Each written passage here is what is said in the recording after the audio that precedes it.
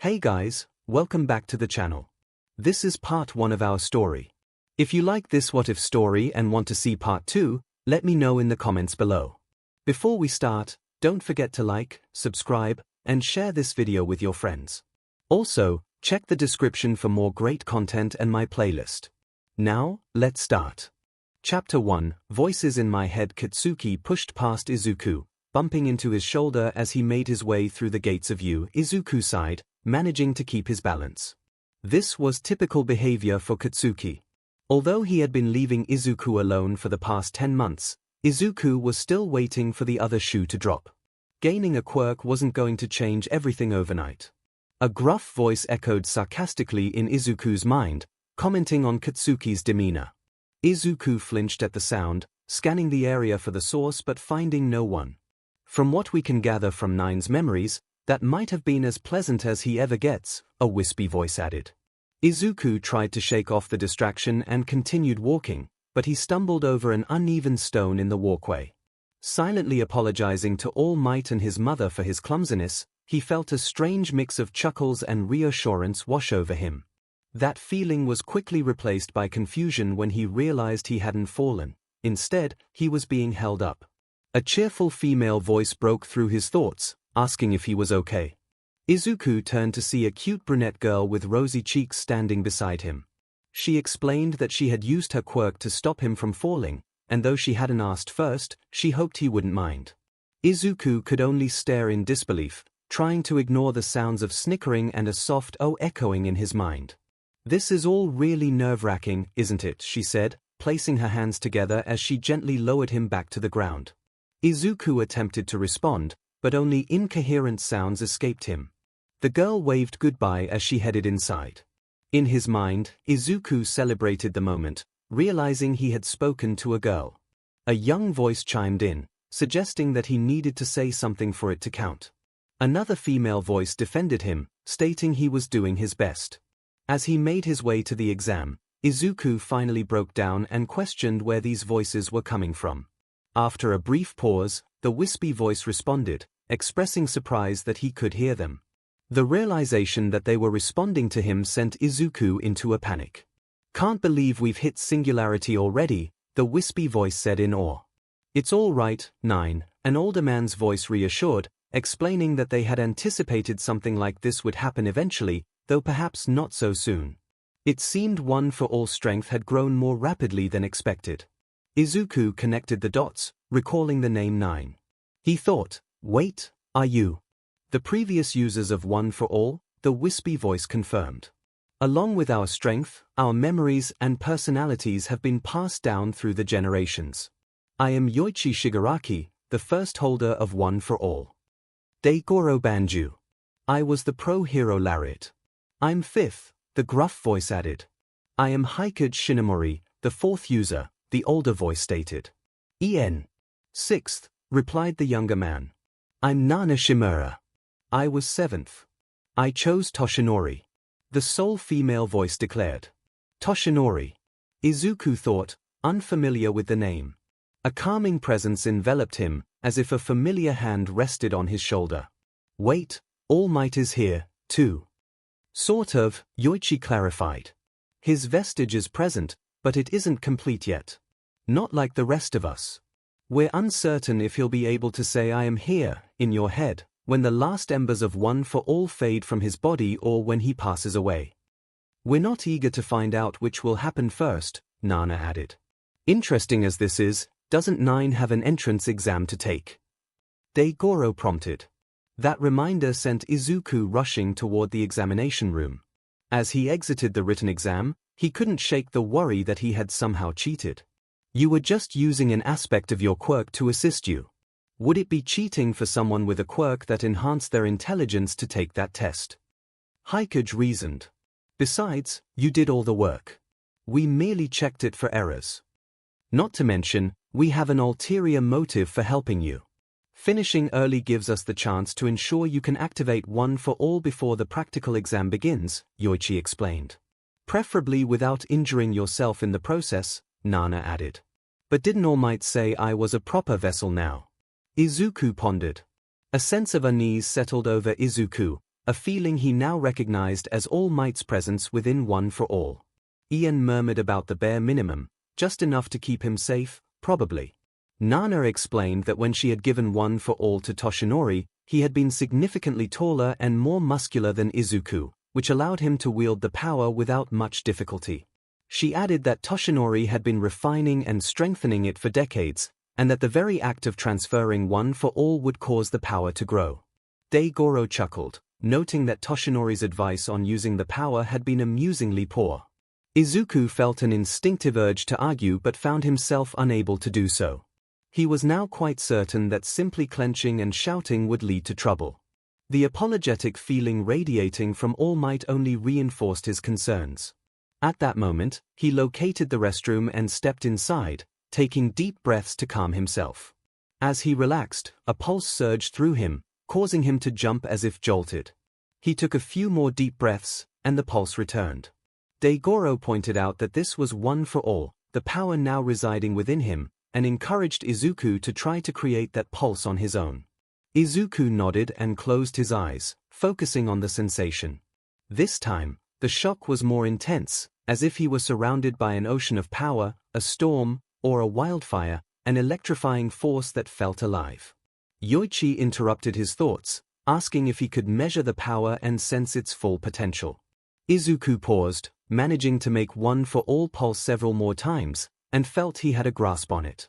Yoichi instructed him to take that feeling and partition out 1% of it, letting it flow evenly through his body to avoid strain. Izuku nodded and concentrated, imagining All Might using One for All to transform his own physique, allowing that power to surge through him. When he opened his eyes, he saw green lightning crackling around him. His eyes widened in surprise, and in his astonishment, the energy dissipated. In his mind, he sensed polite laughter, cheers, and a wave of pride. Yoichi encouraged him to try again, this time moving just his arm carefully to ensure he could handle it. Izuku complied, moving his arm without issue. Once he confirmed he could manage it, he attempted to move his entire body and found no resistance. Yoichi then suggested increasing the flow to 2% to see how that felt. After several minutes of adjusting the power within him, Izuku discovered he could handle 4% of One for All effortlessly. 5% felt slightly uncomfortable but manageable, while 6% brought discomfort when he attempted to move. Nana praised his efforts, suggesting they could fine-tune things later, but for now, he understood his limits. She encouraged him, reminding him that he could do it. Izuku felt tears welling up, grateful for their kindness, even though they didn't have to be so supportive. He sensed a reassuring hand on his shoulder, feeling All Might's presence nearby. Ian spoke warmly, reminding him that they were there for him. 𝗧𝗪𝗏 added that he was not alone anymore, that he was their legacy, and it made sense for them to support him. 𝐒𝐭𝐚𝐲 mentioned that once they understood how the exam would be conducted, they would devise a plan together, giving him the chance to shine. The Vestiges remained mostly quiet as they approached the practical exam, showing signs of anger and support whenever Bakugo growled at him or the boy with glasses called him out, which felt comforting. Izuku felt at ease speaking to them again while on the bus to the testing area. He reflected on the fact that he had a lot to manage, realizing that the second and third users had yet to introduce themselves. As he thought about this, he felt a familiar sensation, two presences aware of him but choosing to ignore him, reminiscent of the reactions he had often received from classmates and teachers throughout his life. Having gone through this before did not lessen the pain, especially now. However, a sense of comfort emanated from All Might's presence. Yoichi reassured Nine, explaining that 2 and 3 hailed from the dark age of quirks. He acknowledged that his experiences differed from theirs, leading to their distinct opinions on quirk usage and heroics. 𝗧𝗪𝗏 added humorously that those two were not fans of most heroes, even viewing All Might as naive. This elicited a smile from Nine, but Ian quickly interrupted, signaling it was time to strategize. Izuku contemplated his situation, realizing he had control of about 4% of his power. He needed to apply it in an untested combat scenario, aiming to stay within a safe zone. He considered pushing it to 5% if necessary, but overexerting himself could lead to unnoticed injuries. Unsure of his strength at 4%, he decided the first few encounters would be experimental. He pondered using scrap from the robots as potential weapons, questioning if that would suffice if his fists weren't enough. Suddenly, a tall boy with blue hair and glasses shouted at him, expressing horror over Izuku's apparent tactics. He demanded to know if Izuku thought such behavior was acceptable at such a prestigious institution. Startled, Izuku squeaked an apology, realizing he had been speaking aloud. Ien remarked that he needed to break that habit, as other examinees began to chuckle, recognizing the danger of such distractions in the field. Taking a deep breath, Izuku explained that he was merely strategizing and admitted to feeling nervous. Encouraged by the presence of supportive figures, including All Might, he found the confidence to continue. He pointed out that it was more distracting to have someone shouting than to mutter to oneself. Laughter erupted among the others, and the bespectacled boy fell silent before bowing deeply to Izuku. He acknowledged his mistake and apologized for his actions, attributing his behavior to nerves. This sincere apology was a new experience for Izuku. He responded that it was fine, noting that everyone reacts to stress differently. The boy introduced himself as 𝗫𝗄𝗎𝗐 and wished Izuku good luck, to which Izuku reciprocated. As the bus came to a stop, Izuku scanned the other examinees, his curiosity piqued. He spotted a familiar face, the kind girl from earlier. The Vestiges struggled to suppress their laughter, and Izuku felt a sense of camaraderie with them. Maintaining his concentration, he approached her, aware that 𝗫𝗄𝗎 was following at a distance but not intervening. The brunette girl turned, initially startled, but then smiled warmly as she recognized him. She greeted him enthusiastically, recalling their earlier encounter.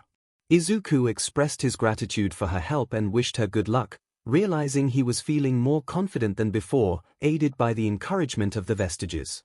She admitted to being nervous as well and confirmed his name. Izuku introduced himself fully, and she revealed her name was Okiko Uraraka, wishing him good luck in return. They exchanged a fist bump, a gesture that felt significant despite his lingering nerves. Nana cheered for Izuku, urging him to 𝐴𝐻𝑛𝑠𝑠 one for all and prepare for the challenge ahead. Taking a deep breath, he summoned his power, feeling electricity dance around him and a red glow pulse through his veins. Uraraka marveled at the sight, but before Izuku could respond, Present MIC's voice rang out, signaling the start of the test. With newfound focus, Izuku launched forward, a blur of green energy as he raced into the testing grounds, ready to face whatever lay ahead. Soon after, he encountered his first robot, a one-pointer. It was time to test his abilities, and he charged forward, striking the robot with his fist. He hoped his hand would remain unharmed. To his surprise, the machine crumpled as if it were made of cardboard. He felt a surge of confidence as he dashed forward again, searching for more opponents. What followed was a flurry of action as he propelled himself ahead. There were a few missteps, particularly when he stumbled at full speed, but fortunately, 𝗫𝗄𝗎 was nearby and caught him before speeding off like a blur.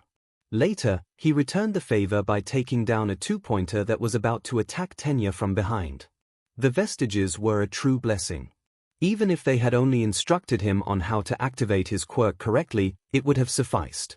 Instead, they provided him with guidance, alerted him to targets, and warned him of other examinees in peril. He felt as though he was constantly thwarting robots that threatened exhausted students or pulling others out of the way of stray projectiles. The experience was exhilarating and, frankly, enjoyable.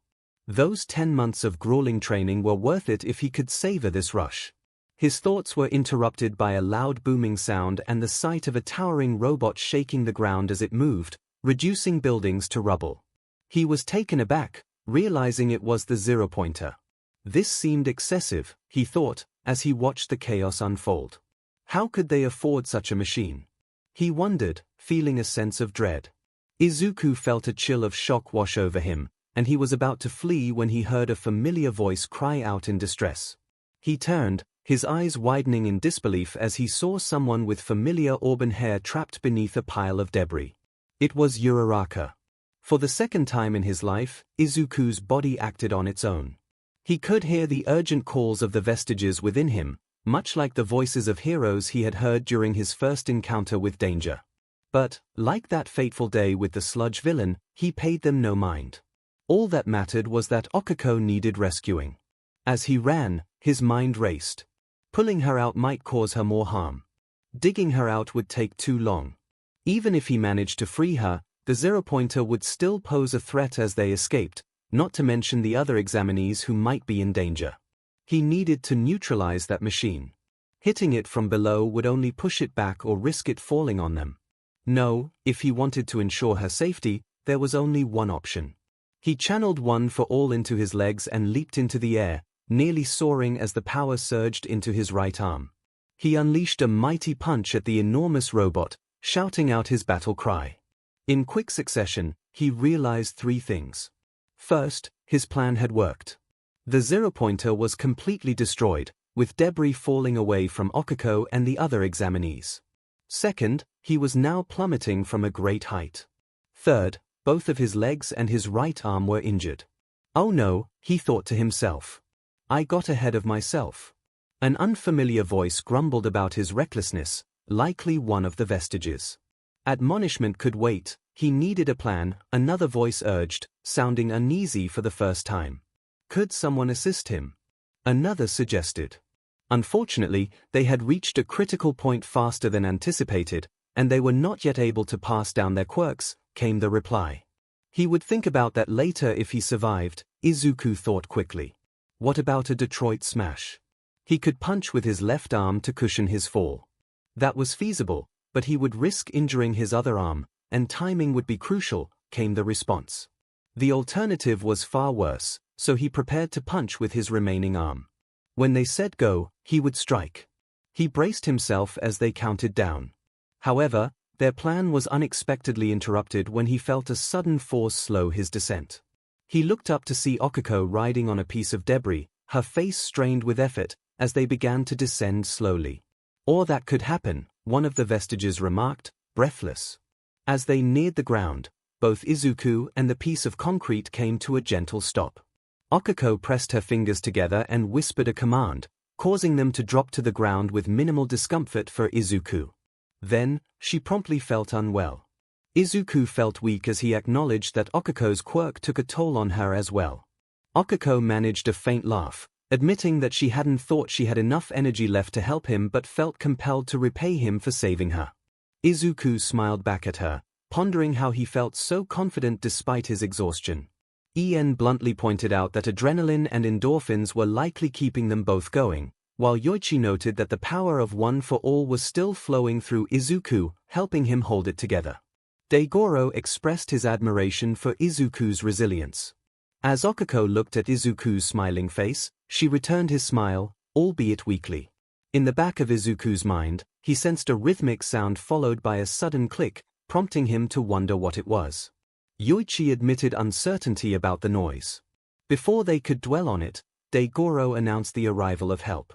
Recovery Girl, the youthful heroine, approached, assessing Izuku's condition. He jokingly wished for his notebook for her signature, to which she responded that his priorities were misplaced and inquired how he had ended up in this situation. Izuku explained that he had overexerted his quirk to save 𝗒𝐿𝐼. Recovery Girl then leaned down and gently kissed his forehead, and Izuku felt the pain ease as his injuries began to heal. He finally relaxed his grip on 𝗏𝗏 as fatigue washed over him. Nana remarked on how Izuku should have been unconscious after such an effort, noting that maintaining 𝗏𝗏 during Recovery Girl's healing likely helped him conserve energy. With a groan, Izuku managed to stand as Recovery Girl healed 𝗒𝐿𝐼, who also appeared exhausted but was on her feet.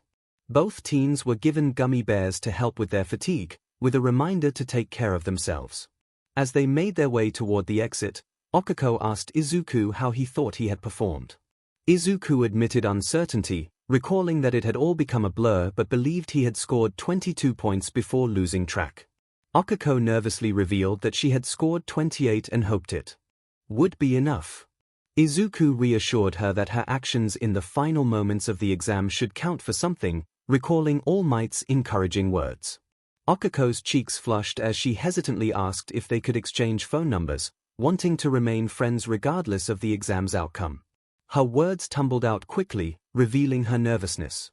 Izuku's face turned red in surprise, grateful that the usual voices in his head were quiet. He stammered that he would be happy to exchange numbers and asked if she lived nearby, revealing that he was a local.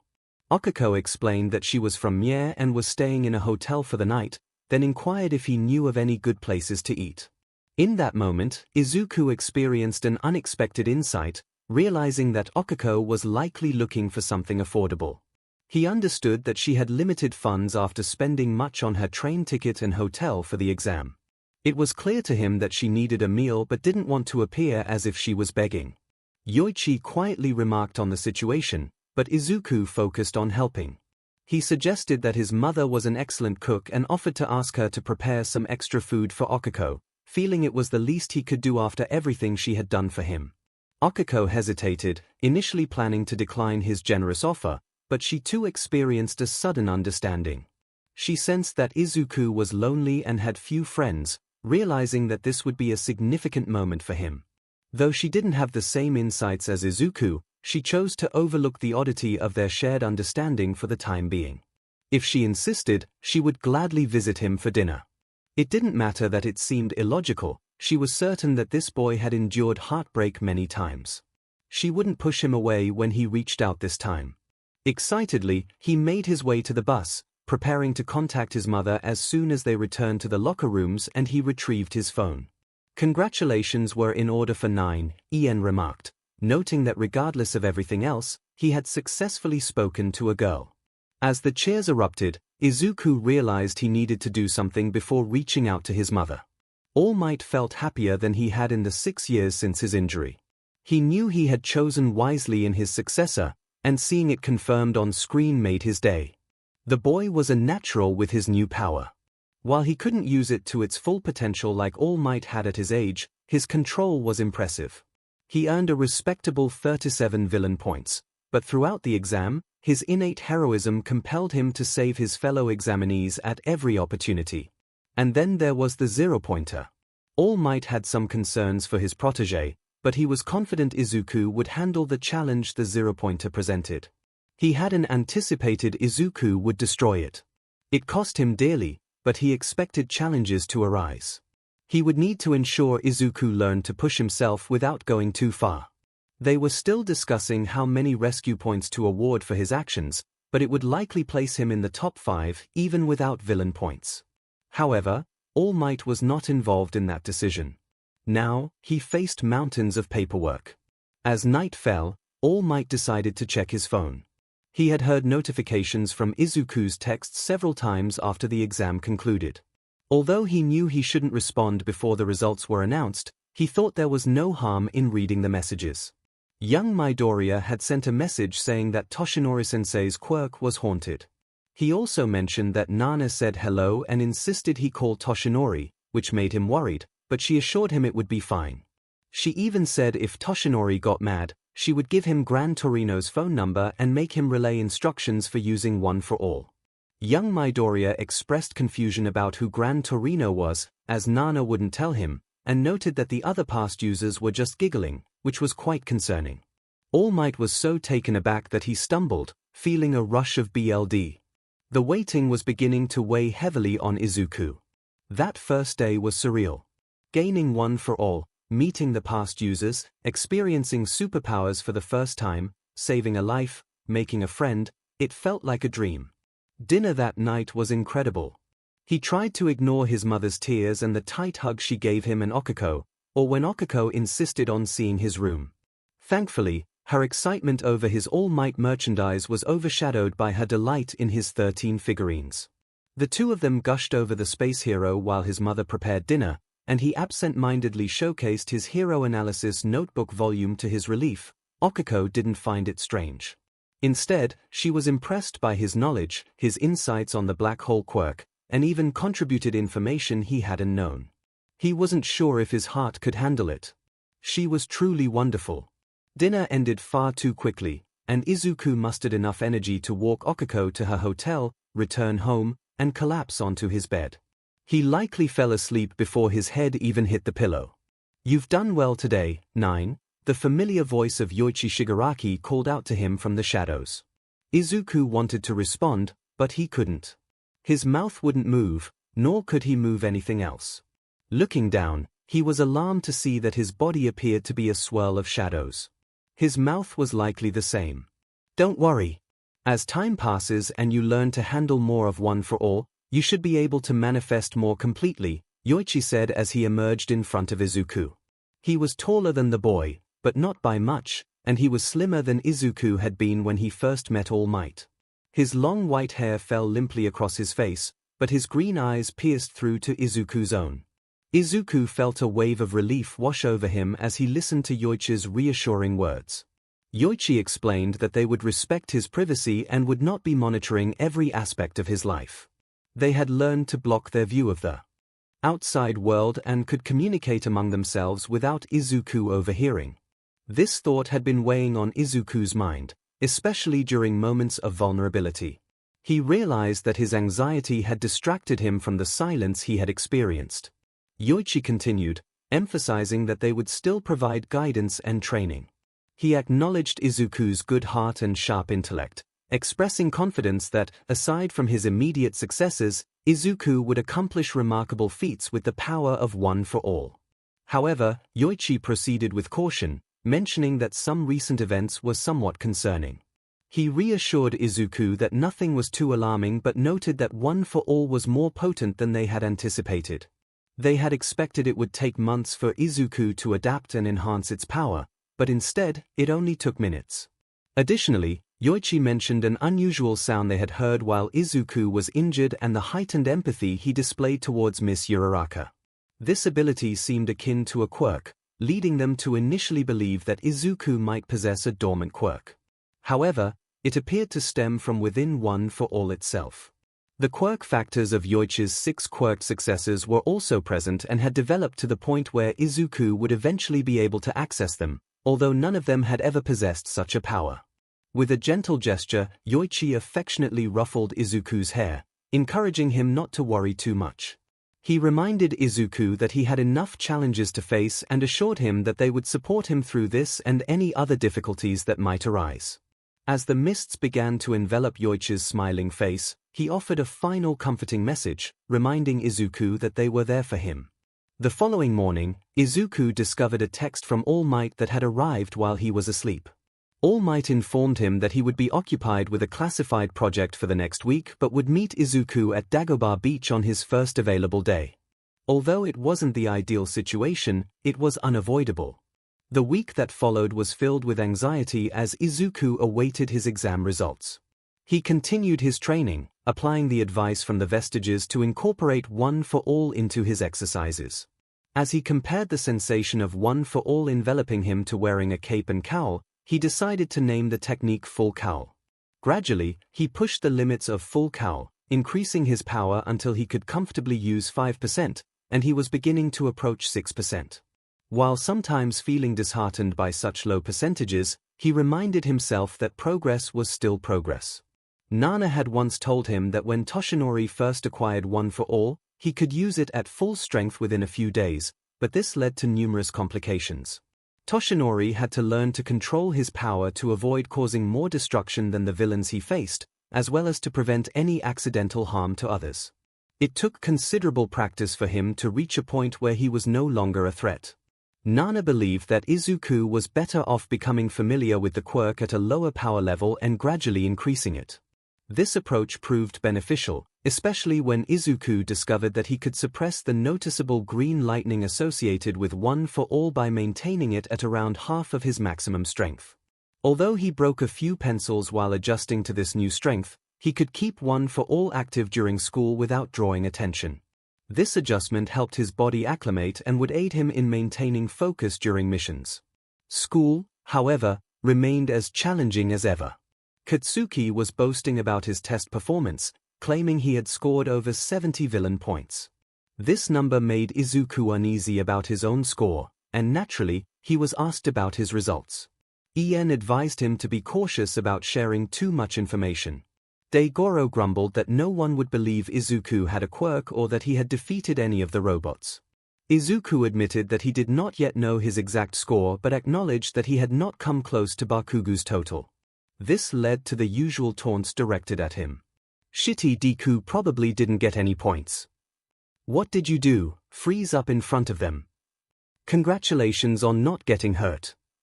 This comment carried an undertone suggesting that Izuku should have been in danger. Interestingly, Katsuki remained unusually quiet during this exchange. Perhaps he believed that with Yue on the horizon, there was no longer any reason to engage with Izuku. It was also possible that Izuku's use of Bakugo's first name instead of his nickname had caught him off guard. That conversation with the Vestiges had been challenging. They had staged an intervention regarding Katsuki's behavior and labeled their relationship as toxic. Even All Might's Vestige expressed concern and felt a protective instinct towards the explosive boy. The final straw was when 2 and 3 suggested that the best way forward was for Izuku to distance himself from Katsuki, starting with abandoning that nickname. At least now Izuku had someone his own age to confide in. Okiko was incredibly kind. She expressed her amazement at the beach covered in garbage, acknowledging that it explained her strength. Her training had primarily involved using her quirk to lift heavier objects. Izuku found her impressive and wanted to know more about her abilities. He asked about her weight limit, eager to jot down her answers in his notebook. Okiko explained that her maximum was around 3 tons, but she couldn't hold that weight for long without feeling unwell. Izuku realized that she didn't completely negate gravity, otherwise, he would have soared into the sky when she had smacked him. He wondered if she had learned to adjust her quirk. She clarified that it was more of a subconscious process. As a child, she could easily send objects into space, but when it came to things she valued, she would only make them float slightly. While she couldn't turn her quirk off, she had learned to control how much gravity she cancelled out. Curious, Izuku asked how she managed those adjustments. After a moment of reflection, Okiko admitted she had never really thought about it. She could feel the gravity she was cancelling but struggled to explain it to someone who had never experienced it. Izuku put his pencil down, acknowledging that it must be difficult to articulate how to activate a quirk after having it for so long. En chimed in, agreeing with Izuku. Nana added that it was even more challenging when someone received a new quirk from a mentor who was in a dire situation. En expressed some regret about that. Nana reassured them that even she had struggled to guide Toshinori despite being the first to choose an apprentice. 𝐒𝐭𝐽𝐲 noted that while 8's advice might have been lacking, they were able to assist Izuku because they had witnessed new activations from various perspectives. Okiko paused before asking Izuku if he meant he hadn't had his quirk for very long. She quickly added that he didn't have to answer if he didn't want to. Yoichi reminded them that they needed to practice their cover story, and there was no better place to start than with Okiko. Izuku recognized the importance of that connection, even if it felt unusual. He sensed that Okiko wouldn't judge him, so he hesitantly shared that he hadn't had his quirk since he was 4 and had been quirkless for a long time. He explained that 10 months ago, he met his mentor, who informed him that his quirk was too powerful for his body. He needed to strengthen himself to use it safely, and he had managed to access it just in time for the entrance exam. Everything he said was technically true. Okiko was taken aback, expressing her disbelief that he had saved her life with a quirk he had only possessed for a few hours. She recalled visiting his house and how his mother mentioned that he hadn't had a friend over in years. Izuku winced as he reflected on his past. No one wanted to associate with the quirkless kid. If they weren't actively bullying him, they were too scared of being targeted themselves. Okiko's voice rang out with indignation, expressing her disbelief at how unfair it was. She insisted that Izuku was a kind person who deserved friends, regardless of whether he had a quirk or not. Izuku felt a mix of shock and gratitude at her defense. His anxiety began to creep in as he explained that it wasn't just being quirkless that made him an outcast. He mentioned his obsession with heroes, his tendency to mutter to himself, and how he was always scribbling in his notebooks, which made him seem strange to others. Okiko interrupted him, asserting that if he had a powerful quirk, people would admire his dedication and strategic thinking. She lamented how society twisted good qualities into negatives based on superficial judgments. Tears welled up in Izuku's eyes. He understood that Okiko wouldn't judge him, just as he didn't judge her for her family's financial struggles. But hearing her words struck a different chord within him, and he expressed his gratitude. Okiko encouraged him to call her by her first name, emphasizing their friendship and that he deserved it. Izuku stammered, flustered by the warmth of her words, and offered his name in return. She mentioned needing to help her mother with dinner and promised to talk later, leaving Izuku feeling overwhelmed. It had only been a week, and they were already on a first-name basis. She had even given him a nickname. Everything felt like it was moving too quickly. A moment of silence followed, and Izuku braced himself for teasing from the Vestiges, but they seemed to keep their thoughts to themselves for now. However, he knew that wouldn't last long. Nana asked him if he considered them family, and he could only nod in response, feeling a sense of belonging. 𝗧𝗪𝗏 proudly declared himself the cool uncle, while 𝐸𝑛 expressed disappointment at not being chosen for that role. 𝐒𝐽𝐽𝐫 suggested that 𝐸𝑛 was too young to be an uncle, proposing he could be an older cousin instead. 𝐸𝑛 countered that he was technically older than Izuku's grandparents, but he accepted the title nonetheless. Yoichi mused about being a distant ancestor, which felt strange since he had never had children. 2 and 3 expressed their discontent with the arrangement, but 𝗧𝗪𝗏 humorously labeled them as the eccentric uncles kept in the attic. 𝐒𝐽𝐽𝐫 playfully defended his own eccentricity, claiming he was the uncle who lived in the woods but returned occasionally to share his crafts. Nana chimed in, joking that if Inko weren't already perfect, she would offer to be Izuku's mom. 𝐸𝑛 suggested that Izuku could have 2 mothers, as he did.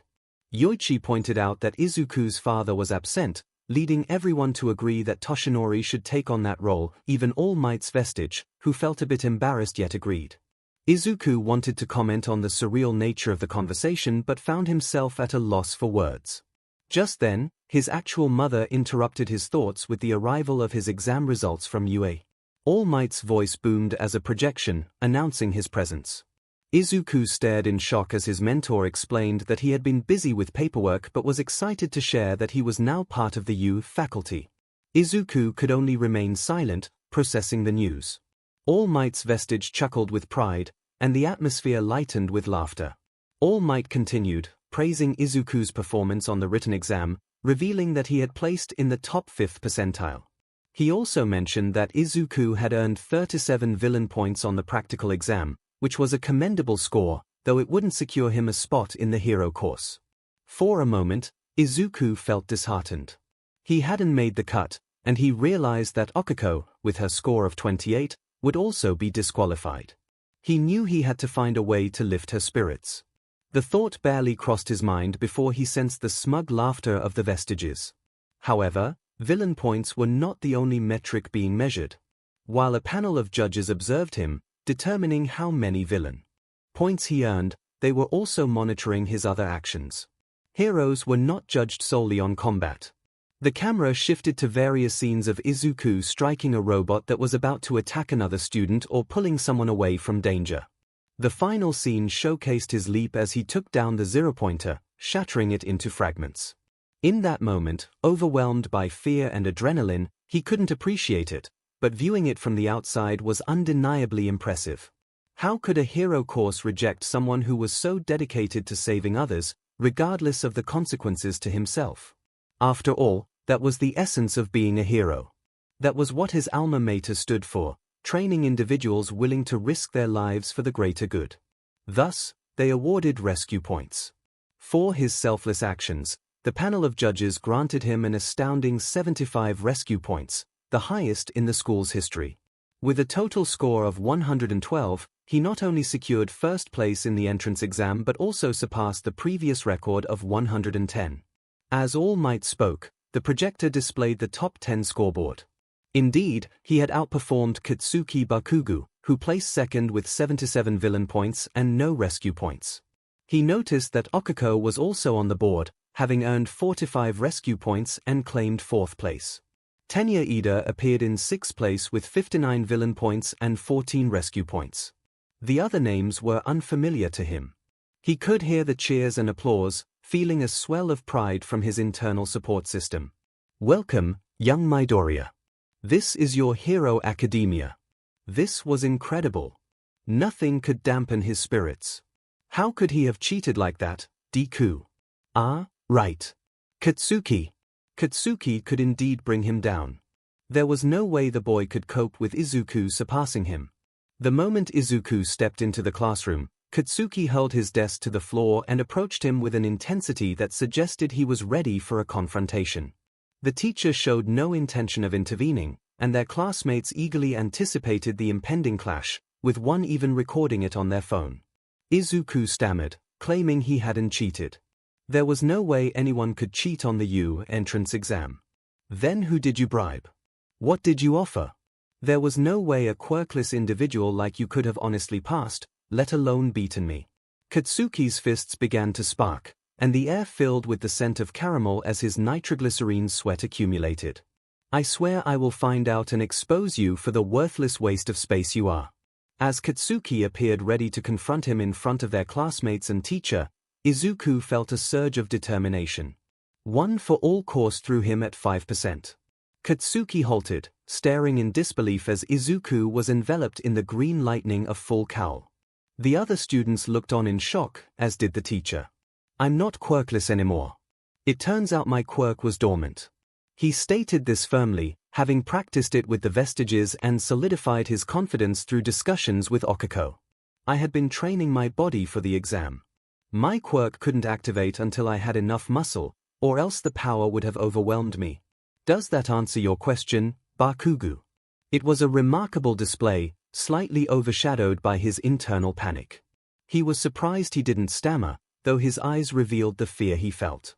Katsuki opened his mouth to respond, but the teacher interjected, reminding them that this was neither the time nor the place for such discussions.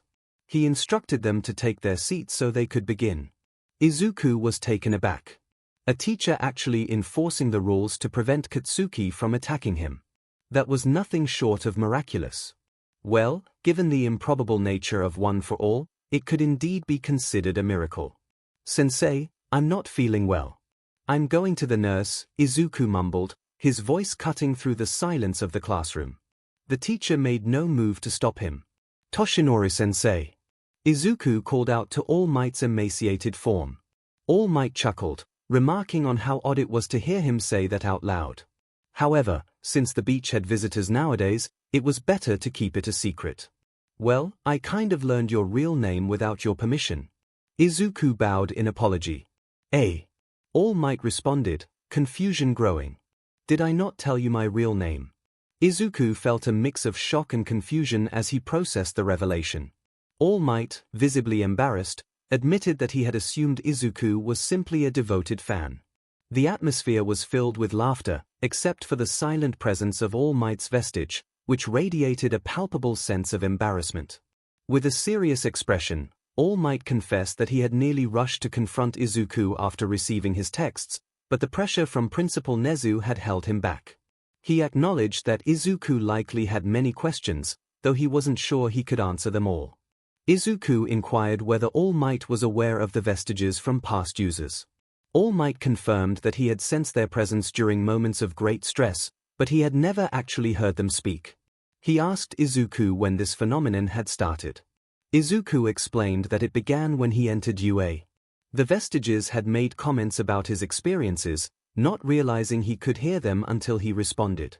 The first user, Yoichi Shigaraki, had mentioned that the emergence of these Vestiges was expected, but the progression of one for all had exceeded their expectations. All Might's concern deepened as he asked if Izuku was okay and if he heard the Vestiges constantly, fearing it might be painful.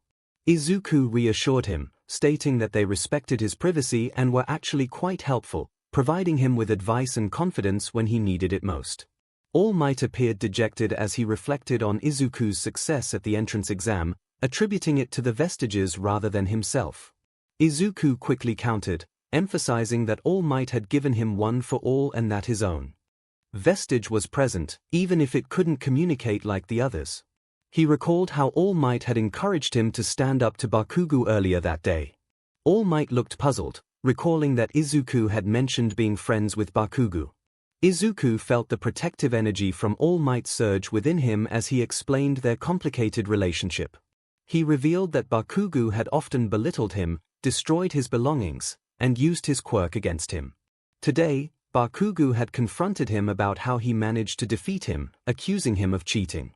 In response, Izuku had demonstrated a small portion of one for all, which had made Bakugo back off. He had left the encounter claiming to be unwell. Izuku expressed his concern for Bakugo's future, stating that he didn't want to jeopardize his chances of getting into U. He recognized Bakugu's potential to become a great hero and felt a deep sense of responsibility not to ruin anyone's dreams. As he spoke, he began to withdraw inward, but as he finished, he felt the comforting embrace of the Vestiges surrounding him, followed by All Might's physical presence. All Might expressed his sorrow for what Izuku had endured and assured him that he would not allow Bakugu to be barred from UA. He promised that Izuku wouldn't have to worry about Bakugu anymore because he was there to support him. Pulling back slightly, All Might's eyes glistened with tears as he asked if Izuku had spoken to Nana. Izuku confirmed that he had, sharing her pride in All Might. All Might chuckled softly, expressing how much he missed her and his longing to speak with her again. Izuku offered to relay any messages, but he mentioned that Nana wanted to wait a bit longer before having a conversation with All Might. All Might accepted this, understanding the need for patience. Izuku then posed a question about Gran Torino, prompting an instinctive shudder from All Might. He recalled a prior conversation with Nezu about the issues between Izuku and Bakugu, realizing the gravity of the situation. During a meeting to discuss the first-year hero classes, Nezu had shown a video posted by a third-year student from Aldera Middle School, which displayed a shocking level of aggression. Aizawa, known as Eraserhead, stated that they would be rescinding Katsuki Bakugu's acceptance, leaving no room for debate. Nezu expressed doubt about the situation being in their best interests. Ken Ishiyama, also known as 𝗬𝗵𝗲, voiced his concerns, stating that allowing the boy to attend would not reflect well on them. His aggressive behavior during the entrance exam, coupled with a complete lack of rescue points, raised serious alarms for him. Ryu Inui, known as Hound Dog, added to the discussion, his agitation evident as he struggled to maintain his composure. He pointed out that the teacher had clearly hesitated to intervene until Midoriya could demonstrate he was not quirkless, which cast doubt on the records of both Bakugu and Midoriya. Nemurai Kiyoma, or Midnight, inquired about when Midoriya's quirk had actually manifested, while Hound Dog attempted to calm himself by chewing on a strp of rawhide. All Might provided an answer, revealing that Midoriya's quirk had emerged on the day of the entrance exam. As everyone turned their attention to him, he elaborated that he had been training Midoriya for nearly a year after witnessing his potential during a villain encounter. All Might shared that he had also been considered quirkless until he was 15, recognizing that both he and Midoriya had powerful quirks that required strong bodies to handle them. He wanted to ensure Midoriya had the same opportunities he had received. Eraserhead leaned back, contemplating the implications of Midoriya holding back during the exam and the consequences of his injuries against the Zero-Pointer. All Might winced at the thought of such immense power in a young child's body, explaining how it contributed to the delay in accessing it. Eraserhead sighed, acknowledging the challenge of having a teenager with immense power but limited experience. He anticipated that Midoriya would be placed in his class. Nezu confirmed he was considering it and asked Sekijiro-Khan, also known as Vlad King, if he would be willing to take Bakugu. Khan expressed skepticism about admitting Bakugu, fearing it would tarnish their reputation among other hero schools. Nezu proposed that Bakugu could be admitted on probation, emphasizing the importance of giving him a chance to learn from his mistakes. He cautioned that denying Bakugu the opportunity to become a hero could lead him down a darker path. The atmosphere grew tense until Snipe broke the silence with a metaphor about keeping the boy contained. All Might admired Snipe's ability to convey a Western American accent in Japanese. Vlad King reluctantly agreed, recognizing the need to protect both Bakugu and Midoriya by keeping them apart. He offered to take Bakugu in Class B. Nezu enthusiastically approved and shifted the focus to another pressing issue. Hisashi Yamada, known as Present MIC, made a light-hearted comment about the situation. Nezu explained that, after reviewing the video and the discrepancies in Aldera's records, he felt a personal investigation was necessary. He had uncovered another concern, Minoru Mineta. Eraserhead frowned, noting that Mineta had performed well in the practical exam and had a clean record, but he now questioned whether that was a warning sign. Nezu revealed that Mineta had a history of harassment accusations that had been dismissed, likely due to his family's connections. Midnight's tone turned serious as she acknowledged the implications of having someone with such a background in their midst. Eraserhead expressed his frustration, feeling overwhelmed by the situation. Nezu confirmed that there were no official complaints against Mineta, and his performance qualified him for the hero course. He pondered the risks of keeping female hero students in proximity to a potential predator and asked if either of them would be willing to take Mineta into their class. There was a moment of silence before 𝗵𝘃𝗃 let out a sigh and acknowledged that managing one public relations issue in his class was already challenging enough, so he could handle a second. Nezu's grin was almost predatory as he informed Izuku that all 13 young women from the first-year hero course would be joining Class 1A. Izuku groaned in response, expressing his longing to quit. Nezu simply denied the request. 𝗵𝘃𝗃 growled, insisting that if he had to deal with the situation, Izuku would have to as well. Izuku Midoriya was engrossed in his hero analysis of the past, Volume 1, focusing on the first user of One for All, Yoichi Shigaraki. He learned that Yoichi had lived during the dawn of quirks and experienced the Dark Age when heroes were not officially recognized. The terms hero and vigilante were interchangeable, and many heroes from that time would be considered villains by today's standards. Yoichi claimed he wasn't much of a hero, suggesting that One for All was likely weaker back then. He appeared frail and sickly, with white hair that raised questions about whether it was natural or due to malnutrition. His green eyes resembled Izuku's own, and he had grown up believing he was quirkless. If he had been chronically ill, it would have taken time for his strength to accumulate and become noticeable. He mentioned having an older brother but did not elaborate, which made others wary when he was brought up. He had known both the second and third users of One for All when they were alive and seemed fond of them, viewing them as vigilantes more akin to freedom fighters than the heroes of today. He expressed that they found All Might too naive and thought even less of Izuku. Despite his sheltered upbringing, he was encouraging and knowledgeable about One for All, and he seemed to have a passion for manga. Izuku stood in front of the door to Class 1A for a few moments, feeling intimidated, until Degoro reminded him that the door wouldn't bite and that waiting wouldn't help. Izuku acknowledged this but hoped he wouldn't have to face Bakugo or 𝗎𝗲. Although 𝗎𝗲 had apologized for his earlier outburst, Izuku was still concerned about potentially offending him. Taking a deep breath, he opened the door. Inside, he was met with the lively scene of Tenya reprimanding a green-haired girl with a sharp-toothed smile, who was lounging in her seat with her feet on the desk. The classroom was nearly full, and Katsuki was nowhere to be found. Yoichi sympathetically noted that Izuku had gotten half of what he wished for. Tenya was emphatic in his disapproval, insisting that it was disrespectful to put feet on school property, punctuating his words with gestures.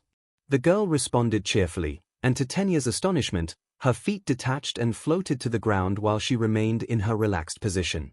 Tenya struggled to find words before finally clarifying that was not what he meant. The girl then turned her attention to Izuku, excitedly noting that he was the fourth green-haired student in the class, which she found fortunate. Tenya quickly recognized Izuku and bowed deeply, congratulating him and apologizing once more for his previous behavior during the exam. He acknowledged Izuku as the superior hero candidate for having understood the true nature of the exam while he had not. Izuku blinked in surprise, clarifying that he had not deduced anything significant and had spent the week worrying about failing the practical. He had acted to save others simply because it felt right. Tenya stood tall and insisted that this made Izuku even more deserving of respect, highlighting the admirable trait of prioritizing others' safety over personal success. It was no wonder he had achieved first place.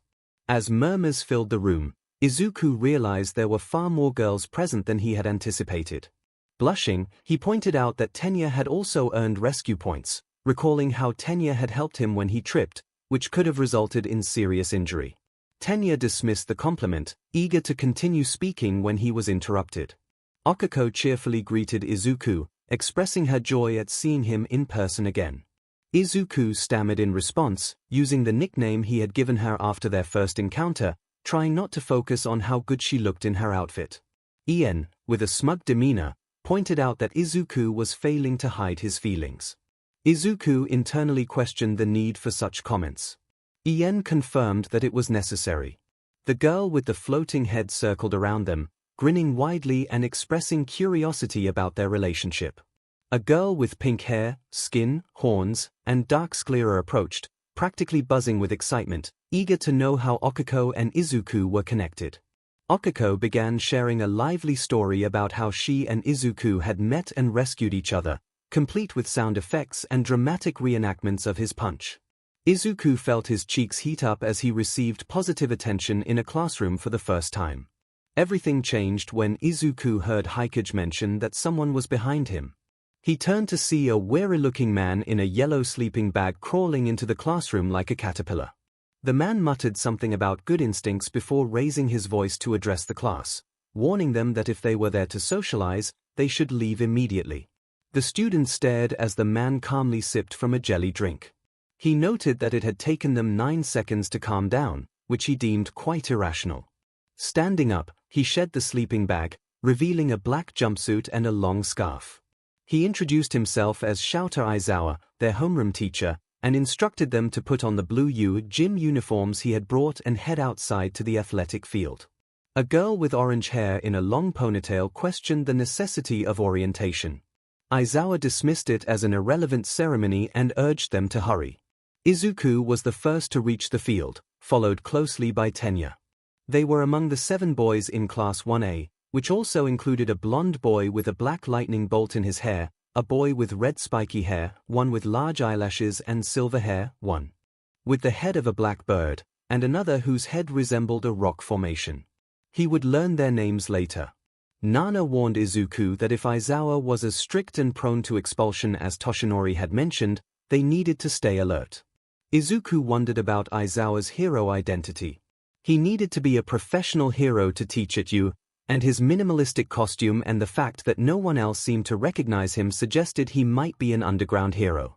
This could explain his disheveled appearance and tired demeanor. There were no obvious mutations to identify him, but that scarf seemed familiar. Tenya interrupted Izuku's thoughts, pointing out that he was mumbling again, but thankfully, he wasn't angry this time. Izuku quickly closed his mouth, feeling embarrassed as more classmates arrived and some stared at him. He noticed 𝗒𝐭𝐽 smiling at him, which made his face grow even redder. Aizawa gave Izuku a look but remained silent. When the last student arrived, Aizawa sighed and checked his stopwatch, noting that 10 minutes had passed during which hundreds of civilians could have perished. He informed them that they would need to work on their efficiency and welcomed them to their quirk assessment test. A brief commotion followed as Aizawa threw a ball toward Izuku, acknowledging that he had beaten the previous record during the entrance exam. He asked Izuku how far he could throw a ball in middle school. Izuku replied that he had thrown it a little over 40 meters, trying to ignore the murmurs surrounding his record-breaking performance. Aizawa instructed him to stand in a circle and throw the ball using his quirk. Izuku gulped as he positioned himself and activated full 𝗏𝐽, pushing it to the highest percentage he could manage without causing himself pain. He launched the ball, and when it landed, Aizawa's tablet pinged, displaying a score of 538.6 meters. The boy with the lightning bolt hair exclaimed in excitement, while a pink-haired girl expressed her enthusiasm about using their quirks. Aizawa chuckled, a glint in his eye, and informed them that they would be competing in 8 physical challenges to assess their potential. The student who finished last would be deemed to have no potential and would face expulsion. The atmosphere shifted as everyone paled at the thought. Izuku felt a wave of anxiety wash over him. He hadn't expected expulsion to be a possibility so soon. He could faintly hear 𝗒𝐭𝐽 protesting that it was unfair, while Aizawa delivered a speech about the world's unfairness and the hero's role in correcting it. As Aizawa spoke, Izuku heard the Vestiges commenting among themselves. 𝗒𝐻𝐽 grumbled that not every useful quirk would be beneficial in this test, while Ian pointed out that danger sense and smokescreen wouldn't have helped either. Daigoro encouraged Izuku, giving him a pat on the back. The Vestiges had started calling him Izuku after he referred to them as family. He reminded Izuku that he possessed one for all and had a good understanding of it. Nana noted that some of the other students were struggling, which sparked a sense of expectation in Izuku. He took a deep breath and declared that they had fought hard to get to this point and that none of them would leave without a fight. Aizawa regarded Izuku with an unreadable expression, while the other students began to perk up. Those who had appeared queasy now exuded confidence.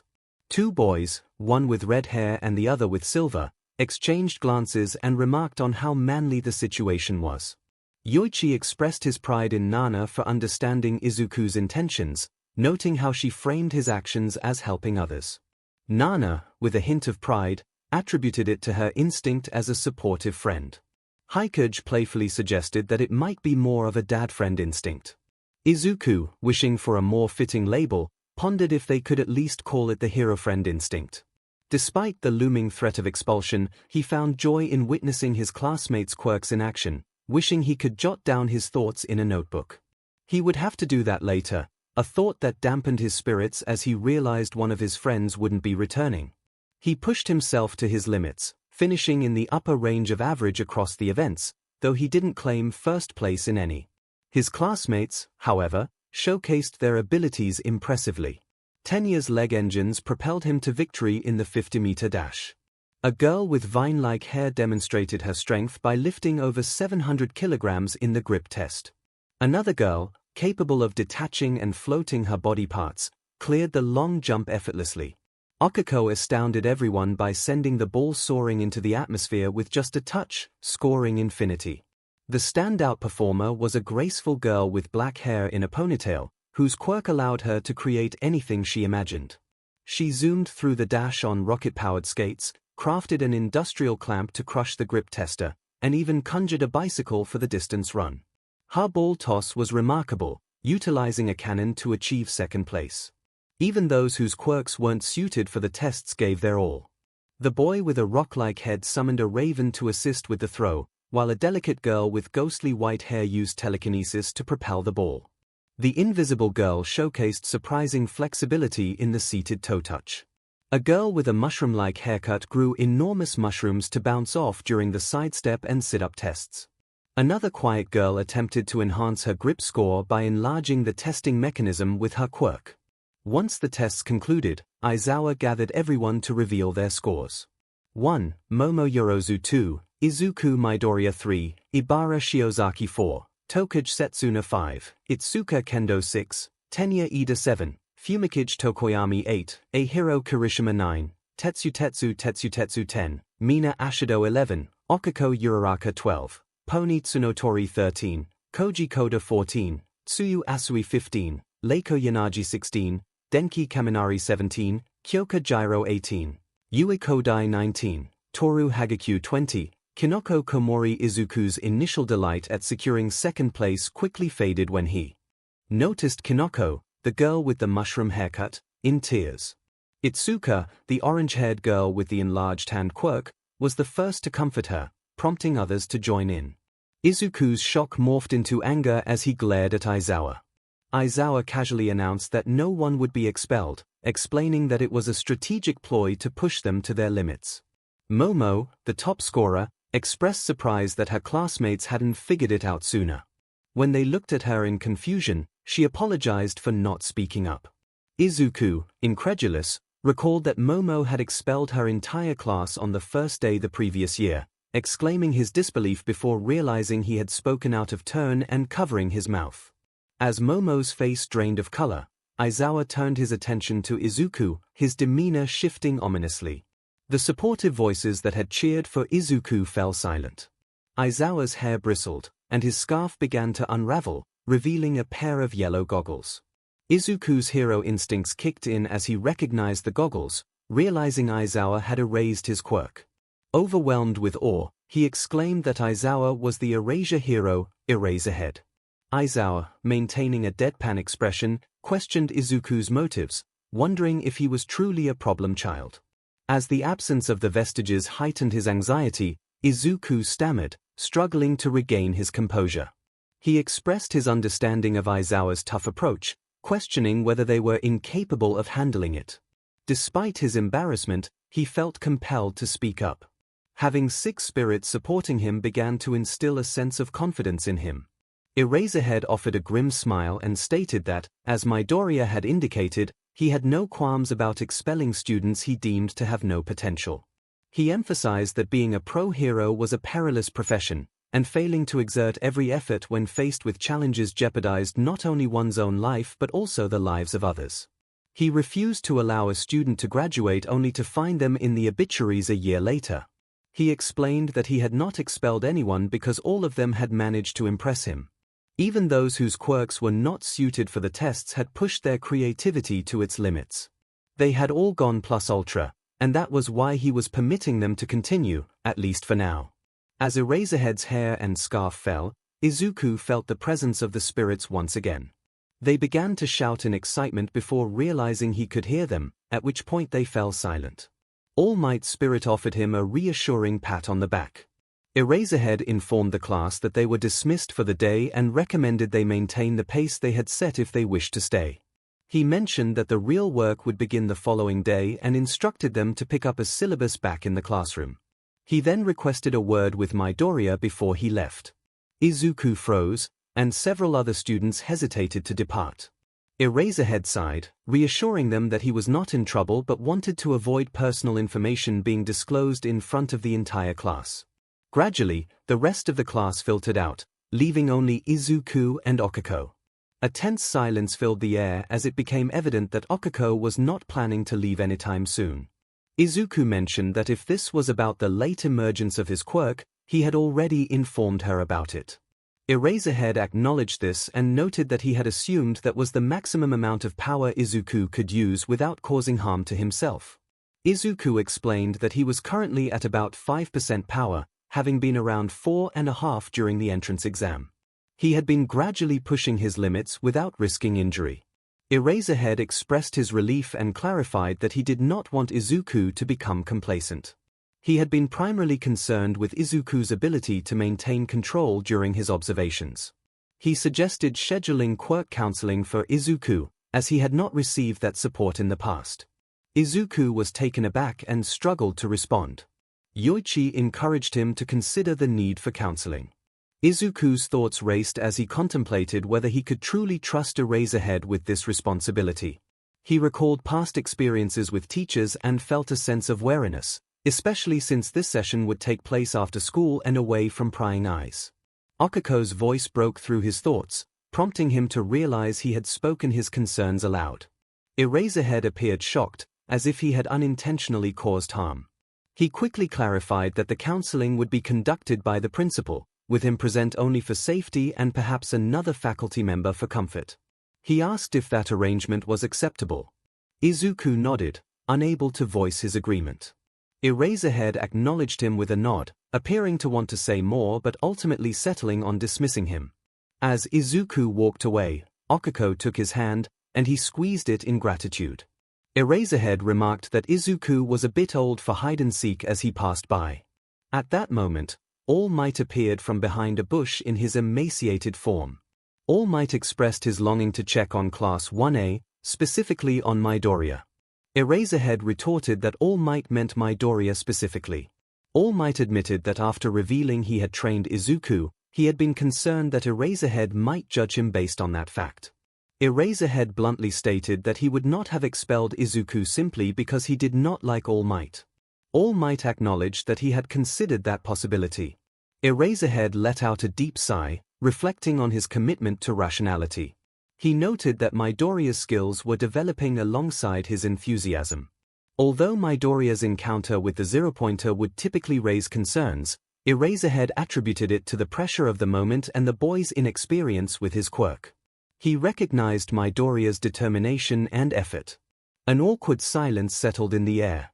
All Might eventually broke the stillness, expressing concern for Eraserhead's well-being. The silence lingered until Eraserhead finally spoke about his anger upon discovering that Aldera Middle School had manipulated their records to favor Bakugo while undermining Midoriya. He felt that this was a peak of irrationality. Such deceit could jeopardize both students' futures, and although he didn't consider himself the best teacher, he felt a strong sense of pride in the profession and frustration towards educators who failed to prioritize their students' welfare. Yagi observed Eraserhead with anticipation, but Eraserhead looked down, admitting that Midoriya had compared him to those educators. Despite his longing to refute the comparison, he found himself unable to construct a convincing argument. Another awkward pause ensued before All Might offered his willingness to assist, though he was uncertain if Eraserhead would welcome it, especially given his own limited teaching experience compared to Eraserhead's.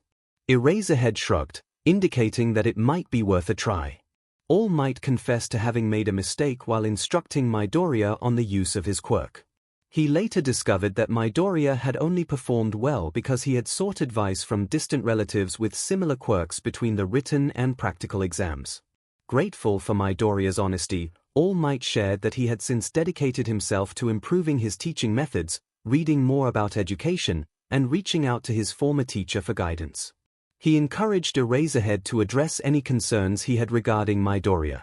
Eraserhead contemplated this before nodding in acknowledgement and walking away, muttering to himself that he needed to push his own limits. Izuku arrived last in the classroom, surprised to find his classmates still present. Upon entering, he noticed their expectant gazes. Feeling uneasy, Izuku wondered if he had somehow offended them. 𝐴hero, the red-headed boy, expressed concern for Izuku's well-being. Itsuka, frowning, mentioned how intense Aizawa-sensei had been, indicating that they had been worried. Setsuna, the green-haired girl with a unique quirk, chimed in, teasingly pointing out that Okiko had been unusually quiet. Okiko defended her silence, stating that she wouldn't betray Aizawa-sensei's trust. Izuku felt grateful for Okiko's loyalty and shared that Aizawa-sensei wanted to schedule him for quirk counseling, which he acknowledged he needed. The revelation stunned his classmates. Momo, who had already faced her own surprises that day, struggled to comprehend the situation. She pointed out that Izuku had placed second in the assessment and broken All Might's record during the entrance exam, questioning why he would need counseling at this stage. Izuku explained that he had never received counseling before. His quirk had remained dormant for most of his life, leading him to believe he was quirkless until about a year ago. It had only activated when his body became strong enough to handle its power, and he had only accessed it right before the written exam. The room fell into a heavy silence as everyone processed this information, their jaws dropping in disbelief. Mina, the pink-haired girl with horns, exclaimed in shock, realizing that Izuku had participated in the entrance exam with only a few hours of experience with his quirk. Kyoka, a girl with elongated earlobes, expressed her admiration with a playful gesture. Tenya lowered his head, feeling remorseful. He recognized that if Izuku had been that inexperienced, his previous behavior had crossed the line from rudeness into borderline bullying. He reflected on how, given Izuku's quirkless status, his actions could even be seen as a hate crime. Toru, the invisible girl, expressed her astonishment at the incident with the zero-pointer, eager to know how Izuku had sustained his injuries. Izuku, feeling a bit embarrassed, explained that he could only utilize a small fraction of his current power. When he saw Okiko trapped under concrete with the zero-pointer about to crush her, he had acted impulsively, putting all his strength into jumping and striking it. Unfortunately, he had broken his legs and an arm in the process. He acknowledged that he could have sustained even more severe injuries or worse if Okiko hadn't managed to float up and negate his gravity. 𝐴hero and Tetsu, the silver-haired boy, were moved to tears, declaring that it was the most courageous thing they had ever heard. Tsuyu, a girl with frog-like features, interrupted with a question about the percentage of his power that he had been using. Izuku hesitated before admitting that during the exam, he had used around 4% of his power, and he had managed to increase it to 5% that day. If the room had been quiet before, it was now eerily silent. Ibara, the girl with vines for hair, made the sign of the cross as the weight of the situation settled in. Kinoko expressed her surprise with a startled exclamation, while Yui, the girl with the ability to change her size, nodded in agreement, her worry evident. Koji, the boy with the uniquely shaped head, made a squeaking sound, the first noise he had made that day aside from communicating with animals through his quirk. Pony, the girl with horse-like features, looked puzzled and shared her background, mentioning that while she was American, her father was Japanese and they didn't speak the language much at home. She admitted she could only catch a few words and asked if anyone could assist her. Momo and Izuku stepped in to translate, with Izuku feeling it was essential to understand the original English interviews of his hero, All Might. Once they finished, Pony's eyes widened in astonishment. She exclaimed in disbelief, expressing that she had never encountered anything like that before and wondered what he was made of. Daigoro made a light-hearted remark about his own composition being anxiety and hero trivia. Izuku smiled and echoed the sentiment in slow Japanese to accommodate Pony, who laughed along with several others, indicating that the message got through. Grateful for 𝗓𝗏𝗄𝐻's support, Izuku felt a warm sense of camaraderie. The fifth users celebrated their shared victory. 𝗓𝗏𝗄𝐻, the gray-haired girl with a ghostly appearance, spoke in a soft voice about the vast and mysterious power they were discussing. 𝗵𝗃𝗁𝐺, the boy with a bird-like head, added gravely that from the darkness of a life without a quirk, he wielded an overwhelming light. The two exchanged glances, seemingly trying to gauge each other's goth aesthetic. Setsuna decided to break the tension by suggesting they all go grab something to eat and get to know one another, noting that they would be together for 3 years, assuming they kept their teacher happy. It was a good opportunity to learn about their future teammates. Mina and Toru cheered in agreement, and most of the class seemed enthusiastic. Izuku was about to leave out of habit when 𝐴hero and Tetsutetsu pulled him back, expressing their interest in hearing about his workout routine. He realized they were all expecting him to join them. Feeling a surge of happiness, Izuku declared his intention to participate, hoping he wasn't showing too much emotion. He then pulled out his notebook and asked if anyone would mind sharing details about their quirks, revealing that analyzing them had been a long-standing hobby of his. 𝗓𝗏𝗄𝐻 responded with enthusiasm, encouraging him to ask away. As they made their way out of view, Izuku enjoyed a delightful time asking questions. Despite a few hiccups, it was the best experience he had ever had at school. Meanwhile, Katsuki felt that every moment of his life had been dedicated to preparing for this very moment, yet now that he was here, it felt as though the mountain he was trying to climb was nothing but a pile of refuse. The entrance exam had been a disappointment. Initially, he believed he had achieved the total victory he had envisioned, but at the last moment, he discovered he had placed second. This was bad enough, but the fact that Deku, of all people, had claimed first place and broken All Might's record made it even worse. Coming in second to Deku felt like receiving a medal made of dirt. He was frustrated by the concept of rescue points, feeling they were irrelevant. They were there to defeat villains, not to focus on unnecessary extras. Returning to 𝗓𝗏𝗄𝐻, he seethed with anger. He was meant to be the hero, but Deku had ruined it. Just as he was about to confront Deku, he witnessed something unbelievable. Deku had suddenly manifested a quirk. That didn't make sense. Deku had been quirkless, he was supposed to be worthless. No one received a quirk that late. What was happening? Then, the teacher intervened, telling Katsuki to stop. Why? It was just Deku. To make matters worse, someone in class recorded the incident and, in a display of poor judgment, uploaded the video. This only compounded his frustration. The teacher had put him on probation, warning that any misstep would lead to serious consequences. It was infuriating. They should have been grateful that Katsuki chose to attend their school. All this trouble over Deku. It wasn't like he was someone important. The worst part was discovering that 𝗓𝗏𝗄𝐻 had tampered with both his and Deku's records. As if he needed help to surpass Deku. He was relieved that an investigation was underway at the school. Katsuki would gladly provide the Desutaru agency with anything they needed to expose those who doubted his ability to succeed on his own. The first day of class had come to an end. Katsuki had intended to walk in confidently, expecting everyone to recognize him as the king he was. However, that did not happen. A small, upset classmate was crying about the absence of girls in the classroom. Katsuki found it ridiculous. They were aspiring heroes, not chasing after girls. A classmate with two-toned hair and a burn scar completely dismissed him. Most of the others followed suit, including those with less impressive quirks, who rolled their eyes when Katsuki declared his intention to become the #1 hero.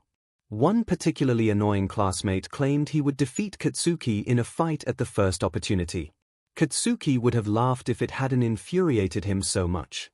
The most irritating of all was a smug blonde who attempted to engage in pointless banter about proving their class was superior to another. Katsuki knew their class was better simply because he was in it, while the other class had Deku.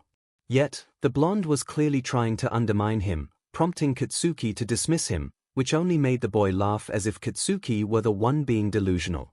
If there was any consolation, it was that he didn't have to deal with Deku for once. However, he couldn't help but think that if Deku were present, at least someone would acknowledge his greatness and remind the others of his goal to be #1. Orientation was as dull as ever, a typical experience in a new school. At least the teachers were heroes, which made them more significant than those he had encountered before.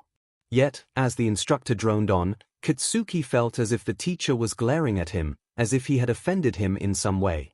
He realized that the other hero class was absent. When he returned, the smug boy inquired about it, and the teacher explained that the other instructor preferred to test his students' quirks instead. It was frustrating to think that Deku had the luck to be in that class while he was stuck here. Naturally, the current instructor decided to do something similar. They moved to a field for the usual physical tests, but this time they could use their quirks. Katsuki excelled, as expected, because his quirk was the strongest. He was determined to prove he was number one. However, he ended up in third place. A classmate who had entered through recommendations, and thus hadn't taken the same entrance exam, claimed first place. The smug boy turned out to have the ability to copy quirks, allowing him to perform exceptionally in the tests and secure second place. Katsuki felt a surge of anger, especially when the copycat used his explosion quirk for one of the tests and then ignored it for another. To make matters worse, the instructor revealed their exact scores. The students in 4th and 5th place were not far behind him, which only added to his frustration. At the end of the day, as he left the classroom, he headed toward Class 1A. Everything had gone wrong so far, so he hoped to intimidate Deku and regain some control over the situation. Unfortunately, Class 1A had already left. Skipping orientation had given them a shorter day. The upset classmate had followed him and began lamenting about missing his chance to see the girls, mistakenly thinking Katsuki had gone for the same reason. Katsuki contemplated whether the expulsion would be worth it if he let his frustration get the better of him. Izuku Midoriya's Hero Analysis of the Past, Volume 1 7th User, Nana Shimura Hero Name. Nimbus. She was never highly ranked and focused more on helping others. She worked alongside a partner named Gran Torino, who had been All Might's homeroom teacher at UA. There was little information available about her quirk, float. Before acquiring One for All, she could only levitate. While moving up or down was easy and quick, moving horizontally took considerable effort and was never fast. Once she gained One for All, her ability was enhanced, allowing her to fly at high speeds, comparable to running speed with One for All active. She wondered if she would gain access to their quirks as she acclimated to One for All. The thought of being able to fly excited her. She speculated that if she could access float before fully utilizing One for All, her top speeds might depend on how much of One for All she could channel. Since quirks were physical abilities, she questioned if she could channel 100% of float even if she couldn't fully use it otherwise. Nana mentioned they could test this carefully when the time came, as high-speed mid-air collisions could be dangerous. She was tall, muscular, and very pretty, resembling Katsuki's mother in her youth. They were not actually related, which Katsuki confirmed through the family registry, much to his disappointment. Nana had a husband and a son, but her husband was killed by a villain she was pursuing. To protect her son from that threat, she had to give him up. Katsuki offered to help her find him, but she advised against it, sounding sad, which motivated him to pursue it anyway. Nana was kind and supportive. She received One for All from Ien, who was killed in battle while passing it on to her. This was how most users had received it. She later passed One for All to All Might. Nana was the first to intentionally find and train a successor for One for All, choosing Toshinori to help him achieve his dream of becoming a hero, despite being quirkless. She expressed her frustration at All Might for saying she couldn't be a hero without a quirk, though not too harshly. Sadly, she didn't have much time with him before her passing. When Izuku finally arrived home, he felt a wave of emotions wash over him. Until that day, he had never experienced such a significant amount of social interaction. He had never had the time or opportunity to engage with others in this way. Things took an unexpected turn when Momo took the initiative, announcing that she knew of a casual eatery nearby that could accommodate them all, and that she would treat them.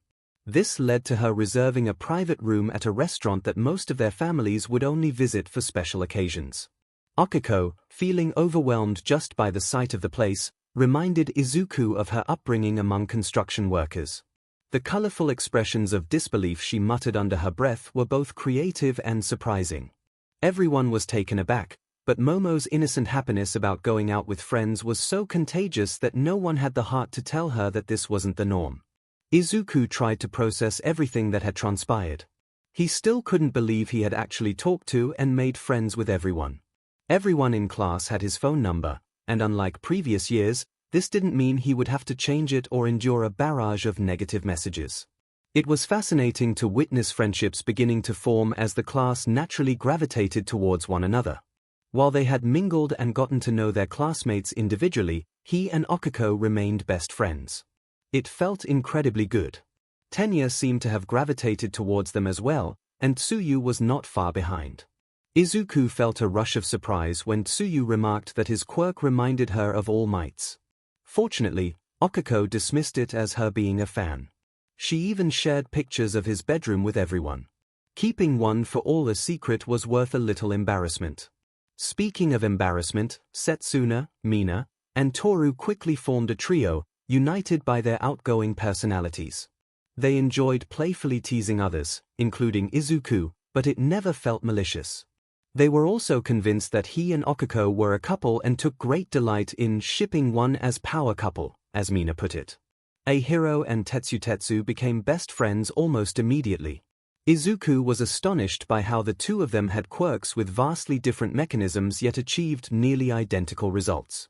He was excited to share workout tips, having been following All Might's plans and looking for improvement, and the two were in awe when he mentioned Dagobah. 𝗏𝗏 and 𝗵𝘃𝗏 had engaged in numerous conversations, most of which revolved around folklore or horror movies. Their dialogue was filled with dramatic flair, leaving Izuku unsure if they were arguing or flirting in a peculiar manner. They were soon joined by Kinoko and Ibara, who had bonded over a shared interest in gardening. Kinoko seemed to appreciate a magical aesthetic, while Ibara initially worried she might need to perform an exorcism on 𝗵𝘃𝗏 until Dark Shadow emerged and reassured her that any references to him being a demon were exaggerated. Izuku found it enjoyable to converse with Dark Shadow. Sentient quirks were fascinating. He wished he could openly share that he had one too. Pony moved between Izuku and Momo, as they both had a strong command of the English language. Itsuka, while not as fluent, seemed naturally concerned about everyone and joined in their conversations. She and Momo got along exceptionally well. Denki flitted between groups before settling with 𝗏𝗏𝗏 and Tetsu. He was friendly with everyone, albeit a bit flirtatious. Although his attempts at flirting were not successful, he took it all in stride. The only one who appeared annoyed by his behavior was Kyoka, who had a few sharp remarks for him. Izuku felt a bit worried, but Denki didn't seem bothered, and Kyoka, while somewhat aloof, lit up with excitement when discussing her favorite bands. She seemed to connect with Momo more than anyone else. Koji was a bit of an enigma. He appeared content whether in a group or alone, but he was always quiet. Koji could use Japanese Sign Language, and Izuku had learned it when he was younger, though he was out of practice. He had worried that Katsuki might go deaf due to his constant explosions and wanted to ensure they could still communicate. Katsuki had reacted negatively, believing it made him seem weak. Koji, however, felt uncomfortable speaking unless it was to animals, especially since he had struggled to talk without accidentally using his quirk when he was younger. In an urban setting, no one wanted to witness the chaos that could ensue from accidentally summoning all the nearby vermin. Yui remained quiet, but her silence felt different. It was unclear why she chose not to speak. She didn't know JSL, and her quirk had no connection to her voice. At one point, Izuku found himself lost in thought, only to resurface and see standing beside him, gazing at him with a blank expression. He offered an apology, but she didn't reply. Concerned that he might have upset her, he was surprised when she handed him her phone displaying a contact information page. After entering his details, he discovered that she was a frequent texter. She found it fascinating to hear his thoughts in that manner, explaining that she struggled with expressing herself verbally. As Izuku wrote more detailed entries in his notebook, tears of joy filled his eyes. He finally felt a sense of belonging. The comforting presence of the Vestiges surrounded him, and he felt grateful for their support. It was reassuring to have all 6 of them with him. Just as he thought about their presence, he sensed 2 additional presences nearby. A voice, either from the second or third user, spoke to him, expressing sympathy for his past struggles and offering encouragement with a gentle pat on his shoulder. Izuku was taken aback, feeling an uneasy silence from his right side. Another voice chimed in, referring to him as Chief and reminding the first speaker that he was just a kid. It was clear this was 𝗧𝗏. The voice continued, acknowledging the familiarity of the situation. Two began to speak, pausing before sharing their experiences. They explained that in their time, individuals with powers were often feared and despised. Life was challenging for those with meta abilities, or quirks, as they called them. They fought for the right to live without constant harassment, lamenting that a child like Izuku had to face similar hardships. Though it was a small gesture, it brought a smile to Izuku's face. On the second day, which was the first true day of school, Izuku arrived early, determined to complete a task. He steeled his nerves, preparing to enter unfamiliar territory. 𝗧𝗪𝗧 attempted to reassure him, acknowledging his feelings but reminding him that it was just the support department. Izuku admitted to himself that the support he received was invaluable, but years of negative experiences were not easily forgotten. He considered leaving his homemade costume with a note indicating who it was for, but if he could muster the courage to speak to Eraserhead, he could certainly approach 𝗓𝗨𝗪 about support items. Taking a deep breath to calm himself, he approached the door of the support lab to knock. Before he could reach it, an explosion blew the door open, sending him crashing to the ground. Instinctively closing his eyes, he felt a weight pressing down on him. As the smoke began to clear, he opened his eyes to find a girl with pink hair and amber eyes, dressed in coveralls and steampunk-style goggles, lying on top of him. He suddenly realized what was so soft and close to his face as he glanced down. Startled, he exclaimed his concern, feeling his face heat up. The girl cheerfully assured him that she was fine, seemingly unfazed by their proximity. She mentioned that there was something to cushion her fall this time. Izuku sought clarification, surprised by her casual attitude. She explained that explosions were part of her process, getting up and dusting herself off as she returned to the lab, leaving Izuku momentarily stunned. He managed to stand and follow her inside, the smoke dissipating quickly. 𝗓𝗨𝗪, the excavation hero, entered the lab from the back, wearing a helmet shaped like an excavator's claw and oversized gloves. He expressed frustration, asking if she could at least hold off on the explosions until after his morning coffee. The pink-haired girl responded playfully, promising nothing as she prepared her soldering iron at her workbench. Izuku was starstruck, recognizing 𝗓𝗨𝗪 as the only currently active hero with a support license, and the third in history to achieve that. He began to ramble excitedly until the ghosts in his mind cleared their throats, bringing him back to reality.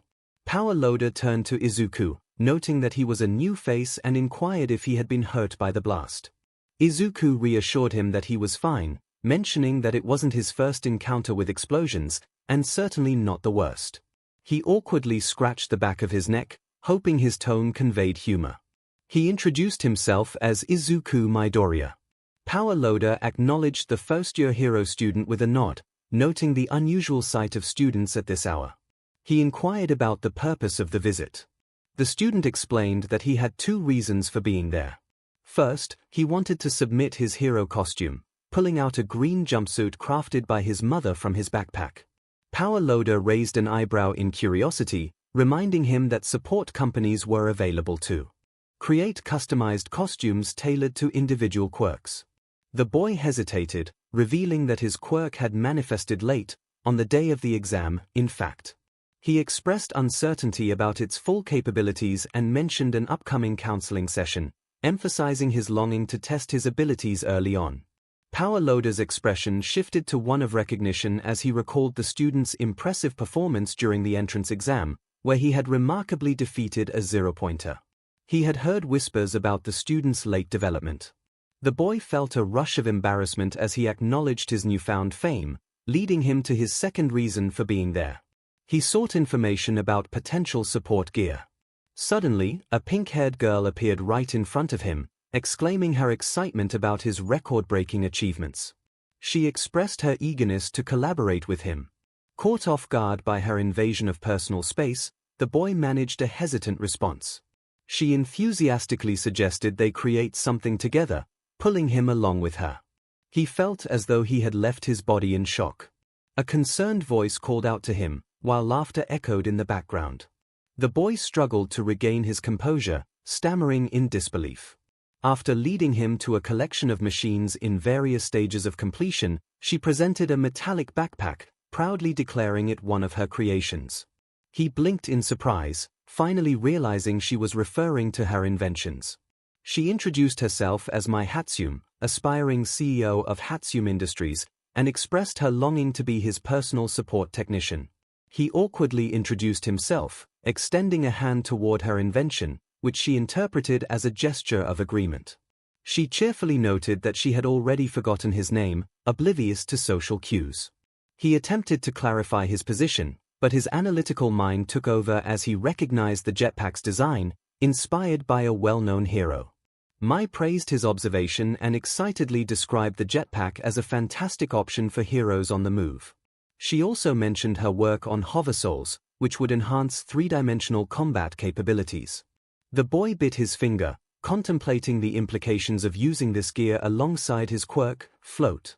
He expressed his need to adjust to his powers before considering flying. 𝗵𝗃𝗺 remarked on the rarity of a hero student showing such restraint. Mai, undeterred, excitedly promised to show him more of her inventions, tossing the jetpack aside as she rummaged through her collection. The boy, astonished, asked if she was a second or third-year student. She cheerfully confirmed that she was also a first year, just like him. He stared in disbelief, realizing it was only the second day of school, before expressing his shock at the extensive pile of equipment she had. Mai revealed her eagerness to finally showcase her work, her eyes gleaming with anticipation. He inquired if her class had skipped orientation, to which she replied that she had spent the time drawing blueprints instead. Though he found her explanation puzzling, it sparked an idea in him. He suggested providing her with some statistics to assist in her work. Intrigued, she asked about the stats, her tone a mix of curiosity and apprehension. He nodded, retrieving a spare notebook and tearing out a blank sheet of paper. As he wrote, he explained that his quirk was a physical enhancement stockpile containing immense power, which he couldn't fully utilize without experiencing pain. He recounted how he had used his full power during the entrance exam, resulting in injuries.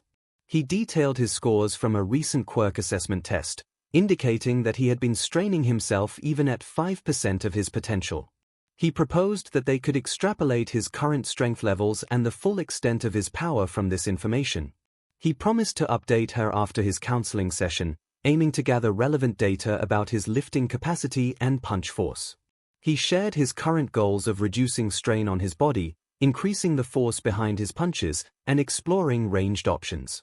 As he glanced up from his notes, he noticed Mai was fully engaged, hanging on to every word he spoke. Her excitement was palpable, and she bounced on her heels, clearly eager to absorb his analysis of quirks. Although he had discussed it with Okuko before, this was different. Here was someone genuinely interested in his insights. Mai exclaimed that it was perfect, eagerly grabbing the paper as soon as Izuku paused his writing. She declared that this information was exactly what she needed to create some incredible inventions. 𝗵𝗃𝗺 chimed in, assuring Izuku that he would ensure Mai's experiments were safe. He explained that typically, first-year support students weren't allowed to work on hero students' gear, but Mai had excelled in the entrance exam, much like Izuku had in his. While her scores weren't record-breaking, they were impressive, and they wanted Izuku to feel at ease.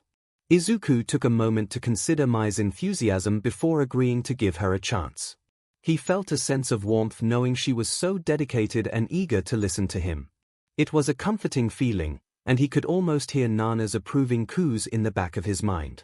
As 𝗵𝗃𝗺 nodded in agreement, Izuku suddenly felt a familiar rhythm echoing in his thoughts, a sound he thought he would never hear again. Curious, Yoichi interrupted, asking what was happening.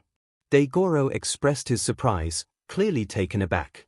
Mai cheered with enthusiasm, pulling out a tape measure and stating that she needed his exact specifications to create her inventions.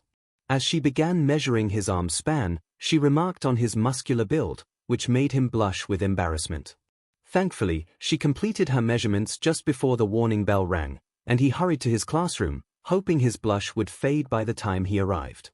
The most peculiar aspect of 𝐸𝐽 was its blend of normalcy and exceptionalism.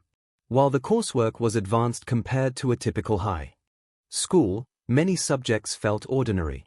The presence of pro-heroes as teachers added to the surreal atmosphere.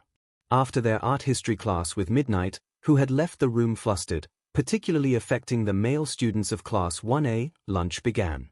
Yoichi commented disapprovingly on the situation, suggesting it was excessive.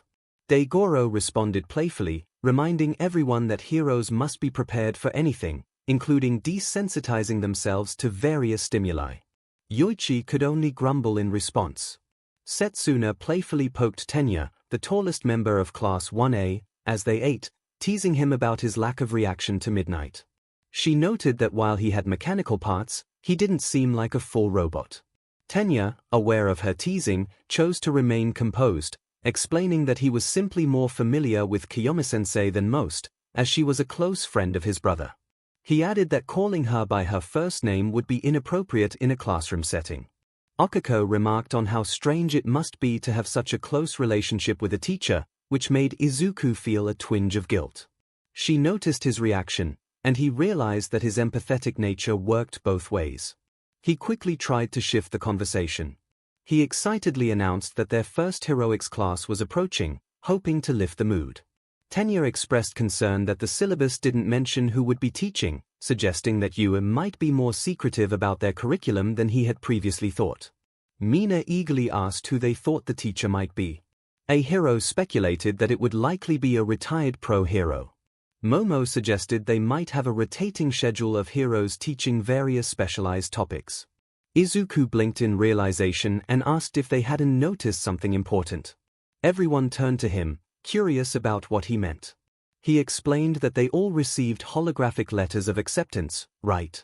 Most nodded, but Momo looked puzzled, admitting she hadn't received one. Setsuna leaned back, noting that they were recommended students and had only been informed of their acceptance after their interviews. Izuku felt a wave of uncertainty wash over him. Had All Might really recorded that many acceptance letters? He asked who had informed them of their acceptance. A hero excitedly replied that All Might had delivered the news, and he felt pumped to hear he had placed third.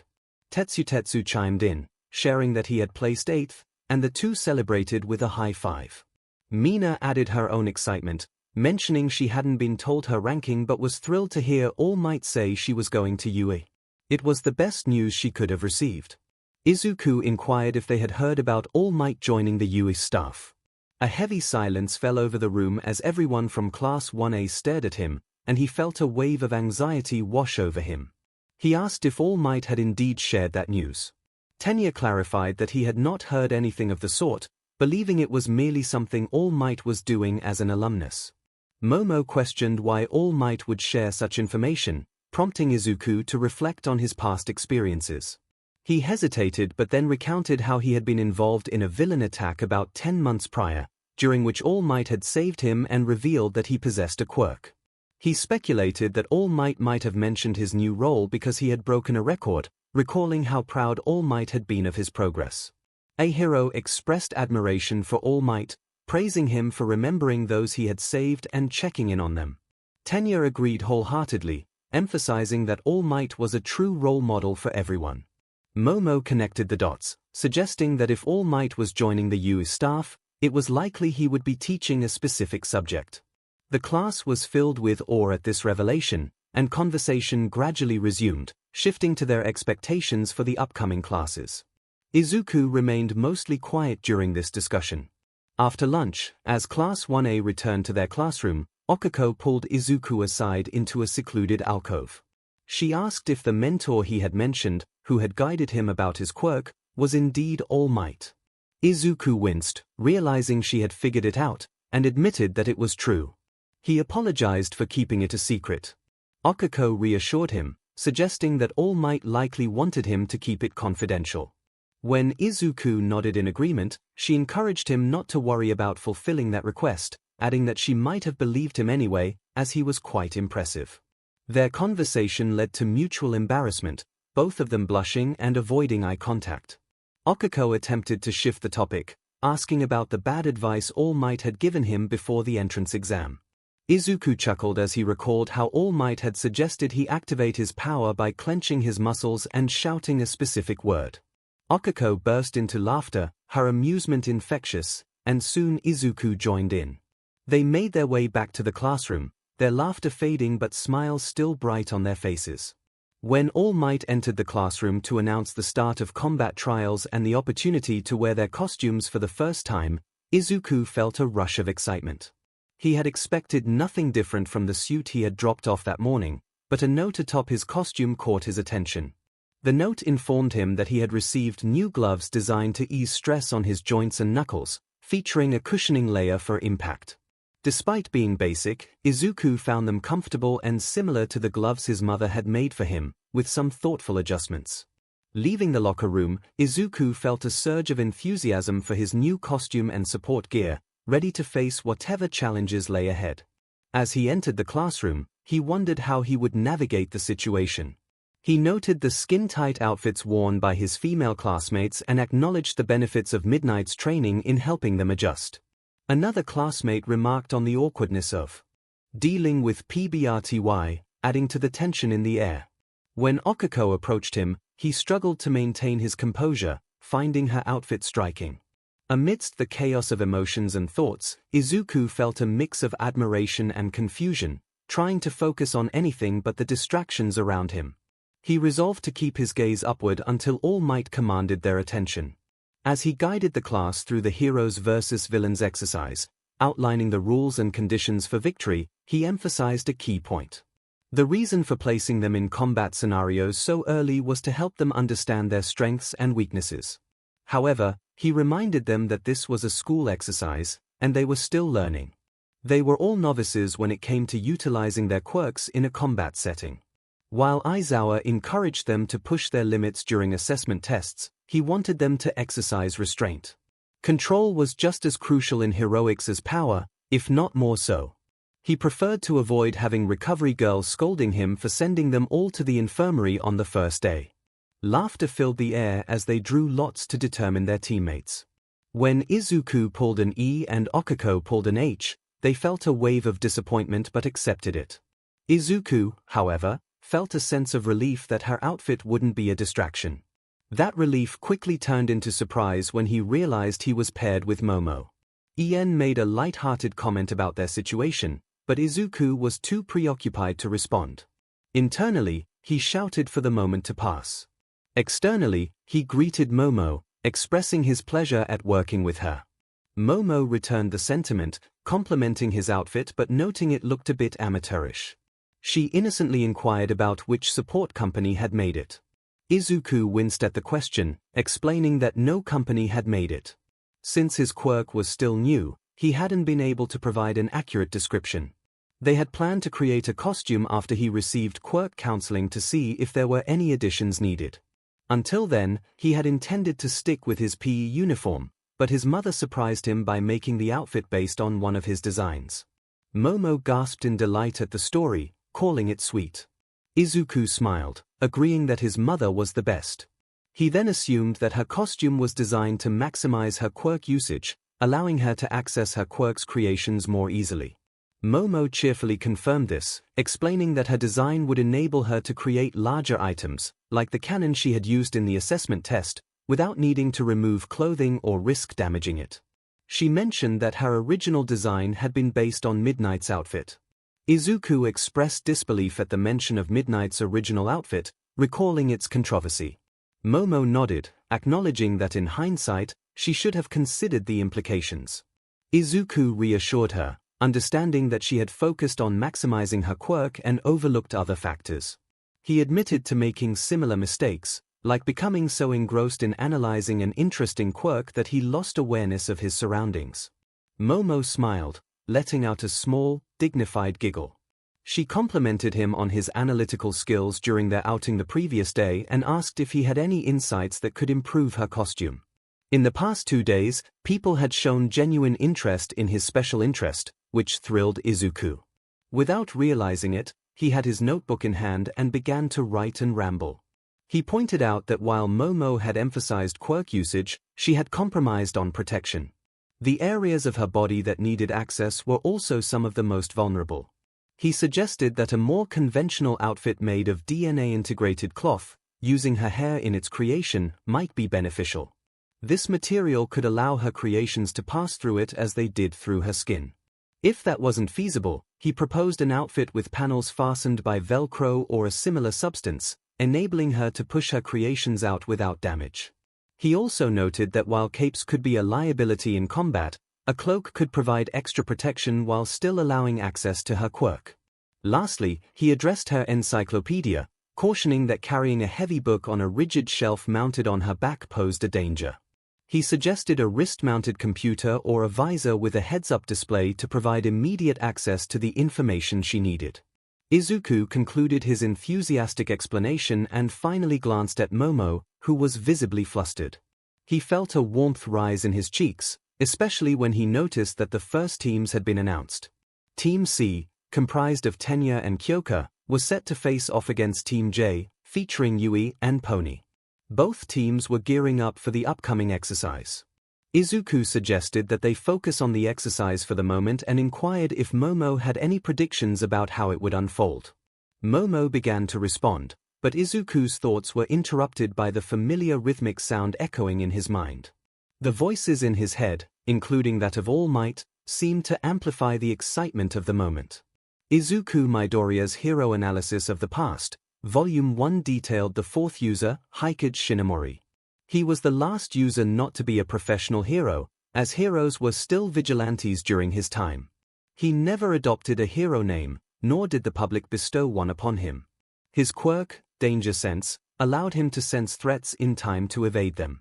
After acquiring One for All, the range and sensitivity of his ability expanded, enabling him to detect dangers from a greater distance and even less severe threats.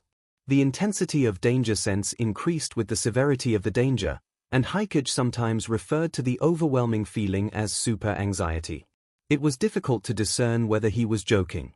𝐒𝐭𝐽𝐫 appeared older than the other users, with white hair and 2 scars on the left side of his face. He wore robes, notably missing the right sleeve, which he claimed was simply torn and never replaced. When he received One for All, it was still relatively weak. He chose to retreat from civilization to train in the wilderness, dedicating 18 years to strengthening the power for future generations. His efforts transformed One for All into a formidable force. His demeanor was peculiar. It was challenging to determine if he was serious or joking. He had spent nearly 2 decades in solitude, which likely contributed to his lack of social skills. He insisted that he was normal and that everyone else was unusual. While Izuku found that perspective empowering, he also recognized that normality was subjective. 2 centuries prior, being quirkless would have been considered normal, but now it was seen as odd. 𝐒𝐭𝐽𝐫 passed away at the age of 40, yet he appeared much older. His death was attributed to old age, revealing that the human body struggles to sustain multiple quirks, and One for All was no exception. Those who possessed a quirk before receiving One for All faced a significant strain on their bodies, effectively shortening their lifespan. Izuku felt fortunate, along with Toshinori, for various reasons. He pondered whether the multiple quirks within One for All would affect him negatively, but Yoichi reassured him that the quirks were absorbed and produced by One for All itself. This meant it was a singular quirk generating multiple factors, rather than multiple quirks creating several factors. Nana's experience demonstrated this when she passed One for All to All Might. It faded from her body while her own quirk remained intact. The fact that she retained memories after transferring One for All suggested that the Vestiges did not fully transition until their bearers passed away. Izuku had longed to converse with All Might's vestige, but he realized he could wait as long as necessary. As the 50-minute mark approached, All Might declared the outcome over the PE system, announcing that the villains had emerged victorious. Izuku and Momo exchanged glances. Izuku expressed his admiration, noting that the outcome had aligned perfectly with her predictions. Momo, feeling a rush of pride, acknowledged that Izuku had contributed several strategies that helped both teams prepare for success. Nearby, Okuko observed them. A twinge of jealousy stirred within her, but a sense of intuition reassured her that there was no need for concern. Izuku was simply forging a new friendship, and Momo shared a similar sense of loneliness. Neither of them was accustomed to receiving praise or engaging in strategic discussions with peers. Okiko felt a deep certainty that her bond with Izuku was unshakable. He cherished her just as much as she cherished him, and their friendship would endure, regardless of the new connections he was forming. As she pondered the source of her insight, Ibara, her partner, interrupted her thoughts. He expressed his hope that they would not encounter their opponents in the upcoming challenges and, if they did, he wished for the strength to endure such a trial. Okiko nodded in agreement, acknowledging the intelligence of their adversaries. The two teams entered the room. Tenya walked in with his head lowered, having been the only student captured in this round. Kyoka frowned but maintained her usual aloof demeanor. Pony entered with a cheerful grin, humming a familiar tune, while Yui remained expressionless as ever. All Might's voice boomed as he congratulated the four students, praising their fantastic performances in their first combat scenario. He noted that they had managed to give their best without causing significant harm to their classmates. He then posed the question of who among them would be recognized as the MVP for this exercise, inviting guesses from the audience. Several hands shot up, and All Might called on Tsuyu, who suggested that Kodai had to be the MVP. She explained how her quirk allowed her to shrink the bomb and conceal it, effectively removing one of the hero's chances of winning. Additionally, she noted how Kodai's ability to enlarge objects cluttered the hallways, hindering Ida's speed. All Might acknowledged Tsuyu's point, asking if anyone disagreed. Only Izuku and Momo raised their hands. All Might turned to Momo, who cheerfully stated that 𝐒𝐽o was clearly the MVP.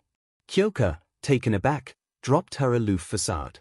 Momo elaborated on her reasoning, highlighting the hero team's struggles with a poor quirk matchup and the narrow corridors that limited Ida's speed. She pointed out that the villain team had opportunities to win quickly but suffered from a lack of communication. Tsunotori was still learning Japanese, and Kodai's inexperience with nonverbal cues hindered their coordination. In contrast, Momo praised the hero team's effective communication and planning. 𝗓𝗏 had overheard the villains moving the bomb and realized it had been shrunk, allowing the heroes to strategize for capturing the villains. While Ida managed to break through obstacles, he became overly focused, leading to his capture. 𝗓𝗏, however, demonstrated skill and alertness, evading Tsunotori's projectiles and nearly incapacitating Kodai with her sonic attacks. Momo concluded that without a time limit, 𝗓𝗏 would have undoubtedly captured the villain team. Izuku nodded in agreement with Momo's analysis, while the rest of the class watched in awe, realizing that even All Might was impressed. Clearing his throat, All Might awkwardly affirmed Momo's assessment, declaring 𝗓𝗏 the MVP for this round. He emphasized two important lessons from the exercise. Communication barriers can complicate tasks but are not insurmountable, and it is possible to execute everything correctly yet still fail the overall objective. He reminded them that this is a reality heroes must face head-on. All Might then produced two additional balls from the box, announcing that in the second round, Team A would take on the role of heroes while Team E would be the villains. Momo clapped her hands in excitement, urging Izuku to prepare as they approached All Might to receive their headsets and floor plans. Team A, consisting of Itsuka and 𝗵𝗃𝗃𝗃, looked out at their classmates, who regarded them with sympathy. Once the teams departed, Denki sighed in relief, wiping his forehead and expressing his gratitude that it was not them facing the challenge. Ida chastised him for his rudeness, while Kyoka playfully poked him with one of her jacks. Denki defended himself, noting that everyone had been thinking the same thing. No one disagreed with him. 𝗵𝗃𝗃𝗃 grumbled about the situation as he and Kendo approached the building. Itsuka blinked in confusion, asking for clarification on his comment. Dark shadow emerged from 𝗵𝗃𝗃𝗃's cloak, explaining that it was just something 𝗵𝗃𝗃𝗃 liked to say in various situations, whether they were good or bad. 𝗵𝗃𝗃𝗃 instructed his quirk to be quiet, letting out a sigh as he considered their strategy. He speculated that the building would likely be filled with traps due to Yorozu's abilities. Itsuka agreed, placing her hand on her chin as she contemplated the situation. She acknowledged that while caution was necessary, they only had 15 minutes to locate the bomb or subdue their opponents. Time was of the essence, and they needed to prioritize speed over caution. 𝗵𝗃𝗃𝗃, unsure of their adversary's plans, pointed to the top floor on the map. He suggested that it would be the ideal location for the bomb, as it would be the hardest for them to access, and its central position would hinder their ability to observe or enter through the windows. After examining the floor plan, Izuku nodded in agreement. She proposed they also check the fourth-floor room directly beneath it as a backup, suspecting that their opponents might anticipate their rooftop approach. 𝗵𝗃𝐻 reminded her that they couldn't prepare for every possible scenario, nor could they assume their enemies had foreseen all their strategies. While clever, their opponents were not all-knowing. He emphasized the need to be ready to confront the threats within the building. Izuku blinked in realization and confirmed that they would indeed be fighting. She acknowledged Midoriya's strength but noted that strength alone didn't guarantee fighting skill. Having trained in martial arts, she felt confident in her hand-to-hand combat abilities. 𝗵𝗃𝐻 recognized Yorozu's intelligence but pointed out that she was accustomed to elite circles. He regarded Dark Shadow as a wild force of nature and expressed his intention to prioritize her in battle. They decided to attempt the rooftop first, with Izuku marking a fire escape on the map. 𝗵𝗃𝐻 agreed, and Dark Shadow emerged, eager to scout for movement on the upper floors.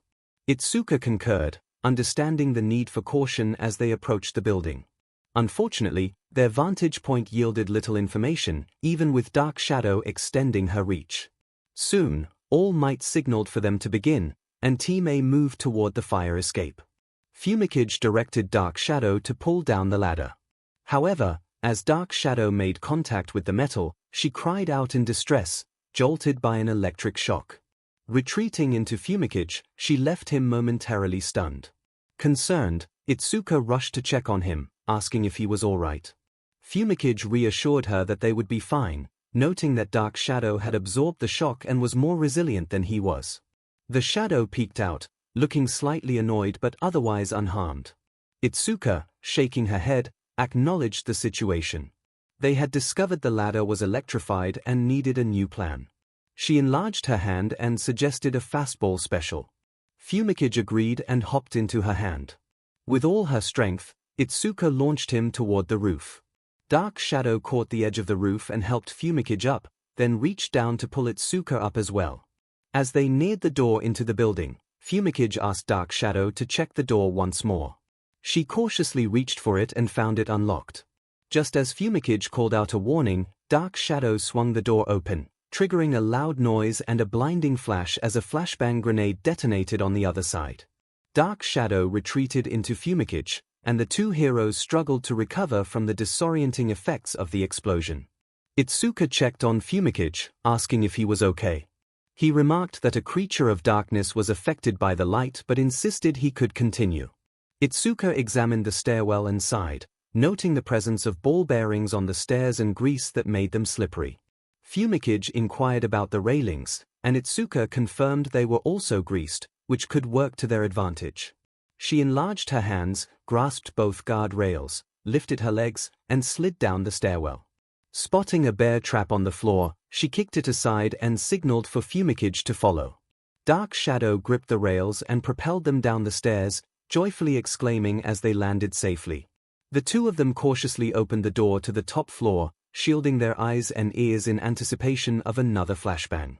Fortunately, there was no explosion this time, but they remained vigilant as they stepped into the hallway. The corridor was illuminated by intense flood lamps. 𝗵𝗃𝐻 expressed his discomfort, noting that he was meant to thrive in darkness, while Dark Shadow retreated into his cloak, unable to emerge in the blinding light. Izuku squinted, using her hand to shield her eyes from the brightness. She attempted to extend her hand to block the light further but winced as her fingers neared the source. The heat was too intense for her to break the lights directly, prompting her to suggest they find a weapon. They began making their way toward the room where they suspected the bomb was located when they heard slow clapping. As they turned a corner into a long hallway, they spotted Izuku leaning against the wall, his face obscured by a mask and a respirator shaped like a smile. He commended them for reaching this point, urging them to surrender and leave to avoid the humiliation of defeat. His costume concealed the nervousness he felt, though the vestiges within him reveled in the situation. Determined, Izuku declared they would not allow him to escape. Izuku pushed himself off the wall, expressing regret at their defiance. Green lightning crackled around him as he reached into his pocket and hurled a handful of ball bearings at them with great speed. Izuku reacted quickly, swiping with one enlarged hand to create a gust of wind in an attempt to divert the projectiles. While it slowed them down, she still had to block the ball bearings with her other hand, which stung but did not cause serious harm. After the first wave was deflected, Izuku threw another flashbang in their direction and darted away. The loud noise disoriented the hero team, but they quickly regained their composure. 𝗵𝗃𝐺 called out to Izuku, urging her to pull out some drywall or a stud from the wall.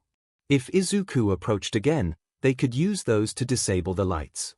Nodding, Izuku enlarged her hands and tore a portion of the wall away. She then ripped out a wooden beam and tossed it to 𝗵𝗃𝐺 before they both rushed in the direction Izuku had gone. Soon, they found themselves in a room with Izuku and Momo. Momo appeared fatigued but was still ready to fight. The floodlights in the room were just as blinding as those in the hallway, and they quickly realized they were in the presence of the bomb. Or rather, 3 identical copies of it. As they entered, Momo aimed a shotgun at them and fired beanbag rounds at 𝗵𝗃𝐺. The impact struck him squarely in the chest, but his cloak absorbed most of the force, allowing Dark Shadow to take the hit. Dazed but mostly unharmed, 𝗵𝗃𝐺 grabbed his piece of wood and began to destroy the lamps. However, Momo had anticipated this move. She had created a metal staff from her body and poked him in the side, causing him to stumble into one of the bombs. For a brief moment, 𝗵𝗃𝐺 hoped this was a victory, believing Momo had made a critical error. That hope was quickly dashed as he tried to move and realized he was now firmly stuck to the decoy's surface. Momo then wrapped capture tape around him, which seemed unnecessary since he was unable to free himself. Yet, All Might hadn't declared 𝗵𝗃𝐺 captured until the tape was in place, so he took it as a small consolation. Meanwhile, Izuku had engaged in a spar with Midoriya, having dropped her makeshift weapon to fight him with her fists. As she suspected, he lacked her combat skills, his punches devoid of martial arts form. However, he was surprisingly adept at dodging her attacks. He managed to land a few solid hits while absorbing some of her strikes until she realized her partner was out of the fight. Thinking quickly, she grabbed the drywall and hurled it at Izuku. Although he shattered it with a single punch, Izuku noticed that one of the decoy bombs was behind them, and the dust was adhering to it. With a grin, she shoved Izuku aside, sending him crashing into Momo as she sprinted toward the last remaining bomb. She reached out with her enlarged hand to grab it. But she found herself stuck instantly. The brief shock of her inability to move her hand or the bomb provided Izuku the opportunity to fling the capture tape toward her, wrapping it tightly around her waist. Young Kendo had been captured, and the villain team emerged victorious, as announced by All Might. Izuku rose to his feet and assisted Momo, who was blushing deeply. Together, they produced spray bottles and began to dilute the adhesive surrounding both teams. All Might Sensei was asked by Momo if they needed to disable all of their traps, her fatigue evident. He replied that they would use a different building and instructed them to retrieve the actual bomb. Once Izuku and 𝗵𝗃𝐺 were freed and the sticky substance had dissolved completely, Izuku and Momo guided them out. After disarming a few more traps in the hallways and stairs, they made their way to the 4th floor, their second choice for hiding the bomb. There were 3 copies of the bomb in that location, but Izuku bypassed them and struck the wall behind. It turned out to be a false wall, and after breaking through, he lifted the real prop bomb and carried it outside. All Might expressed pride in the performance of all 4 participants. He acknowledged that while the villains had secured their win through careful planning, the heroes had also demonstrated their skills. Both young Kendo and young Tokoyami had shown cunning and adaptability in a challenging situation. Their failure to succeed was less important than the lessons learned. 𝗵𝗃𝐺 reflected on his reliance on the tools provided by darkness, admitting that he felt adrift in the light. He recognized the need for options should he find himself in a similar situation again. All Might praised him, noting that as heroes, they often face situations where using their quirks could be dangerous or ineffective. In a classroom, this could be attributed to a bad matchup, but in the field, the stakes were much higher. Turning to the villain team, All Might commended their flawless teamwork, albeit with a hint of suspicion. The class noticed his observation, and he quietly made a note to avoid pairing Izuku and Momo again. 𝐒𝐭𝐚𝐲 felt a pang of jealousy at this remark, but it was quickly overshadowed by the embarrassment radiating from the duo, prompting her to giggle. All Might declared young Yorozu the MVP, a statement that most agreed with, including Izuku, who nodded in affirmation. Momo was taken aback, struggling to contain her disbelief. She pointed out that Midoriya had devised the initial plan and set traps to anticipate their opponent's movements. He had even brought high-calorie protein bars when she was running low on energy for her creations. Izuku explained that having the protein bars was simply a habit from his training, and his plans had centered around Momo and her quirk.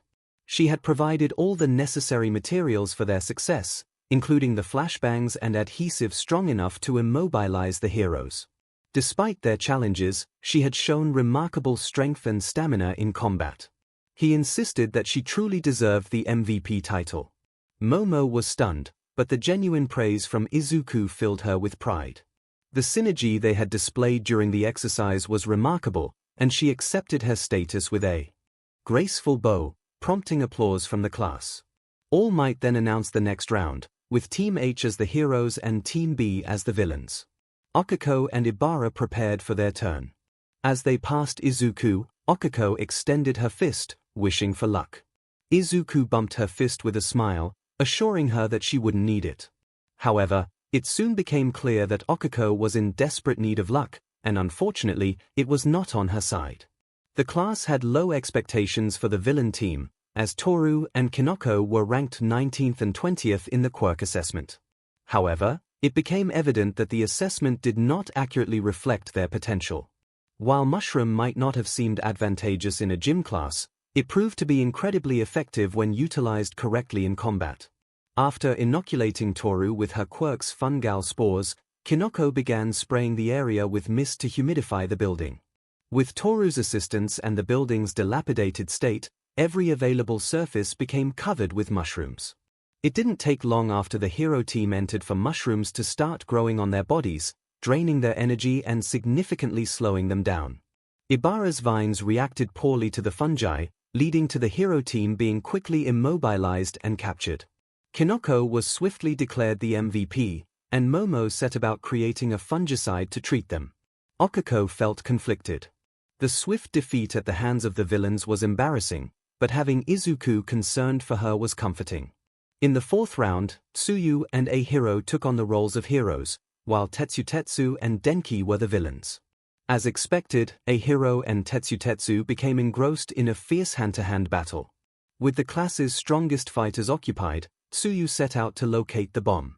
Upon finding the bomb, she encountered Denki, who immediately unleashed a blast of electricity. The frog girl reacted quickly, hopping out of the room at full speed. Although she managed to avoid a direct hit, the surge of energy throughout the building threatened to ignite a fire.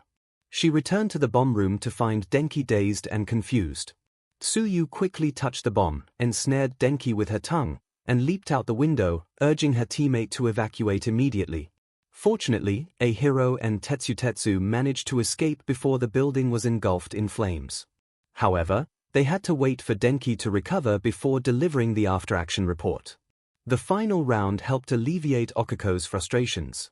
The villain team consisted of Leiko and Setsuna, who were ready for a serious confrontation. Unfortunately, the hero team comprised Mina and Koji, with Koji drawing inspiration from Kinoko's relentless tactics. 10 minutes of preparation was sufficient for Koji to gather many allies.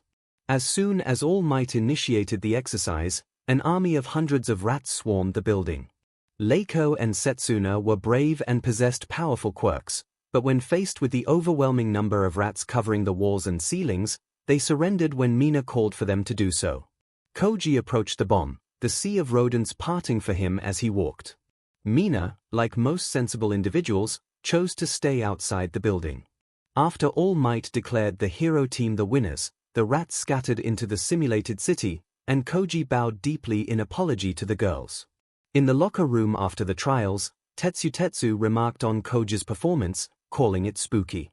Koji appeared downcast at the comment, but 𝐴 praised him for achieving victory without resorting to violence. Tetsutetsu quickly added that spooky didn't equate to bad, referencing Tokoyami and Kinoko as examples of how being spooky could also be impressive. 𝗵𝘃𝐻 solemnly noted the concept of revelry in the dark, prompting Koji to smile warmly at his friends. Tenya expressed concern that the villain teams had won most of their exercises, feeling it was counterproductive for a hero school. Izuku suggested reframing the situation, proposing that playing the villains could serve as practice for defending objectives, just as the heroes were trying to secure them. Tenya enthusiastically agreed, finding it to be an excellent perspective. Denki, having fully recovered from the earlier incident, chimed in with news about a hole made between the girls' locker room and theirs, covered by a poster. The revelation shocked the group, and Tenya insisted they report it immediately, emphasizing the seriousness of the situation.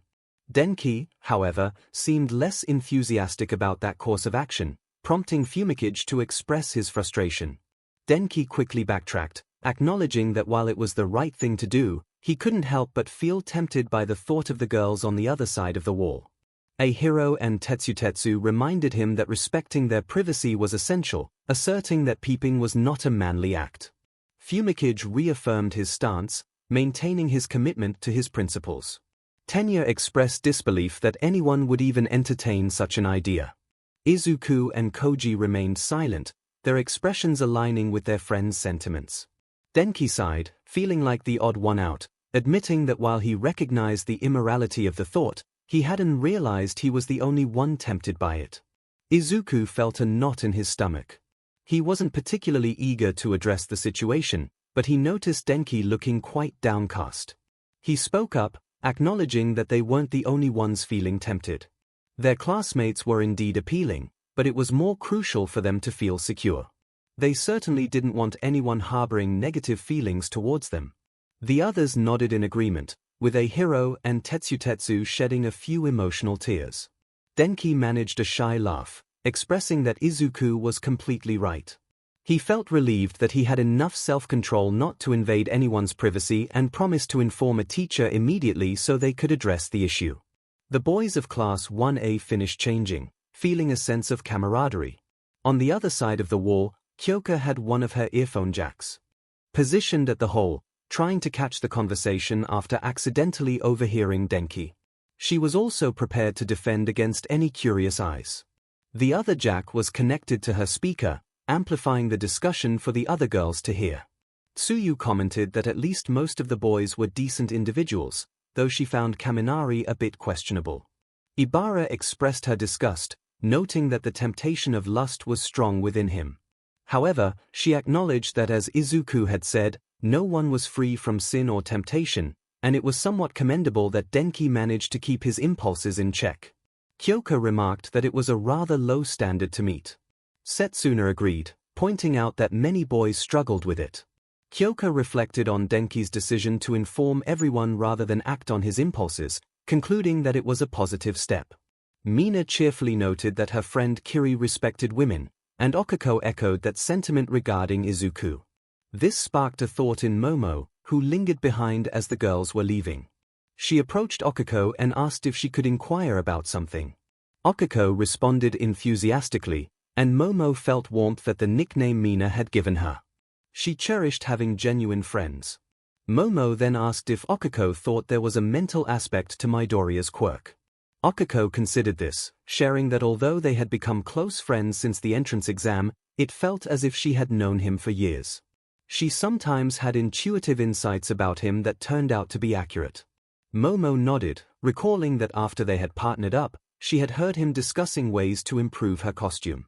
Following that, she felt a connection to his emotions, as if they were more transparent than before.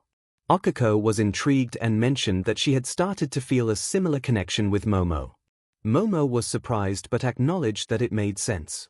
She had been focused on their lessons and hadn't realized she could sense Okako's emotions as well. Concerned, Okako asked if it could be something negative. Momo reassured her, stating that even before feeling this connection, Izuku was easy to read. She speculated that it might be a byproduct of his quirk and hoped it would come up during his quirk counseling later that day. Okako smiled, promising to ask him about it at dinner. Momo tilted her head, recalling that Okako lived in a small studio apartment and had a standing invitation to dine with Izuku and his mother whenever she wished. She felt a sense of certainty about this. Okako confirmed it, expressing her surprise at the wealth Momo's family possessed. She noted that her own apartment was significantly smaller than Momo's bedroom. Momo mentioned that her parents had building projects in Mie and offered to recommend Okuko's family's company for them.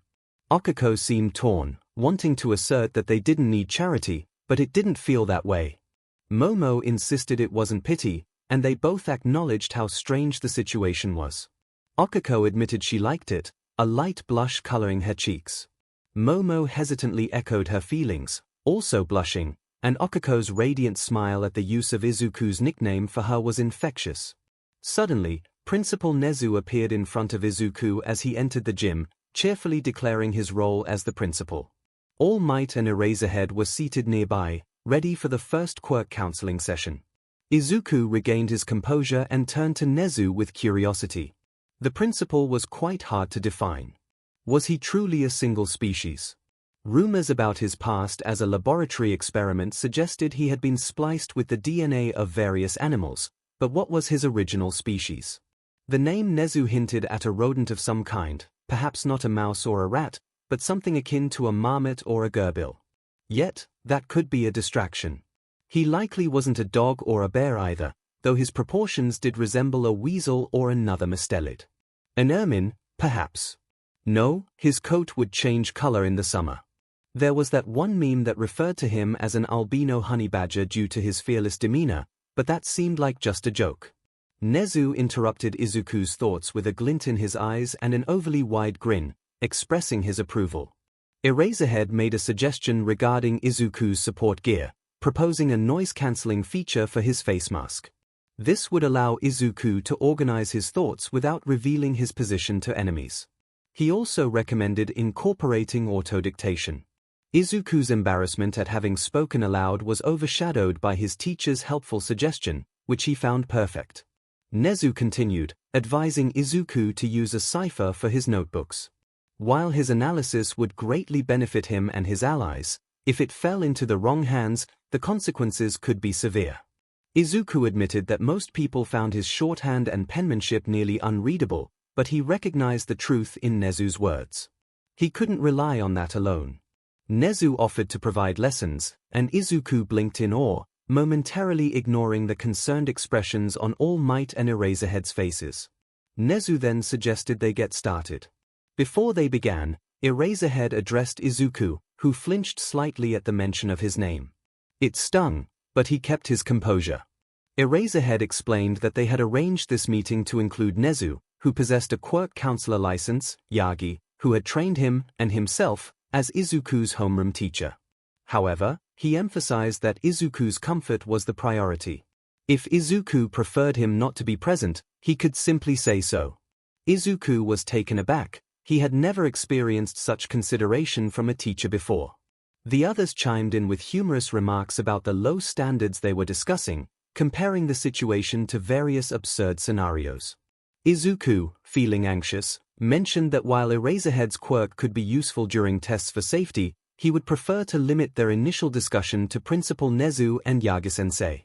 Eraserhead nodded and exited the room without protest. Nezu praised Izuku's decision, taking a cup of tea from an unknown source. This allowed them to discuss matters without having to navigate around the sensitive topic that Eraserhead was unaware of. Izuku acknowledged that he was trying to find a way to communicate his needs without revealing any secrets. Nezu agreed, noting they would need to devise a plausible explanation for the 6 additional quirks Izuku was set to manifest. All Might mentioned that one of those quirks belonged to his emissary, Float, and inquired if Izuku knew about the others. Izuku frowned, admitting he had little knowledge of the second or third users, describing them as difficult individuals who only begrudgingly acknowledged Yagi and often ignored him. He attributed this to their outdated mindset, which led to a cultural clash. Yagi recognized the grimdark worldview, as it was referred to in America, and expressed understanding of their reluctance. Izuku explained that Hikoji-san's quirk was called Danger Sense, a purely sensory ability without any visible signs of activation, so they need not worry about it. He described Dekuxharen's quirk, Black Whip, which allowed him to create tendrils of black energy for capturing and swinging.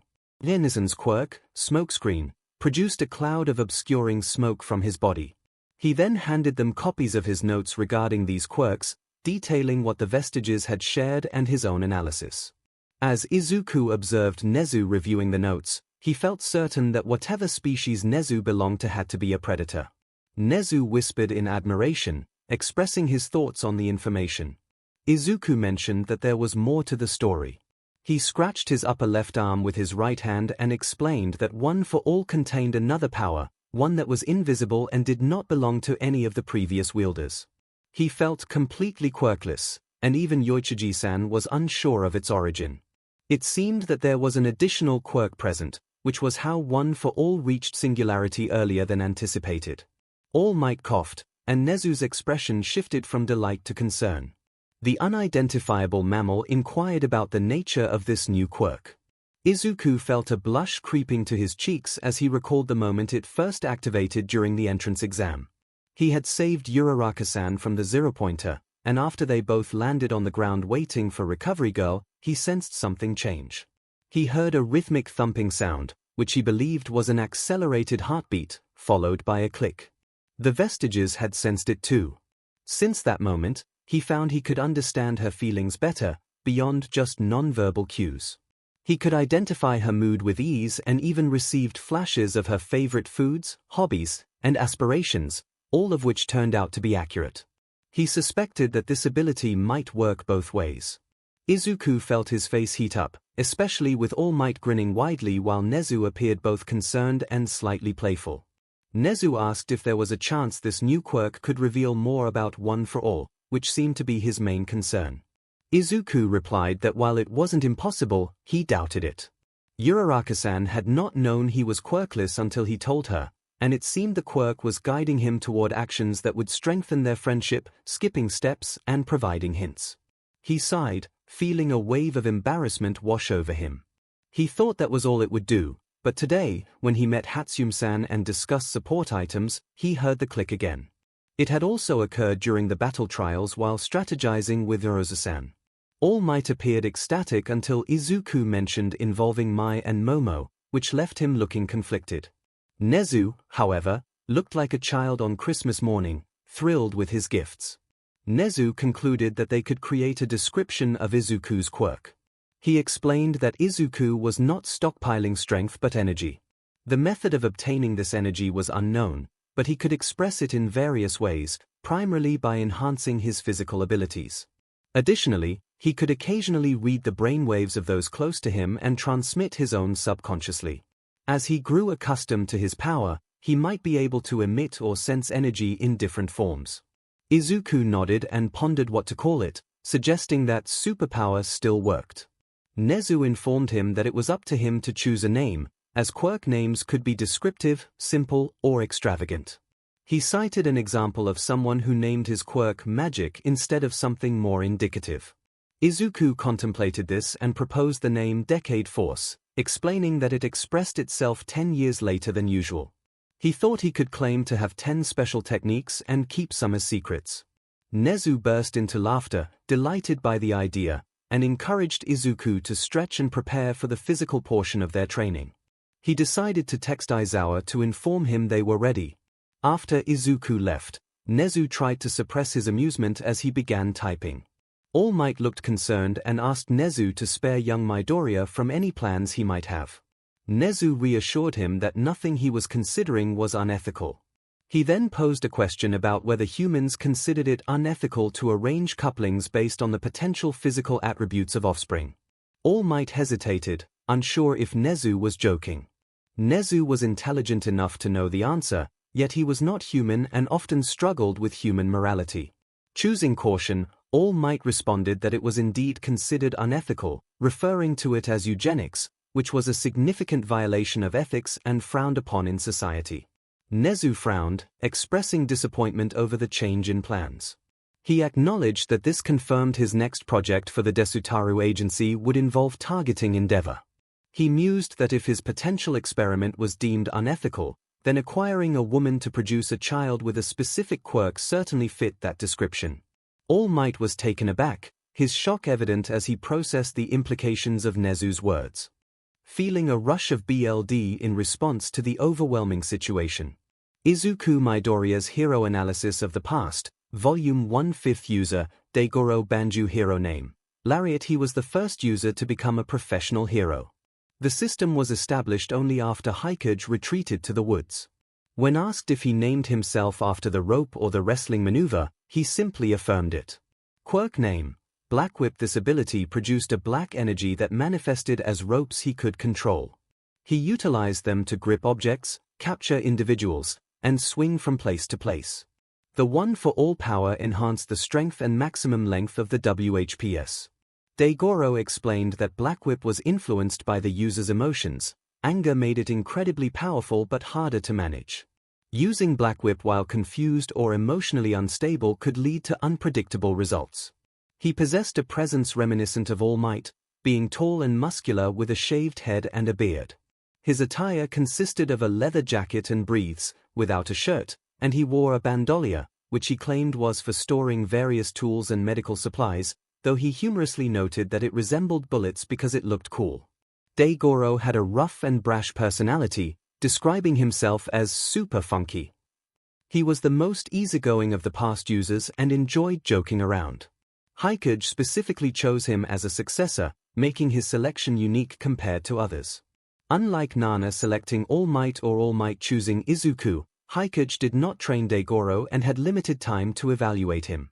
All 𝐒𝐽𝐽𝐽 knew was that 𝗓𝗏𝗄 was a hero, a decent person, capable of handling one for all, and willing to fight for justice.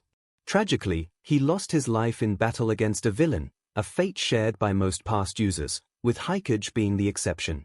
He passed on one for all by mixing their BLD, which made sense given his lack of hair. None of the users were willing to discuss the circumstances surrounding their deaths, which was understandable. Izuku's friend 𝗒𝐽𝐽𝐽 playfully suggested that perhaps he and his mother shared a 𝗤𝗏-based quirk. Izuku, grinning, considered that it might actually be a minor heteromorphic trait they had in common, noting that his mother was genuinely happy about his progress, especially regarding his quirk. After finishing dinner and completing their homework, he walked her back to her apartment, surprised by how close it was. A sudden realization struck him. The family friend who had provided her with the studio apartment owned several in different buildings, yet she had chosen the one nearest to his. This revelation humbled him, highlighting the strength of their connection. As they continued their conversation, 𝗒𝐽𝐽𝐽 inquired about Izuku's quirk, causing his heart to race. She asked if there was a mental component to it. Despite the temptation to lie, Izuku felt he couldn't deceive her. She deserved the truth. He admitted that he had discovered the energy he was stockpiling could manifest in unusual ways, forming connections with others, linking their brainwaves. 𝗒𝐽𝐽𝐽 reflected on how quickly they had bonded, noting it felt nice and attributing it to his quirk. Izuku, flustered, insisted that it was involuntary and beyond his control. He then revealed that he had also formed a bond with 𝗓𝗏𝗄, which surprised 𝗒𝐽𝐽𝐽. She acknowledged that she could sense 𝗓𝗏𝗄's emotions and had made similar guesses about her as she did with Izuku. She found 𝗓𝗏𝗄 to be very nice and would certainly include her in a list of preferred friends. Izuku sighed, explaining that it wasn't just the two of them. He had visited the support department to discuss his costume with Power Loader and met a first-year support student named 𝗬𝗵𝗲. They had connected after he agreed to let her assist in creating support items for him. 𝗒𝐽𝐽𝐽 processed this information. While she wasn't entirely thrilled, she understood that he couldn't control it and decided to accept the situation. She wondered how many people would be included in this connection and expressed interest in meeting 𝗬𝗵𝗲. Izuku considered the situation, noting that 𝗒𝐽𝐽𝐽 was a bit unconventional. She seemed indifferent to social norms and personal boundaries, often referring to her inventions as her babies. When she mentioned making babies, it was simply about creating support gear. His face flushed with embarrassment, and he noticed 𝗒𝐽𝐽𝗽's cheeks were similarly colored. She acknowledged their arrival at her building and mentioned that they would see each other at school the next day. Cautiously, Izuku inquired if she felt uneasy about their bond, expressing his longing not to make her uncomfortable. 𝗒𝐽𝐽𝐽 reassured him that the experience had actually made her feel more at ease. She appreciated that Izuku's quirk was beyond his control and felt grateful for the friendship they had developed, considering it a significant win. Tears welled in Izuku's eyes as he agreed, wishing her a good night as she entered her building. As he made his way home, his quirk manifested, expressing his emotions. That night, he once again found himself in the familiar misty dreamscape where the Vestiges resided. He had visited this place often, becoming familiar with the faces of the voices he heard. They shared more about themselves and the legacy of One for All. For the first time, he saw several of them gathered together. Yoichi, Nana, and 𝐒𝐽𝐫 stood before him. Although he lacked a mouth, one of his arms was solid below the elbow. Yoichi greeted him warmly, complimenting his progress and indicating they had important matters to discuss. Nana explained that they had discovered something about the bonding quirk. She had sensed a connection when he and 𝐭𝐼𝐫 bonded, and it seemed others had not experienced the same sensation. 𝐒𝐽𝐫 admitted he had not felt what Nana did, but he sensed something after Izuku formed a bond with 𝐻𝗔𝗄𝐵. Yoichi added that he felt a connection when Izuku bonded with Yaozu. They speculated that they served as the medium through which these bonds were formed. Nana noted that each of them shared some similarity with the girls. She pointed out that her float quirk and 𝐭𝐼𝐫's zero gravity were closely related. 𝐒𝐽𝐫 agreed, mentioning that both he and 𝐻𝗔𝗄𝐵 possessed sensory quirks. Izuku understood the connection, recognizing the differences between 𝐵 and 𝐒𝐽𝐫's danger sense, yet seeing a common thread. Yoichi remarked that while his quirk and Yaozu's were not directly similar, the legacy of One for All resonated thematically with her creation quirk. Nana playfully wished they could hear Izuku's thoughts while he was in the dreamscape, hoping he would soon be able to form a mouth. Izuku expressed his agreement through his expression. Yoichi noted that Izuku had adapted well to One for All, partly due to his use of invisible mode, which allowed him to utilize full cowl at a lower power to minimize visible signs of his quirk. They believed it was the right time to start granting him some of the stored quirks. Excitement filled Izuku as he anticipated this new development. 𝐒𝐽𝐫 informed him that Danger Sense would be his first additional quirk, cautioning that it came with a significant downside. However, given Izuku's existing anxiety, he suggested it would be manageable. Nana expressed her frustration with 𝐒𝐽𝐫's bluntness. 𝐒𝐽𝐫 explained that while Danger Sense could not be completely turned off, he could learn to tune it out.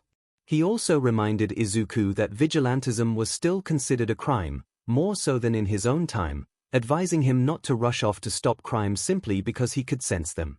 Izuku responded with a thumbs up, indicating his understanding.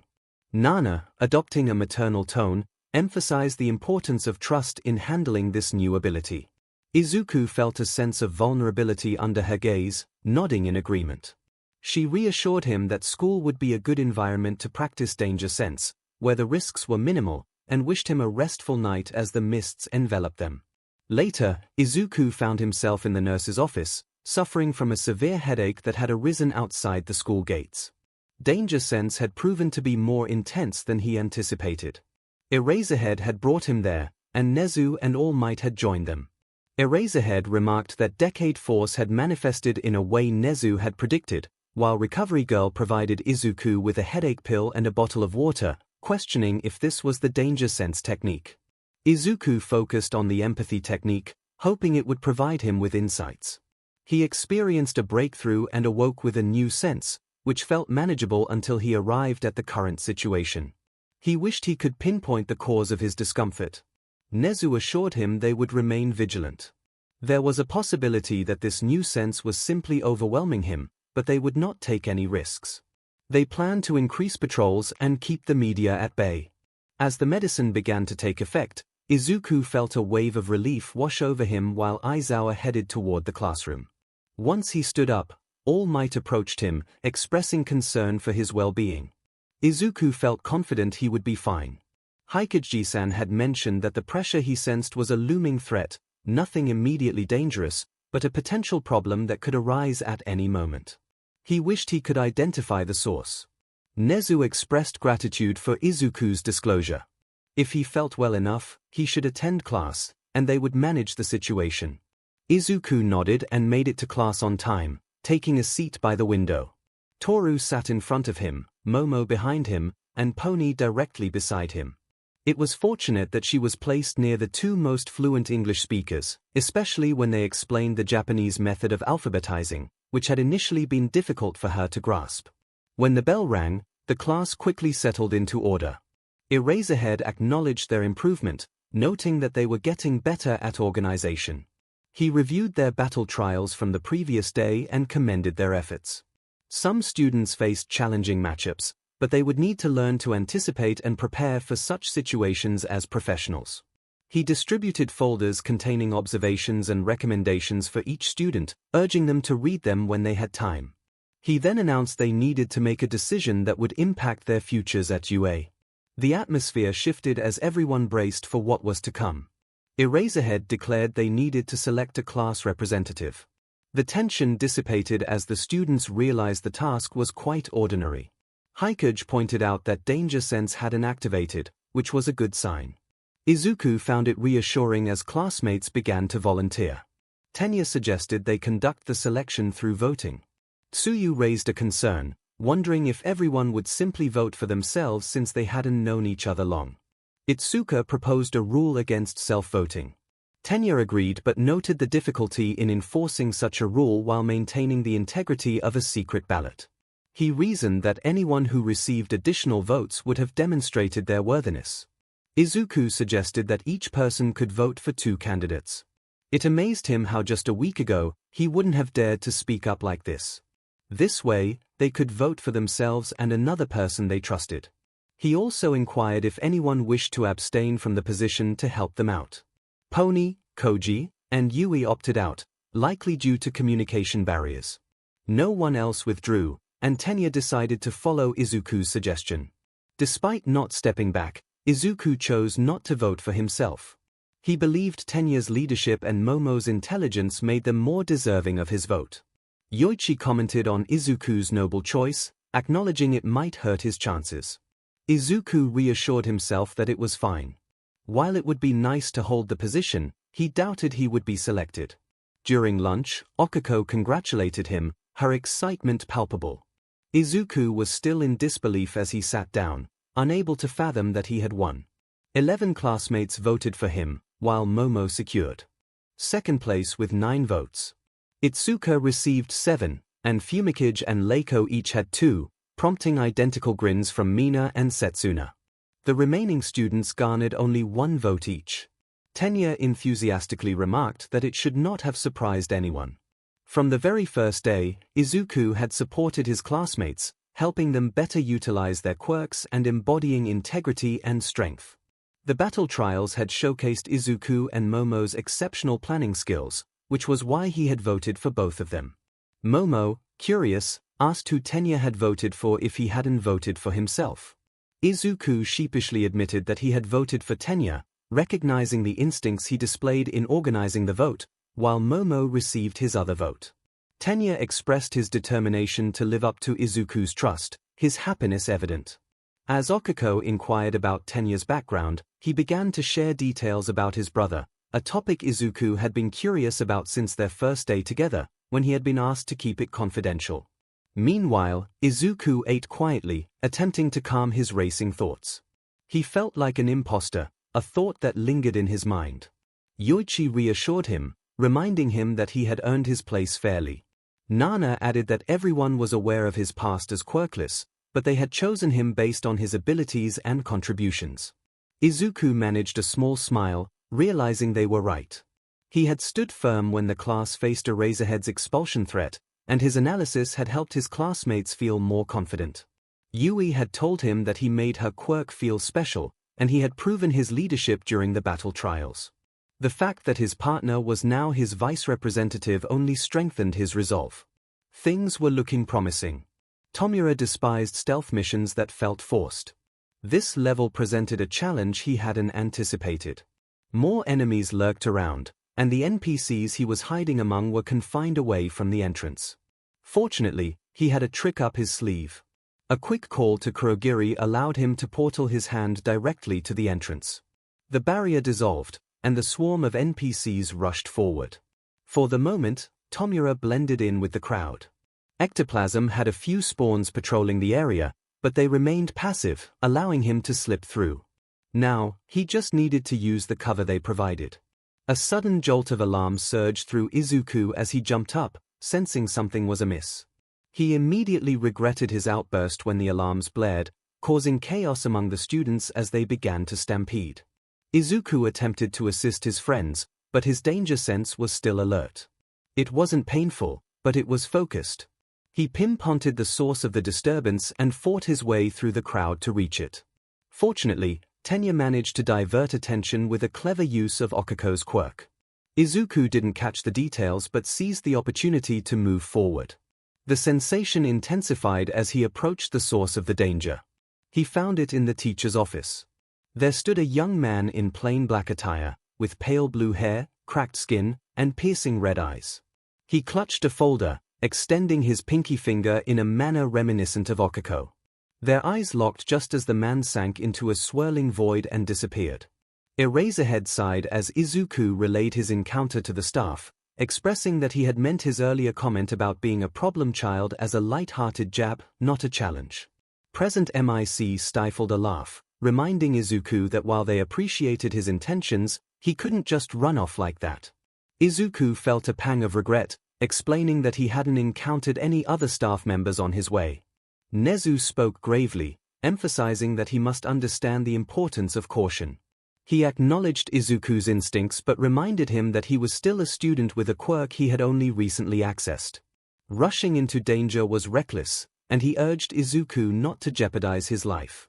As Nezu's words sank in, Izuku lowered his gaze, acknowledging his understanding. Nezu then shifted the conversation, asking if Izuku believed a warp quirk had been involved in the villain's escape. Izuku confirmed this, clarifying that the villain likely didn't possess a warp quirk himself. He noted the folder the villain had taken and the way he held his pinky finger out, suggesting a touch-based activation quirk with potentially negative effects, which wouldn't account for the warping. Nezu appreciated the insight and informed Izuku that the staff needed to discuss the investigation further. He instructed Izuku to return to class. Izuku nodded, considering whether he should keep this information from his classmates. Present MIC responded that the rumor mill was already in full swing, suggesting it was better for Izuku to share what he knew, as they would have likely heard multiple conflicting accounts by now. Izuku nodded. As he departed, Nezu remarked that the situation had become clearer. The security cameras had failed to capture the intruder due to static interference, a phenomenon easily generated by a warp quirk. The behavior described by Midoriya indicated that the intruder was likely responsible for the destruction of the U barrier, using a 5-point touch quirk that caused decay upon contact. 𝗧𝗪𝗧𝗏 then turned his attention to All Might, questioning where he had found this boy. All Might, surrounded by his fellow teachers, sighed and recounted the day he met his successor, omitting the details about One for All. By the end of his story, he noticed the disbelief in their expressions. Hound Dog had resorted to growling, gnawing on a bone to alleviate his stress. 𝗧𝗪𝗧𝗏 felt torn and exhausted as he reflected on the situation. He acknowledged that Midoriya had demonstrated the instincts and determination necessary to become a great hero, and recognized that All Might, sharing a similar background, was uniquely suited to guide him toward that goal. He even understood Midoriya's interference, considering that a child was in peril while those with the authority and training to help were inactive. However, 𝗧𝗪𝗧𝗏 also recognized the gravity of the situation. After a day filled with psychological turmoil, a young boy who had been repeatedly told he was worthless had thrown himself into a life-threatening scenario. In the best-case scenario, he believed it was worth the risk to save even one person, even if that person had bullied him for years. In the worst-case scenario, it could have been seen as a desperate act. Regardless, after risking his life, he received validation from his idol, fulfilling a long-held wish. Nezu summarized the situation, noting that they had a young man who had been conditioned to throw himself into perilous situations without regard for his own safety. This was evident during the entrance exam, where saving Uraraka took precedence over his own well-being. All Might looked down, expressing regret. He acknowledged that while he was not solely to blame, he bore significant responsibility for the situation and felt compelled to rectify it. He admitted he would need assistance. With a crack, Hound Dog broke the bone he had been chewing. He paused, took a deep breath, and calmly suggested that he should meet with Midoriya. They had given the boy time to adjust to a new school, but it was clear he needed professional help. 𝗪𝗃 emphasized that it was essential to communicate that this was not a punishment. All Might smiled at 𝗪𝗃, agreeing that it was a wise decision. He cautioned, however, that Midoriya had endured some difficult experiences. 𝗪𝗃 nodded, assuring that he would be prepared for their sessions and would bring plenty of treats afterward.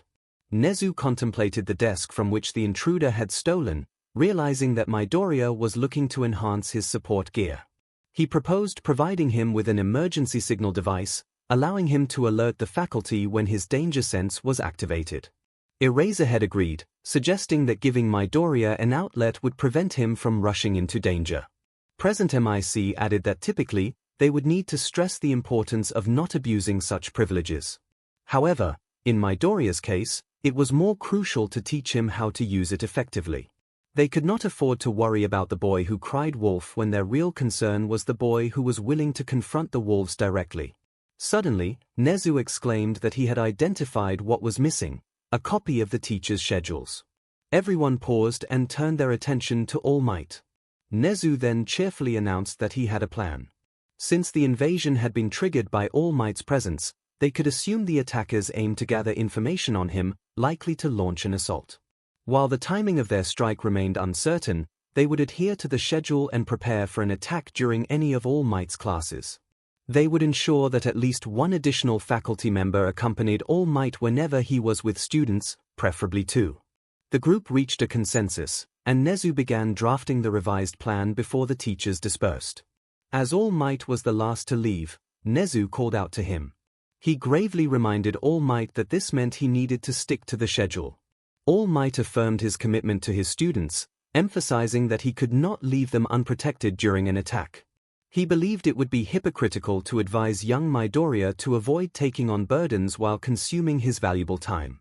He expressed his trust in his fellow heroes to handle any challenges that arose. Nezu inquired about Midoriya's mother, asking if she was aware of the secret. All Might, taken aback, admitted that she was not, wiping a small trickle of blood from his mouth with a handkerchief. Nezu insisted that All Might should rectify this situation that very night, and All Might agreed, feeling confident that it would be a straightforward task. Upon arriving at the Midoriya apartment that evening, All Might found himself overwhelmed by the day's events. It had been a chaotic day, starting with a break-in and a meeting, followed by his first foundational heroics class with 1B, which had been quite challenging. Vlad King was present, looking utterly exhausted, his eye bags prominent. He sipped from a coffee cup that All Might suspected contained more than just caffeine, understanding the strain of managing students. All Might attempted to evaluate young Bakugo fairly, despite his personal feelings. The boy's past bullying of his successor made it hard to remain objective, but as a teacher, he needed to provide Bakugo with the chance to grow. Unfortunately, Bakugo's fragile ego and competitive spirit were causing disruptions in the class. The only positive aspect of the match was Bakugo being paired with Bondo, a quiet boy who avoided conflict. However, they faced Kamakiri and Monoma, who were determined to defeat Bakugo. Kamakiri viewed Bakugo as a rival, while Monoma aimed to suppress Bakugo's behavior to elevate his own class. As expected, Bakugo charged ahead to confront his opponents, leaving Bondo to guard the bomb. The battle was intense, but ultimately, Bakugo was captured, trapped between his two adversaries. All Might suspected that Bakugo might have unleashed a powerful attack if not for the earlier destruction of the storage tanks. The villain team emerged victorious, with Bondo managing to ensnare the heroes with his glue as time expired. Ironically, Bakugo's mood worsened despite his team's win. Other students faced their own challenges. Young Todoroki swiftly won his match by freezing the entire building, while his partner, 𝗬𝗏, displayed a sour attitude. Young Mineta unnerved Shoji with strange comments about a closed portal to untold wonders, leaving the tallest boy feeling unsettled. Teamwork was lacking throughout the class, evident during the exercise. Attempts to select a class representative had devolved into chaos, leading Vlad King to appoint Shoda and Shishida simply because they were the only ones trying to quell the discord. It had been a long and taxing day, and perhaps All Might could be excused for overlooking a few details, such as informing young Midoriya of his visit that evening. Thus, shortly after dinner, All Might knocked on the door of Midoriya's apartment, transforming into his heroic form for the brief time he had left. When Mrs. Midoriya opened the door, he bowed and announced his purpose, expecting her to be surprised. He did not anticipate her fainting. He also did not expect young Uraraka to be present. As they tended to Mrs. Midoriya, Uraraka expressed her astonishment at the situation. Midoriya explained that while his mother often fainted when shocked, All Might's visit was unexpected. He welcomed the hero inside, feeling a mix of excitement and nervousness. All Might felt a bead of sweat form as he removed his shoes and stepped inside. He acknowledged Uraraka's presence, surprised to see her there. She explained that since she was living alone while attending the Midoriyas had kindly invited her for dinner whenever she wished.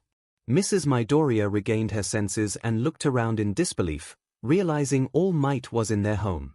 Panic surged through her as she exclaimed her surprise. All Might, maintaining his composure, acknowledged his presence and indicated that he had important news to share with them. Izuku ensured the door was securely closed and locked, expressing his concern to his mentor. All Might, with a hint of sadness in his voice, admitted that time was not on his side.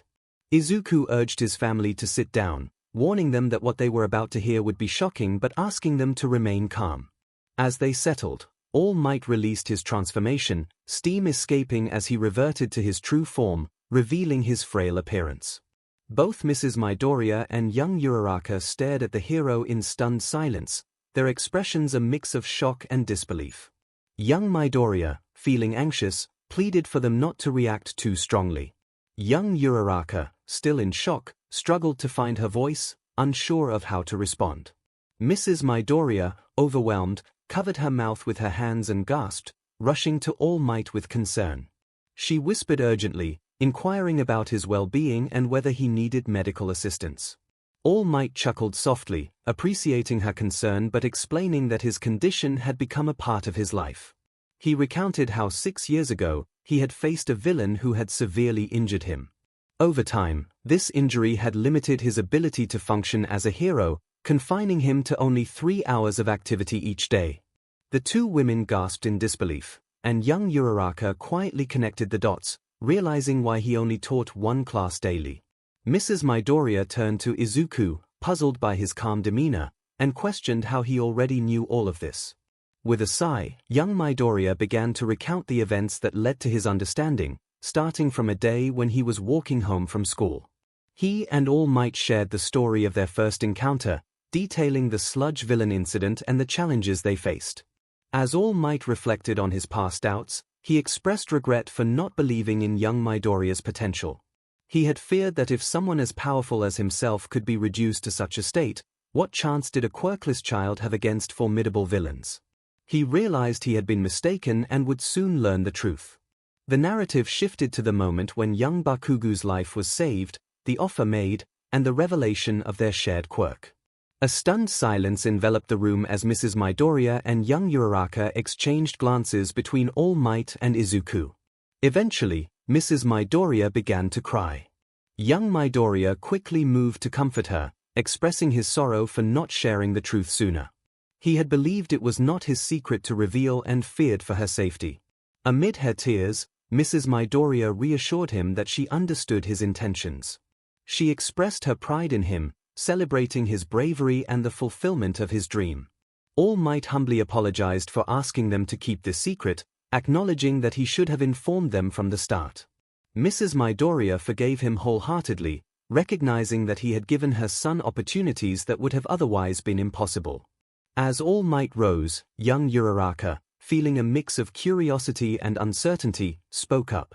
She had questions about Izuku's abilities, noting that while All Might displayed only super strength, Izuku seemed to sense threats and had formed empathetic bonds with others. She recalled Izuku mentioning learning about one for all from distant relatives.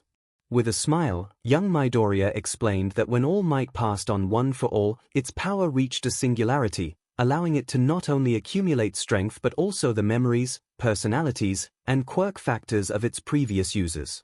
Another moment of silence followed as young Uraraka processed this revelation, realizing that the powers belonged to the previous users and that Izuku was communicating with their spirits. Young Midoriya observed her reaction and his mother's, noting that they were handling the news better than he had anticipated. He had expected a more dramatic response. Mrs. Midoriya remarked on the surreal nature of the situation, acknowledging that the number one hero had just entered their apartment and transformed back to his original form. She expressed her willingness to believe anything at this point, checking if Izuku was coping well with everything and if he had any issues with the previous users. Young Midoriya expressed that most of his classmates were quite nice, noting that the few who weren't tended to keep to themselves, allowing him the privacy and respect he needed. They had been supportive, helping him learn to 𝐻𝗬𝗧 one for all, offering advice, and lifting his spirits. He acknowledged that it might sound strange. Uraraka, with determination in her gaze, conveyed how much she owed to him. She stated that without his support, she might not have made it to U and could have faced serious consequences. She expressed her gratitude to those who had helped him along the way. Izuku smiled brightly, sharing that the previous users of One for All were pleased to hear her thanks, though he noted that 2 and 3 were not particularly social. This sparked a lengthy discussion about the past users and their abilities. All Might shared stories about Nana, and the conversation continued until he excused himself. Later that night, young Midoriya was preparing a futon for Uraraka, both of them cautious about moving around U after the recent intrusion. At the door, All Might addressed 𝗏𝗏, who encouraged him to call her by her first name, expressing her gratitude for all he had done for her son. All Might smiled back, inviting her to call him Toshinori in return. He acknowledged the increased danger that came with his actions and promised to do everything in his power to teach and protect Izuku. 𝗏𝗏 frowned as she reflected on the dangers Izuku had always faced due to his differences. She shared that he had been treated poorly for something as trivial as a joint in his pinky toe. However, she noted that he was now thriving, pursuing his dreams, and surrounded by new friends and family.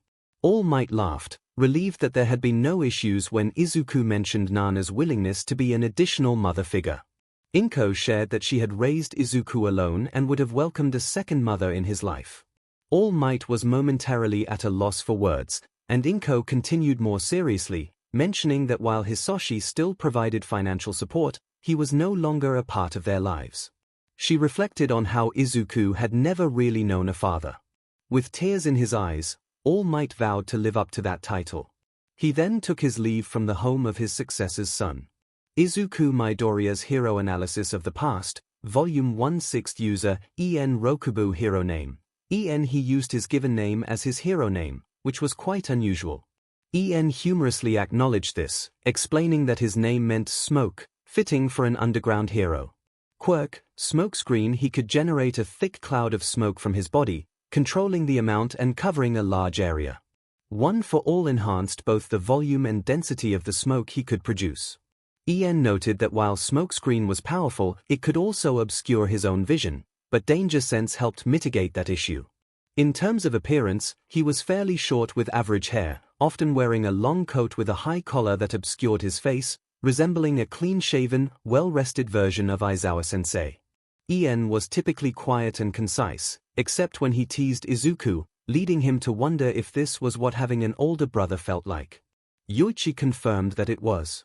𝗏𝗏 had passed away at a young age among the Vestiges, and when Izuku inquired about their deaths to avoid similar mistakes, 𝗏𝗏 reassured him that he no longer needed to worry.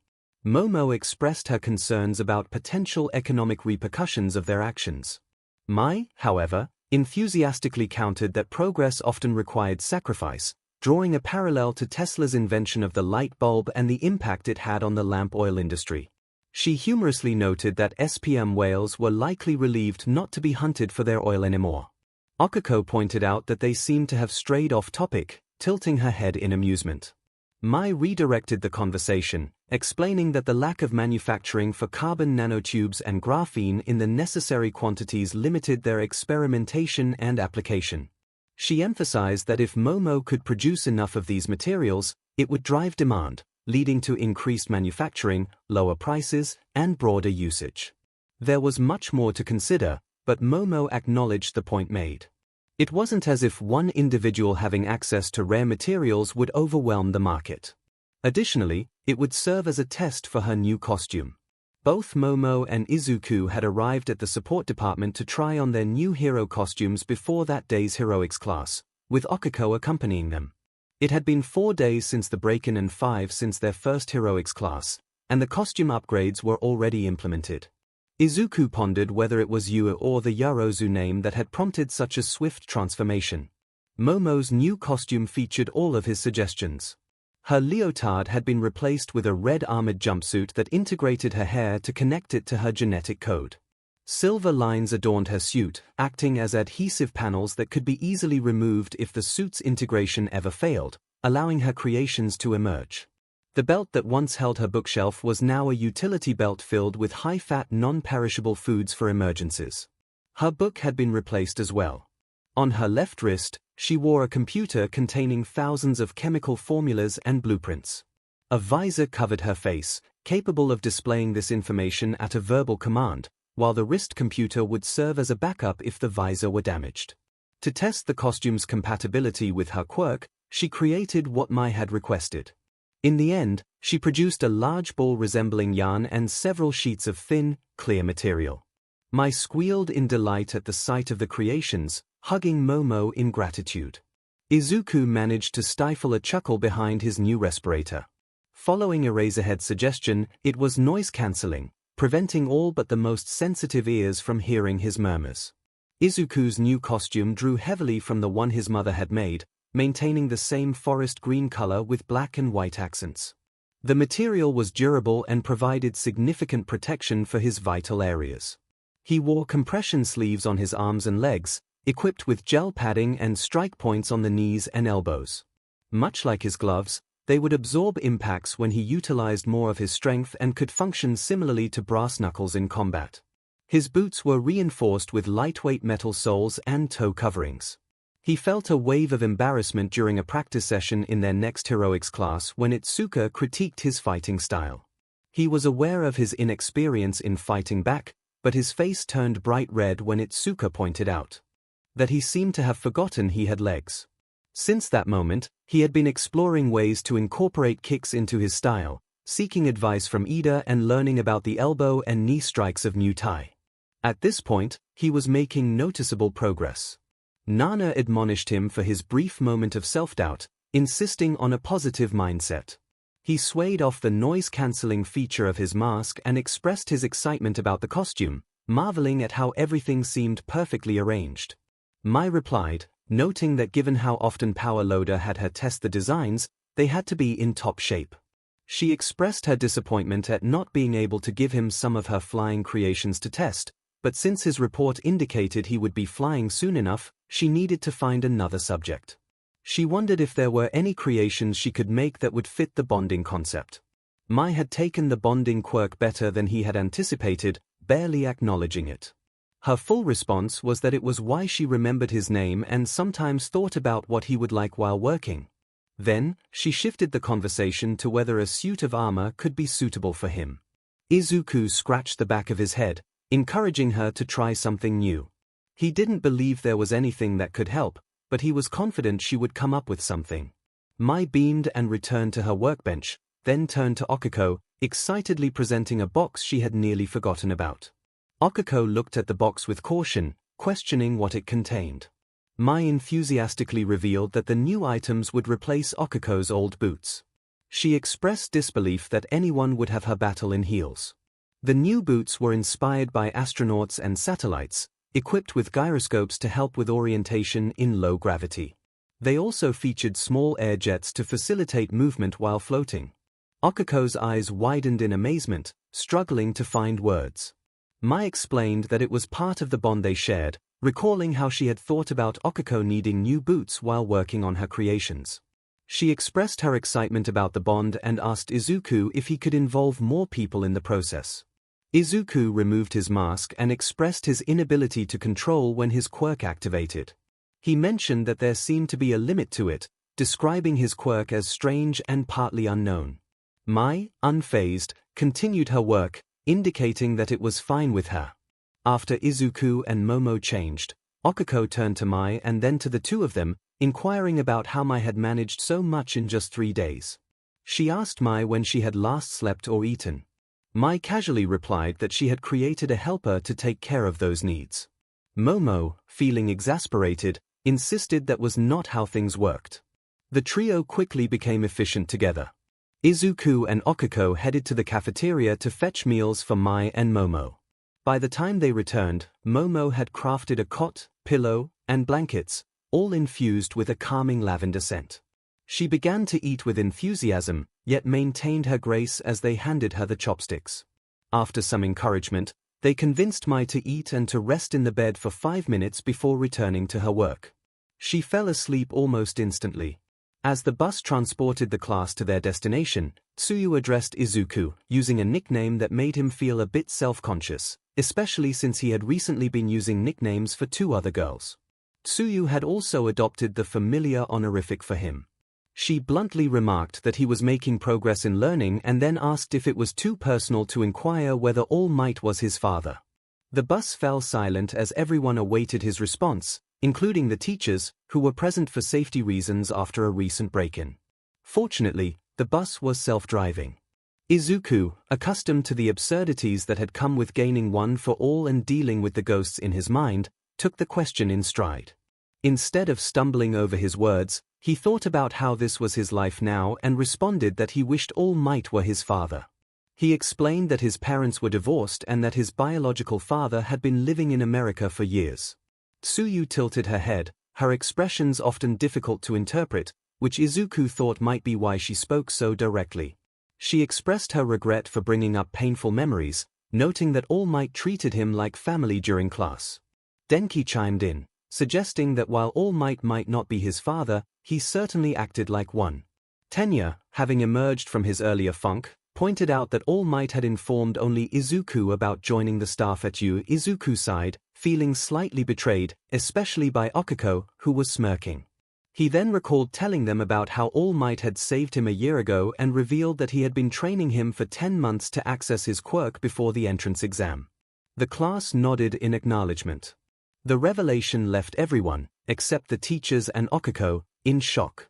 A hero exclaimed how lucky Izuku was, while Toru questioned why All Might would drop everything to train a random kid he had saved, noting that he saved multiple people daily. Izuku offered a weak smile, explaining that he reminded All Might of himself at that age. Another silence followed.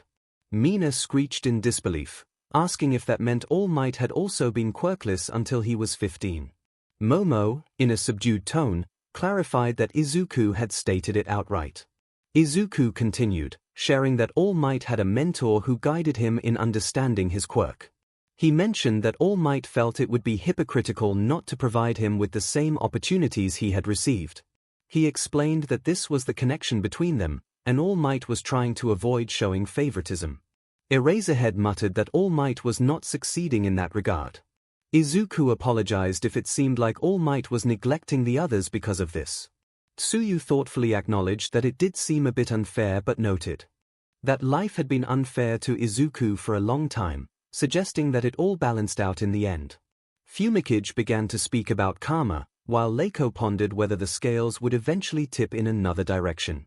Fortunately, the bus came to a stop, and they quickly exited. They had no idea how prophetic Layko's comment would turn out to be. Izuku thought to himself that this was the worst field trip he had ever experienced as he fell into the water.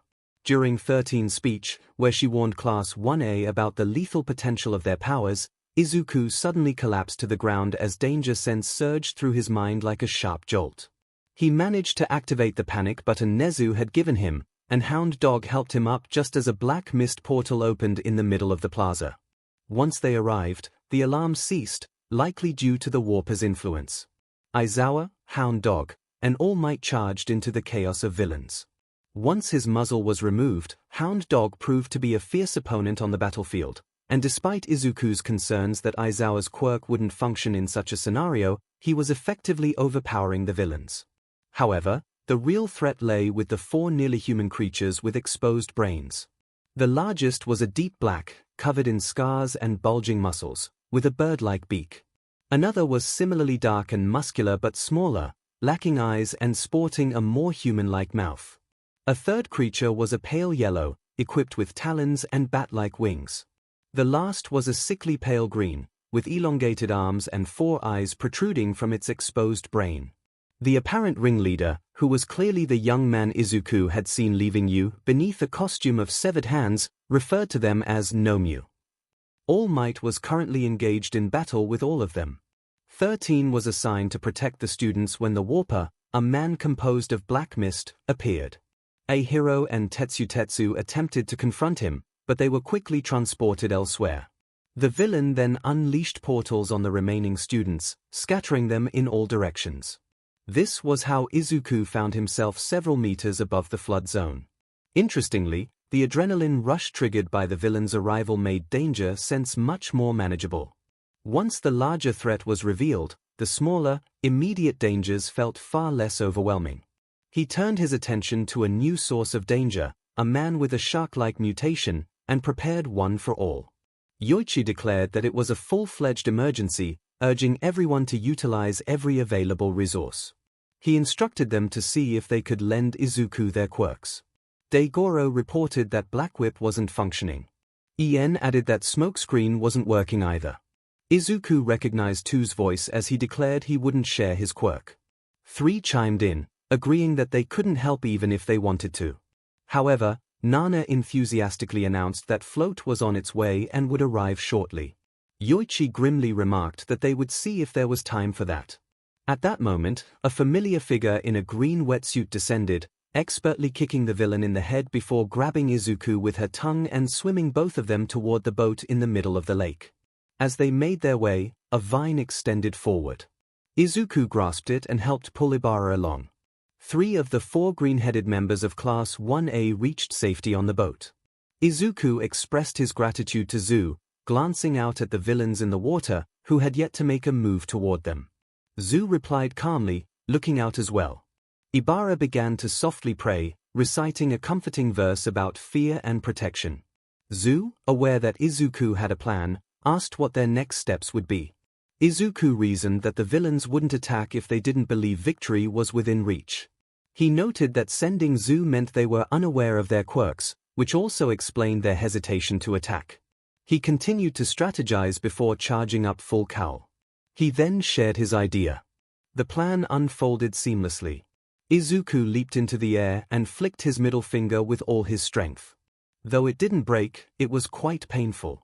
The force of the concussive blast caused the lake to churn, creating a whirlpool at its center. As the villains were drawn into the vortex, Tsuyu leaped overhead, carrying Ibara. Ibara's vines extended out, ensnaring the villains together. Soon enough, the 3 of them were swimming toward safety. Once the villains were subdued, the 3 students began their return swim. Izuku attempted to use danger sense and found no further threats approaching from the water. He asked if either of them was injured or if their quirks were depleted. Tsuyu assured him she was fine, appearing completely composed. Ibara confirmed he was physically well, stating that his vines were still abundant and would thrive with sunlight. However, he expressed concern for their classmates. Tsuyu suggested the idea of doubling back to search for their classmates, wondering if they should let them escape. Izuku emphasized the need to secure an escape route, feeling a significant threat looming around him, particularly from the villain with severed hands, the mist, and the 4 creatures with exposed brains. He believed that eliminating some of the threats their teachers faced would be beneficial. Tsuyu expressed skepticism, questioning whether Izuku truly thought he could confront what was troubling All Might. Ibara chimed in with a cautionary remark about pride leading to downfall. Izuku clarified that while he couldn't take on the main threat, clearing out some of the lesser villains would allow Eraserhead and Hound Dog to focus on the more serious dangers. He activated his mask, muting his breathing and speech. Yoichi voiced his apprehension about their plan, prompting Daigoro to comment on the reference Yoichi made, dismissing its importance and asking if Float was ready. Nana confirmed that it would be ready any moment. As they reached the plaza, the sight before them was disheartening. All Might was engaged with a beaked creature, Eraserhead was facing an eyeless opponent, and Hound Dog was battling a 4-eyed foe. All 3 heroes appeared to be struggling, especially with a winged beast swooping down to harass them. All Might groaned as his opponent's shattered arm began to heal itself. He expressed disbelief at the villain's claim that the creature's quirk was shock absorption, only to learn that it also possessed super regeneration. The realization struck the group with disbelief as they recalled the damage the creature had sustained previously. The villain taunted the heroes, acknowledging their efforts in dealing with the lesser threats he had unleashed. He praised 𝐒𝐴ZHead for his performance, noting that he had exceeded expectations. The villain's confidence grew as he contemplated the power of the 𝗵𝗲 he commanded. Suddenly, the eyeless creature broke 𝗂𝐴ZHead's arm with a sickening sound, and the villain continued to boast about the strength of his creations. Just then, the Black Mist villain introduced himself as 𝗳𝗵𝗲 𝗔𝗂𝐺, confirming a shocking connection that left Izuku in disbelief, though his mask kept his reaction silent. Yoichi and Nana exchanged worried glances, discussing the implications of this revelation while focusing on the immediate threat. 𝗳𝗵𝗲 expressed frustration towards Kurogiri, warning him that if he weren't their means of escape, he would take action against him. He was visibly agitated, scratching at his neck. Izuku observed 𝗳𝗵𝗲's behavior, likening it to a child throwing a tantrum, while Nana noted the familiarity of the scene. 𝗳𝗵𝗲 then turned his attention to the lake, plotting to wound the symbol of peace's pride, which triggered Izuku's danger sense. As 𝗳𝗵𝗲 rushed toward Tsuyu, Izuku shouted a warning and prepared to strike the villain. However, the winged 𝗵𝗲 intercepted his punch, sending it flying due to the force of Izuku's attack. The wind pressure knocked 𝗳𝗵𝗲 backward. 𝗳𝗵𝗲, furious, accused Izuku of ruining his stealth mission and commanded the winged 𝗵𝗲 to eliminate him. The creature lunged at Izuku with its talons ready to strike. In response, Izuku launched himself upward, glowing with energy. He executed a powerful axe kick aimed at the winged 𝗵𝗲's head, and as it fell, Izuku realized the importance of their fight and the stakes involved. He wasn't falling. Nana cheered, announcing that float was active. 𝗳𝗵𝗲 expressed his frustration, realizing they faced flying units as if it were a video game modification. The winged 𝗵𝗲 continued to follow its MSDR's orders while Izuku pushed himself to maximize his full cowl power, feeling the strain as he reached about 8%. He could sense the force behind his strikes. Memories of an old notebook surfaced, recalling a childhood friend who had accompanied Katsuki. One of the first quirks he had analyzed belonged to Tsubasa, the doctor's grandson, who possessed bat-like wings similar to this creature. There was a way to incapacitate him, though it was not pleasant. Yoichi grimly advised Izuku that if these creatures retained any thought, he would be doing it a favor by ending its suffering. Trusting his honorary grandfather, Izuku soared toward the 𝗵𝗲, skillfully maneuvering and targeting its wings with his metal soles. The patagium, the delicate skin forming the wings of bats and pterosaurs, was vulnerable, and tearing it would hinder flight. With a powerful kick, he struck one wing, causing the creature to lose altitude, and repeated the move on the other wing. Once it began to fall, Izuku ascended and dove toward the descending creature. With determination, he executed a move that sent the winged 𝗵𝗲 crashing to the ground. After its head struck the earth, he flew horizontally, dragging its body along until it collided with a massive boulder. Surprisingly, this 𝗵𝗲 did not possess super regeneration, as it lay still and did not rise, even as it breathed. Izuku's arms ached, but he could manage the discomfort as he focused on 𝗳𝗵𝗲. 𝗳𝗵𝗲 recognized the threat, declaring that they were facing a mid-boss and called for Kurogiri to initiate a backup plan for All Might. A new voice interrupted, declaring 𝗳𝗵𝗲's efforts futile as Kurogiri was pulled away by 𝐒𝐿𝐴ZHead, who emerged with a violet glow. 𝗳𝗵𝗲 shouted in anger, vowing to reduce her to atoms. 𝗵𝘃𝗲 intervened, unleashing Dark Shadow, which ensnared Kurogiri in its grasp, beginning to squeeze. Danger Sense barely registered the eyeless 𝗵𝗲, which moved away from Hound Dog, who was guarding 𝗂𝐴ZHead. Suddenly, something grabbed him around the waist, pulling him away from danger. Tsuyu retracted her tongue, bringing Izuku toward her and the entrance. A series of thumps echoed, prompting Daigoro to inquire about Nana's earlier comment. Nana shouted back, urging them to unpack the frog's bond later. An arrow struck the eyeless 𝗵𝗲 in the brain, and Izuku recognized Momo as the source, having shot it from a crossbow with a long wire attached. Momo warned everyone to stand clear, tossing the other end of the wire to Denki, who grinned and began generating electricity. The wire crackled with energy, transferring it to the conductive arrow, causing the 𝗵𝗲 to twitch and spasm. Momo explained that these were bioengineered creatures, noting that this one had regenerated from blows that would be fatal to others. As she spoke, the beast collapsed, smoke rising from it, and it did not rise again. Izuku could only watch in awe. Tomura, growing increasingly agitated, scratched himself and wondered how things could worsen. He reached out for all might as he started to run, determined to act.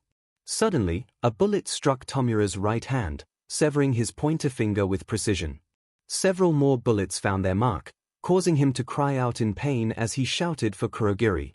The mist man dissolved into a black portal, escaping the grips of both 𝗧𝐿𝐼 and Dark Shadow. Another portal swallowed Tomura, while a smaller one took the severed finger. The rest of the UF faculty joined the battle, and Izuku remained alert, watching nervously until All Might was able to disable his 𝗏𝗵𝗲 with a decisive strike to its brain. 𝗵𝗵𝗲 then encased both it and the pale 𝗏𝗵𝗲 in concrete, while Vlad King assisted Hound Dog and Eraserhead back toward the entrance. Midnight released a cloud of her quirk, and the 𝗏𝗵𝗲's struggles ceased. Finally, danger sense calmed, allowing Izuku to breathe easily. In the end, everyone in Class 1A was safe. Tenya and Toru managed to leave the facility to seek help. Fortunately, Izuku's panic button had alerted the staff just before Kurogiri blocked signals. They encountered the faculty already on their way. Momo, Denki, Setsuna, and Kyoka avoided the portals and remained near the entrance. Kurogiri had incapacitated 13, using his portals to turn her quirk against her. Setsuna managed to grab his metal brace, preventing the villain from finishing off the hero, while Kyoka used sonic attacks to keep him at bay. Momo created an opening for Tenya and Toru to escape, then began crafting supplies to repair 13's suit. Ahiro and Tetsu found themselves in the conflagration zone, effortlessly dealing with the minor villains around them. They appeared almost let down when Power Loader arrived to assist them. Meanwhile, 𝗵𝗃𝗄 and 𝗧𝗏𝗄 were navigating the ruined zone. Dark Shadow thrived in the dimly lit areas of the crumbling structures, and with the combined efforts of the two students and the sentient quirk, they transformed the zone into a terrifying nightmare for the villains, who ended up pleading for rescue. Koji and Kinoko were assigned to the downpour zone, which highlighted the villains' poor planning. The humidity from the rain created ideal conditions for fungi to flourish, and the wind helped spread the spores. Many villains were carried away on stretchers, overtaken by mushrooms. Those who managed to escape that fate soon discovered a thriving rat colony on US grounds. Once Koji sounded the alarm, the rats emerged in droves to defend their friend. In the mountain zone, Mina, Pony, and Itsuka showcased their quirks to great effect. Mina held onto one of Pony's horns while Pony propelled her through the air, allowing her to rain acid down on the unsuspecting villains. Any villain who managed to evade that or got too close was swiftly dealt with by Itsuka's powerful strikes. Yui and Okako were sent to the landslide zone, where their quirks worked exceptionally well together. They touched every rock in their path, from pebbles to boulders, as they evaded villains and ascended one of the mountains. Upon reaching the summit and the limits of their quirks, Okako released her ability while Yui activated hers.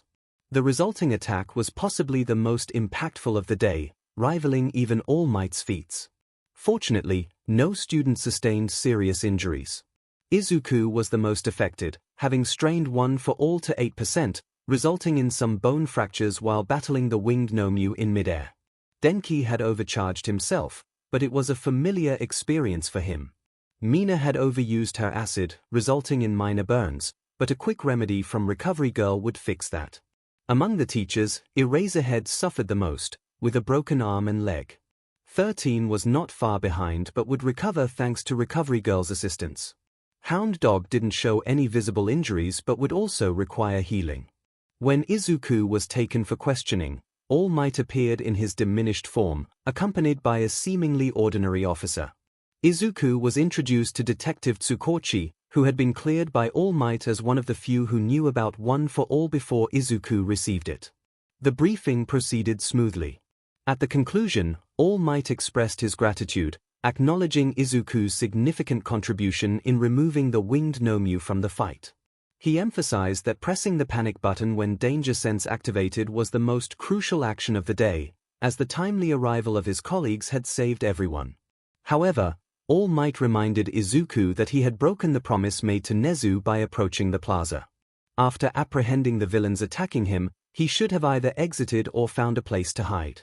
While All Might could not guarantee Izuku's safety, he advised him to avoid the main conflict. Placing a reassuring hand on Izuku's shoulder, All Might praised his strength and bravery, assuring him that he would one day become a remarkable hero. Yet, he reminded Izuku that he was not a hero yet. All Might acknowledged his own role in this and encouraged Izuku to cherish his bright future and the people who cared for him, urging him not to jeopardize that. Unable to articulate his feelings, Izuku nodded as he made his way back to his class. Suddenly, a green blur rushed toward him, and Tsuyu embraced him tightly, her voice trembling with emotion as she expressed her fear for his safety. She conveyed her relief, explaining how terrified she had been when he faced the formidable creature that had posed a threat to their teachers. From another direction, Okiko rushed into him, her tears flowing as she scolded him for his recklessness. Momo stood nearby, her eyes red from crying, trying to maintain her composure. After what seemed like a moment of silent understanding, she joined the embrace, shaking her head in disapproval. She reminded him that while his bravery was commendable, he had come dangerously close to death. As class representative, he needed to prioritize his own safety, as they all wanted him to continue fulfilling his role. The group hug soon expanded as Mina, Pony, Toru, Yue, and Setsuna joined in without hesitation. Denki, a hero, and Tetsu quickly followed suit. Itsuka's large hands enveloped everyone in the embrace. Kyoka cautiously approached from the outside, wrapping her jacks around the group. Ibara remained at a distance, seemingly reluctant to join the hug, but her vines extended to encircle the others. Tenya chose not to participate in the hug but bowed in apology for his absence. Everyone assured him it was unnecessary, as his swift action to warn the faculty was the best use of his abilities. Leiko and 𝗵𝘃𝗄𝐻 stood nearby against the wall, silently holding hands. Koji and Kinoko also refrained from physical contact but stayed close to the group and to each other. A flock of crows that Koji had befriended seemed to be attempting to lift their spirits. Izuku felt overwhelmed. He was unaccustomed to such affection, having never been hugged by anyone his age before. Emotions of fear, loss, and gratitude surged within him, causing him to cry. He expressed his thanks to everyone, admitting that he had been focused on saving others rather than himself. He promised that he would ensure his own safety as well, vowing to return to them no matter what challenges lay ahead. Each member of Class 1A was screened home by the police. For those who lived alone, like Okiko, Nezu took great care to inform their families and bring them to their side as quickly as possible. When Izuku received a text from Okiko, he learned that her parents had arrived at her apartment before she did. School was cancelled the following day. Momo invited the entire Class 1A to her house to relax in the aftermath of the ordeal. Izuku's mother was, of course, by his side, eager to hear every detail. He shared everything with her, leaving nothing out. She cried enough to fill several buckets and fainted at least twice, but her happiness at knowing he and his friends were safe from danger was evident. They turned in early that night, but despite the exhausting nature of the day's events, Izuku's mind raced. Sleep eluded him. In the quiet of his thoughts, Izuku found himself speaking to his new family. He felt a need for answers. Yoichi responded solemnly, expressing his hope to share this information under better circumstances. They had believed his brother was dead, but it was time to discuss him. Izuku learned about Yoichi's older brother, the world's first true supervillain, a man capable of taking and giving quirks at will. This was the individual who had stolen a quirk that halted aging, the one they had all fought against, the one responsible for the wounds inflicted on Toshinori. Mugen Shigaraki was the villain who had named himself after his quirk, All for One. Izuku absorbed this revelation. The rumors about a quirk thief, an immortal villain, and a secret king of Japan's underworld were indeed true, and they all pointed to the same person. The most shocking detail was the origin of One for All. It was revealed to be a fusion of two quirks, the stockpiling quirk, which had been forced onto Yoichi by All for One, and his natural, invisible quirk that allowed him to transfer it willingly to others. Izuku contemplated the implications of this discovery. He wondered if the original holder of the stockpile quirk was also present within this connection. 𝐎𝐻𝐻𝐸 clarified that they did not fully understand the mechanics, as only his brother and the vestiges of quirk owners could interact with each other. It appeared that when two quirks merged, the DMNT vestige took control. One stockpile became one for all, it fully belonged to 𝐎𝐻𝐻𝐸. Izuku realized that 𝐎𝐻𝐻𝐸 would not have experienced the advanced aging that 𝐒𝐭𝐚𝐲 had endured. 𝐎𝐻𝐻𝐸 responded with a hint of humor, acknowledging that he likely wouldn't have lived to see 40 due to his medical issues. However, he quickly turned serious, apologizing for his dark humor, which he had grown accustomed to from a young age. Izuku understood. With his mother, Okiko, Momo, Zu, and the rest of his classmates expressing their concern for him, he recognized that he could not put himself in danger like that again. Even Mai had called him to express her worry upon hearing about the attack. He pondered another thought. If the stockpile held copies of the quirks of its previous holders, did that mean All for One was also present? 𝐎𝐻𝐻𝐸 explained that while they had a connection to Mugen, it seemed that after All Might injured him, he had suppressed that connection to make them believe he was dead. Mugen was biding his time before revealing himself. He had been careful to guard his quirk, ensuring that any ability capable of copying or absorbing All for One would be kept away from his own. This was one reason he had never had children. He refused to share his power. The primary reason he sought One for All was that he had been unable to claim it in the past. Izuku absorbed the information, then a thought crossed his mind. He wondered about the other quirks. 𝐎𝐻𝐻𝐸 inquired about his meaning. Izuku was cautious to prevent stockpile from absorbing All for One, but he questioned if he was equally careful with other quirks. For instance, a quirk that allowed its user to form connections with others. A long silence followed. 𝐎𝐻𝐻𝐸 finally expressed his surprise. 𝐎𝐻𝐻𝐸 exclaimed in disbelief, questioning if that was truly the reason. 𝐒𝐻𝐻𝐸 reasoned that it made sense. The stockpile had consumed another quirk, and similar to their own abilities, it didn't manifest in a one-for-all user until it reached singularity. The additional quirk had fueled it, causing it to hit singularity sooner than anticipated. 𝐎𝐻𝐻𝐸 reflected that when stockpile merged, it erased the trace of the bond quirk's original owner. It was indeed a straightforward explanation. Nana lamented that if the original owner hadn't been erased, they might have learned more about this power. Izuku then mentioned that while they all attempted to share their quirks with him, only Nana had succeeded. He wondered if it was due to Okun's bond. Could he use Black Whip now that Zu-chan was bonded through 𝐎𝐻𝐻𝐸-san? Ien responded with a mixed answer. 𝐎𝐻𝐻𝐸 clarified that he had tried to give Izuku Black Whip after the bond formed, but it still didn't work, though he felt he had made more progress than before. 𝐎𝐻𝐻𝐸 noted that there was more complexity involved. If the powers available to Izuku were limited by his bonds, he wouldn't have been able to access one-for-all strength. While he could use their additional quirks after adjusting to one-for-all, it seemed that having a bond with a past user made it easier. Nana added that the strength of the bonds varied. She pointed out that Izuku and Okiko had been bonded the longest, resulting in a strong connection.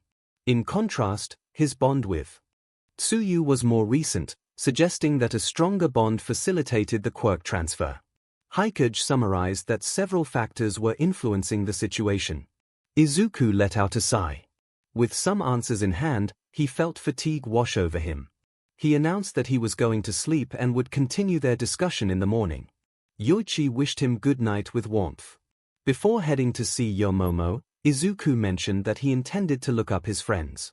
He wanted to avoid being surprised by any more hidden family members. Ien smugly expressed gratitude for being an orphan who had been adopted. Izuku countered that step-family still counted before drifting off to sleep. He muttered to himself about the day's events. 2 and 3 had been uncooperative as usual, and his search for information on 𝐎𝐻𝐻𝐸, 𝐒𝐻𝐻𝐸, 𝐎𝐻𝐻𝐸, and Ien yielded no useful results. His mother knocked on his door, asking what he was doing. Izuku explained that he was researching past users. He mentioned that one of the villains had 𝐎𝐻𝐻𝐸-san's last name. While he doubted any actual relation, he wanted to learn about the families of the others in case there were more secrets to uncover. Inko gasped at the mention of someone sharing the first user's last name and asked if he had found anything. Izuku reported that there was no information on 𝐎𝐻𝐻𝐸-san, almost nothing on 𝐒𝐻𝐻𝐸-san, and 𝗂𝗧𝗏 had the most information about his hero career, but he had no surviving family. Ienin had a few leads, but he didn't know his biological family, and there was little information on his adoptive one.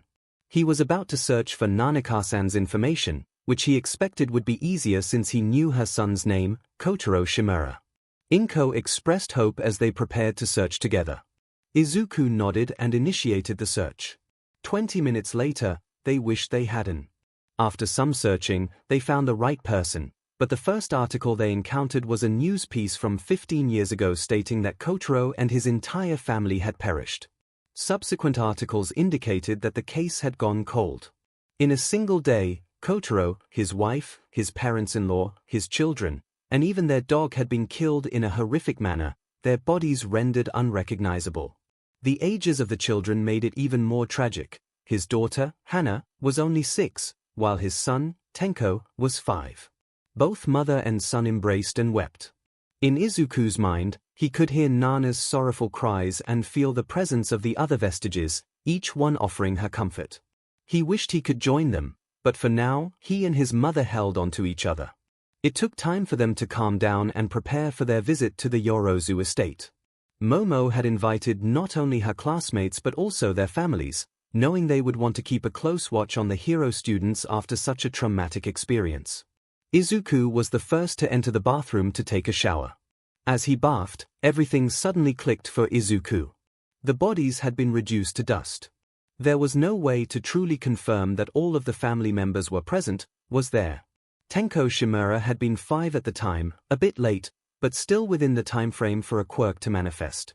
He would be 20 years old now, the right age for the young man Izuku had encountered yesterday. Nana found his temper tantrum familiar. Did it remind her of one of Kotaro's? Izuku deduced with growing horror that Tomura Shigaraki was Tenko Shimura, accompanied by the further wails of Nana. The magnitude of that revelation filled his mind like smoke in a poorly ventilated room, almost causing him to cancel his plans. However, he thought about the disappointment Okiko, Momo, Zu, and Mai would feel if he did so. He didn't want to let them down, so he decided to persevere. Wait, Mai was coming too. That was an interesting way to find out. He needed to tell All Might, but this couldn't be discussed over text. He sent a message indicating that they needed to meet face-to-face the next day at school. As he got dressed, he felt drawn to a particular outfit, his instincts guiding him to what would make him look his best. He chose a nice button-down green shirt and a pair of black jeans. It certainly looked better than the t-shirt that said "dress shirt," Yoichi remarked. Izuku thought that Ien had a poor sense of humor. He felt Momo would have liked it. He defended himself. Ien clarified that Momo had a similar sense of humor. Nana gave a sad chuckle at that. It wasn't long before both Izuku and Inko received a text informing them their ride had arrived. They walked outside to find a stretch limousine. Inko asked, puzzled, what was going on. Izuku scratched the back of his head, remembering that he had forgotten to mention that Yomomo was quite wealthy. The chauffeur opened the door to the back of the limo, revealing a familiar face nestled between 2 unfamiliar ones. Izuku-an! Okiko exclaimed. Okken! Both of their faces showed surprise at the unexpected encounter. The older gentleman, initially looking somewhat uncomfortable, gave a stern look at the young man entering the car. He addressed Izuku, stating that he was the young man who had been spending so much time with his daughter. Okiko cried out in annoyance, "Daddy." Her mother echoed the same tone, "Taiyu." Okiko's father continued to scrutinize Izuku before his expression softened into a smile, and he chuckled. He explained that he had always wanted to try the overprotective dad role for his little girl, but it was difficult when the guy had once punched a skyscraper in half to save her. He introduced himself as Taiyu Uraraka, expressing pleasure in meeting them both. Hoshi Uraraka, her mother, thanked them for taking care of Okiko while she was at U, bowing slightly. Inko felt emotional, stating that they should be the ones thanking them, as Okiko was delightful.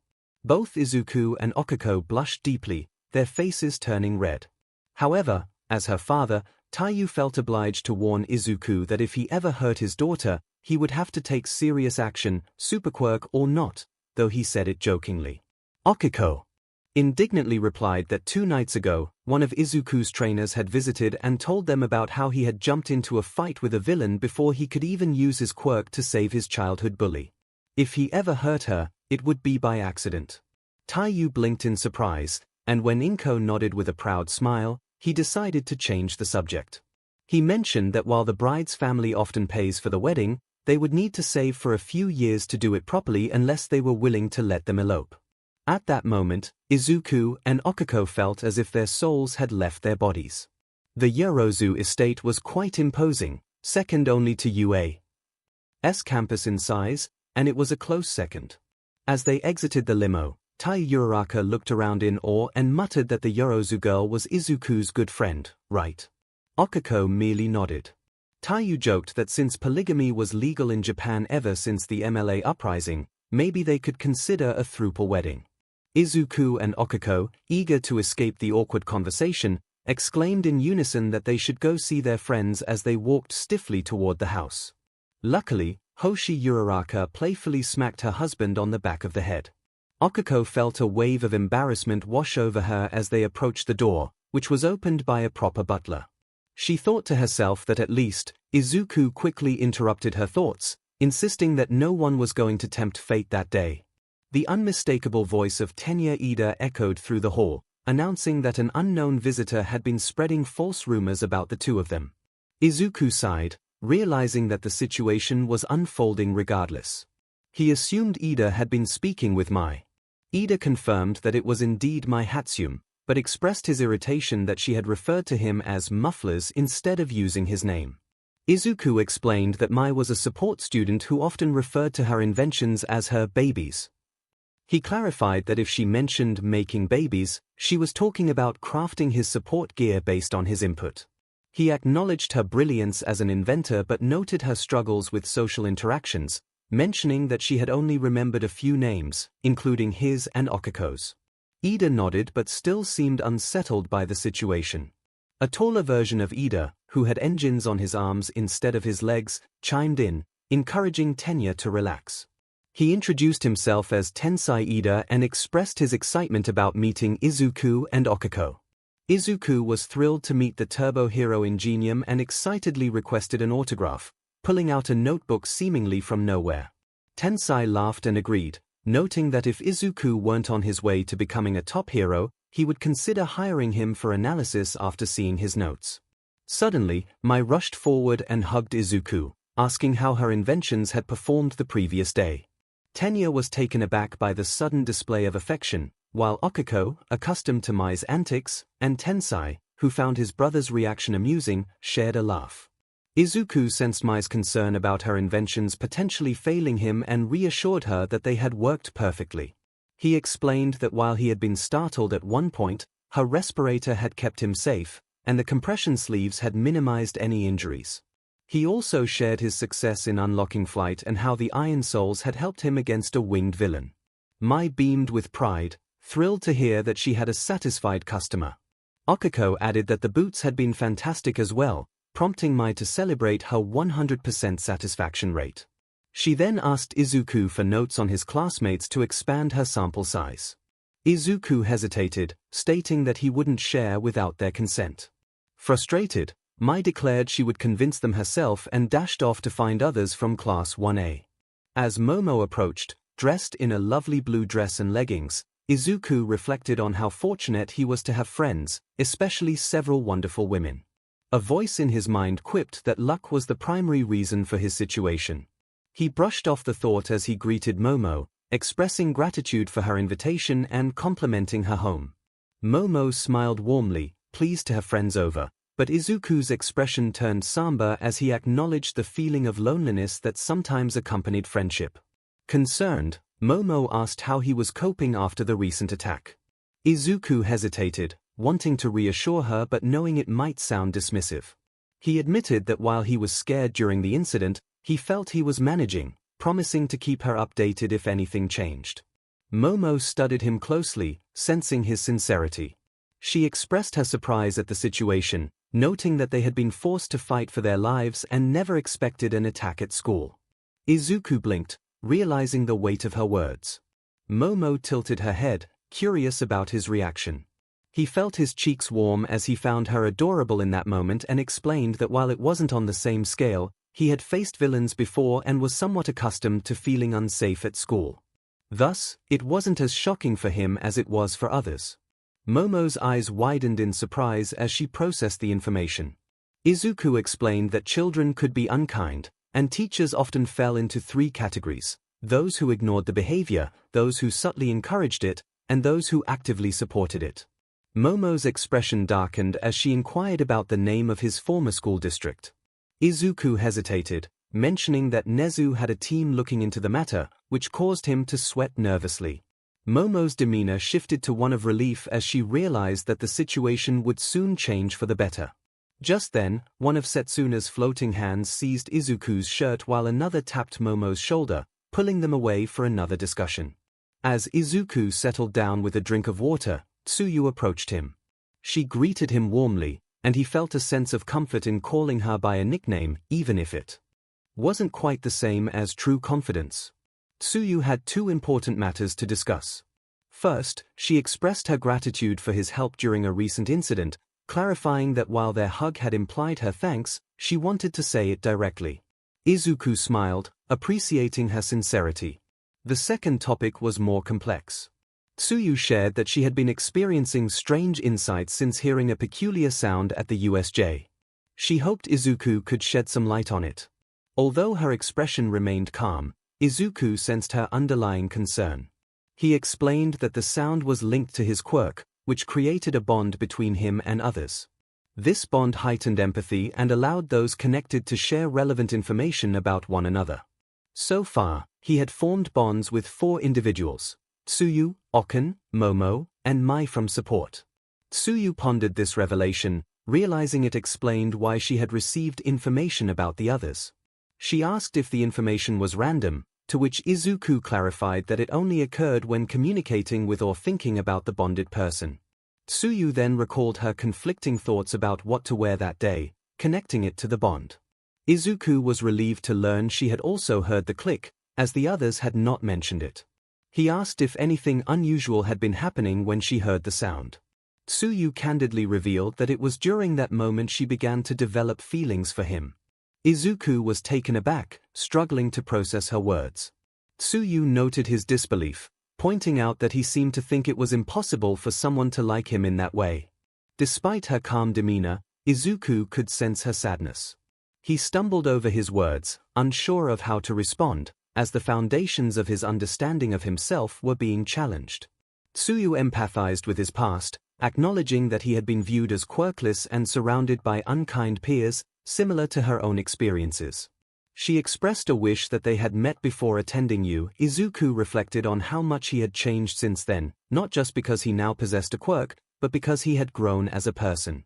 Tsuyu insisted that he was not as different as he believed, but she wanted to return to the topic at hand. She admitted that she had realized her feelings for him after the USJ incident, noting his appealing qualities and how her feelings intensified after he saved her. Izuku was astonished by her straightforwardness. Tsuyu explained that her mutations often made her tone and expressions difficult to interpret, so she preferred to be direct to avoid misunderstandings. Recognizing that she had overwhelmed him with her confession, Tsuyu apologized and mentioned her longing to introduce him to her family, who were eager to meet him. She assured him that he could take his time to gather his thoughts before they met again. And with that, she walked away, appearing much happier. When he noticed that she was wearing a really cute sundress, and learned that she had chosen it specifically for him, he suddenly realized that this was truly happening. Katsuki Bakugo grumbled as he entered the cafe. He could see where his classmates had gathered and stomped over, looking visibly annoyed that they had called him. Nito Monoma greeted him with his usual smug expression, noting that the firecracker had decided to join them this time. Yosetsu Awase added that Bakugo was still better than the Ice Prince. Bakugo snapped back, stating that he was only there because he had nothing better to do. He had caught up with his studies and didn't want to risk going out to train his quirk, feeling as if he were being watched and needing to be cautious. Monoma announced that they had a problem. He expressed concern that the potential of Class 1B was being overlooked in favor of the glory-seeking Class 1A, and they could not allow this injustice to continue. 𝐎𝐩𝐬𝐫 chimed in with enthusiasm, suggesting that they must shine brighter than ever in these challenging times. 𝗬𝗏𝗏 expressed his frustration, wishing he had been there to confront the villains immediately. 𝗬𝗏𝗏 reminded him that they had been attacked by actual villains, not something to be envious of. 𝗵𝘃𝗲 scoffed, dismissing the villains as weak if Deku and the others could handle them. 𝗵𝘃𝗏 sighed and flicked his tail, wondering when they would learn about the person 𝗵𝘃𝗲 seemed so fixated on. 𝗵𝘃𝗲 shouted at 𝗎𝗪𝗀, demanding to know if he had something to say to him. 𝗎𝗪𝗀 intervened, raising his voice before calming down and addressing Monoma. He asked for a proposed solution to the issue at hand. Monoma acknowledged the need for a more refined approach than simply picking fights like their rivals. He suggested that their next opportunity to prove themselves would be at the sports festival. The mood among the students began to lift. 𝗂𝐨𝐬𝗵𝗲, excited about the chance to showcase their abilities. 𝗔𝗨𝗧𝗪𝗔 pointed out that they would have been trying to impress for potential internships at the sports festival anyway, questioning how this changed anything.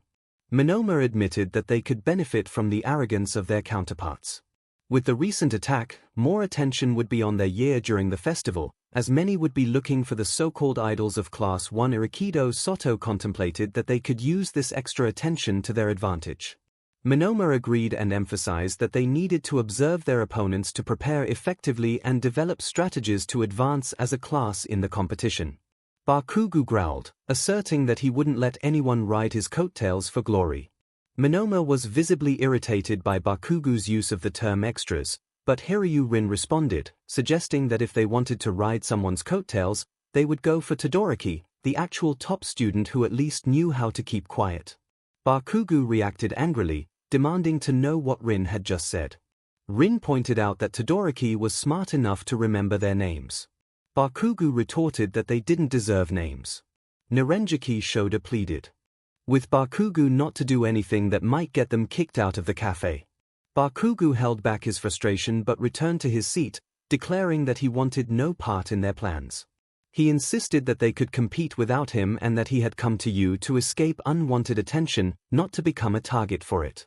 Minoru Mineta's voice came through, lisping as he recounted his recent troubles with 𝗵𝘃𝗲.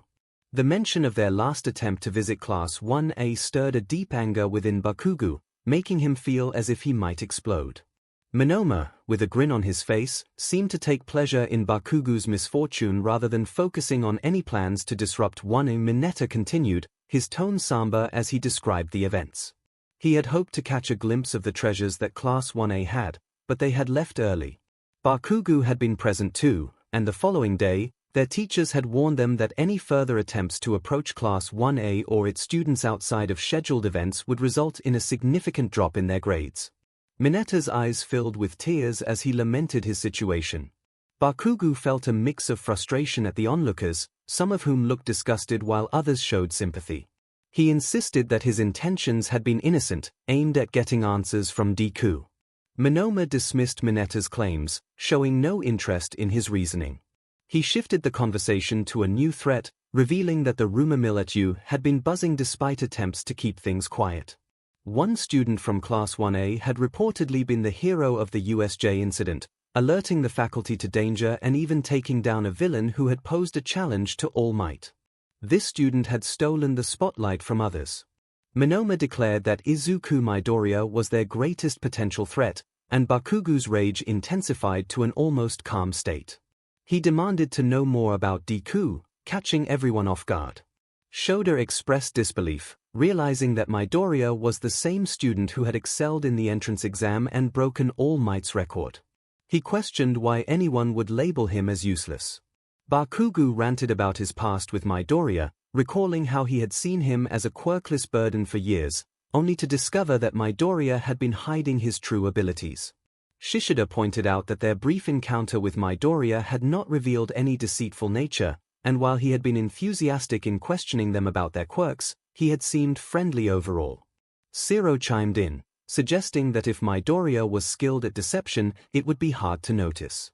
Mineta lamented the idea of Midoriya being a strong competitor surrounded by attractive classmates, fearing he might already have a following. Shoji interrupted, questioning why anyone would pretend to be quirkless, as there seemed to be no benefit in doing so. Bakugo expressed his frustration, insisting that Midoriya's sudden revelation had robbed him of his moment of triumph, leading him to believe that Midoriya had either been pretending or had cheated. Minoma sighed, expressing disappointment that Bakugo's knowledge of Midoriya had not proven helpful. Bakugo's anger flared, but he was cut off as the staff instructed Class 1B to leave the area. Meanwhile, David Shield received an incoming call, surprised but pleased to see who it was. He had been worried about All Might after hearing about the recent attack at UA. David greeted All Might warmly, expressing his happiness to hear from him. All Might returned the sentiment, though his voice carried a weariness that tugged at David's heart. They reminisced about the time that had passed and how Melissa had been asking about All Might. All Might admitted that transitioning to a teaching role was more challenging than he had anticipated, to which David could relate. Then, All Might requested David's assistance, signaling that something important was at hand. David's tone turned serious as he expressed his concern for Toshi, asking what was troubling him and assuring him he would do anything to help. Toshi revealed that he had a son now, which completely derailed David's thoughts. He was taken aback and questioned when Toshi had planned to share that he was dating someone. Toshi quickly clarified that it wasn't a romantic relationship, he had accidentally adopted the boy. David was shocked by this revelation and needed more details. Toshi then provided a brief overview of how he met Izuku, concluding with how the young man had played a crucial role in saving the day during the USJ incident. Toshi admitted he needed guidance on how to be a father and how to express his pride in Izuku without undermining the boy's bravery. David chuckled, recalling a similar experience with his own daughter, Melissa, when she created a plasma cutter on her own. He suggested that Toshi encourage Izuku's positive actions while gently correcting any mistakes. Toshi smiled, noting that this aligned with what he had told Izuku the day before. He hoped David wouldn't mind if he sought more advice. David was happy to help, recognizing how much Izuku meant to Toshi. Toshi explained that Izuku was his successor, revealing that the boy's quirk was similar to his own and that he had the right instincts and determination to become a great hero. Toshi expressed his excitement for the future, confident that Izuku would surpass him one day and that everything would be alright as long as he could see Izuku's smile. David was taken aback by Toshi's words, realizing the weight of what he was saying. Toshi acknowledged that his hero career was nearing its end and that he looked forward to passing the torch to the next generation of heroes. David expressed his anticipation for seeing Toshi at the upcoming Expo, and Toshi promised to bring Izuku along, suggesting that they could arrange a call beforehand. After their conversation ended, David surveyed his lab, contemplating the device he had locked away and the plans he had already set in motion. He sighed, recognizing that he needed to address the situation. As Izuku entered the office, he greeted Toshi, who was pleased to see him, and inquired about how he was feeling. Izuku admitted that he felt complicated, as there were pressing matters to discuss that were not pleasant. Toshi's smile faded as he anticipated the topic. Izuku confirmed that he had spoken with Yoichi about his brother after Tomura had mentioned the Nomus possessing multiple quirks. This led to the realization that Yoichi's brother must still be alive, a fact confirmed by Kurogiri's information.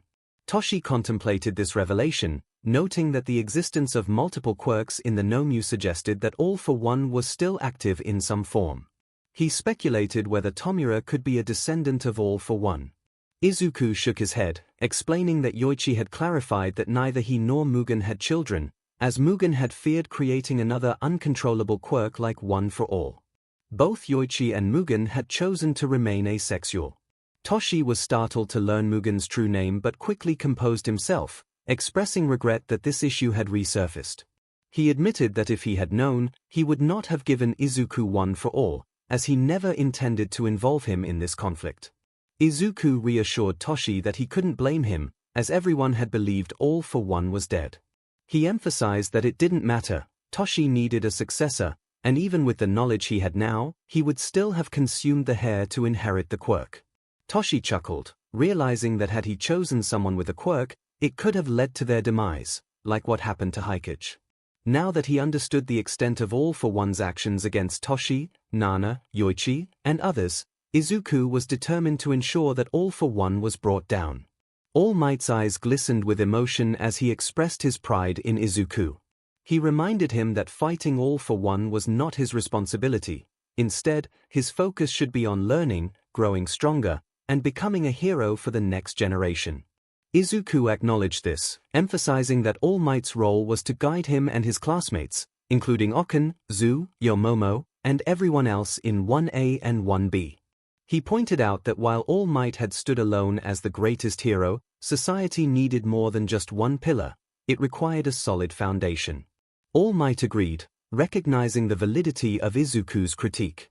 Izuku then mentioned that Nana had advised All Might not to draw all his inspiration from her, as she wished to see him thrive without her influence just yet. They made a promise to do their best in both respects, sealing it with a handshake. With that settled, Izuku prepared to share more troubling news. The following morning, Izuku resolved not to be caught off guard by any more family secrets. He sought out information about their predecessors, which caused All Might's heart to race with concern.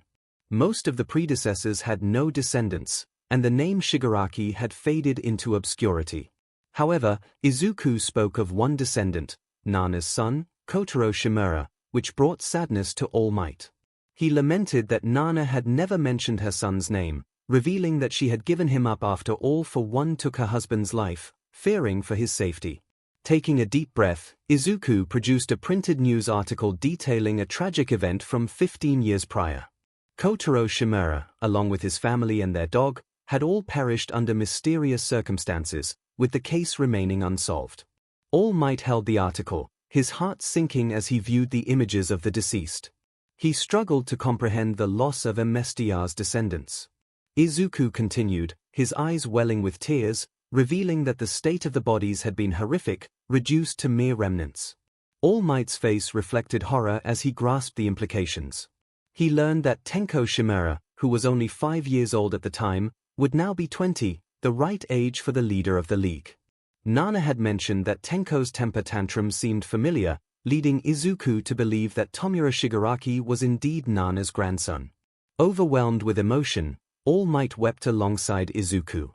In a moment of vulnerability, Izuku embraced his mentor and expressed his sorrow, calling him Dad. Though he nearly retracted his words, All Might comforted him, acknowledging the pain but affirming that it was necessary knowledge. They both understood that this was another crime for which All for One must be held accountable. With renewed determination, Izuku promised they would work through this together, and All Might expressed his pride, stating that despite the pain, he would recover because of Izuku's presence. 𝐲𝗪𝗏 then broke the somber mood, asking if they were ready for more discussions. Izuku hesitated, unsure about addressing Zu-chan's feelings for him and the others. 𝗲𝗪𝗏 enthusiastically pointed out that 4 lovely girls liked Izuku, which he considered a dream for many. Yoichi chimed in, expressing that it wasn't everyone's dream, to which 𝗲𝗪𝗏 countered that it could be 4 guys or, for Yoichi, a collection of comic books and delicious pasta. Izuku felt overwhelmed by the realization that people might actually have feelings for him, especially his classmates, and he noted that class was about to begin. The start of class was relatively uneventful compared to his earlier conversation with All Might. 𝐒𝐻𝗫𝗄, fully recovered, announced that US Sports Festival would take place in 2 weeks, despite recent events. While some questioned the wisdom of this decision, most of the class felt excitement by the end of the announcement. Among them, Okako was the most enthusiastic, her determination to begin her hero career and support her parents evident. For those not closely connected to Izuku, her intensity was a bit intimidating.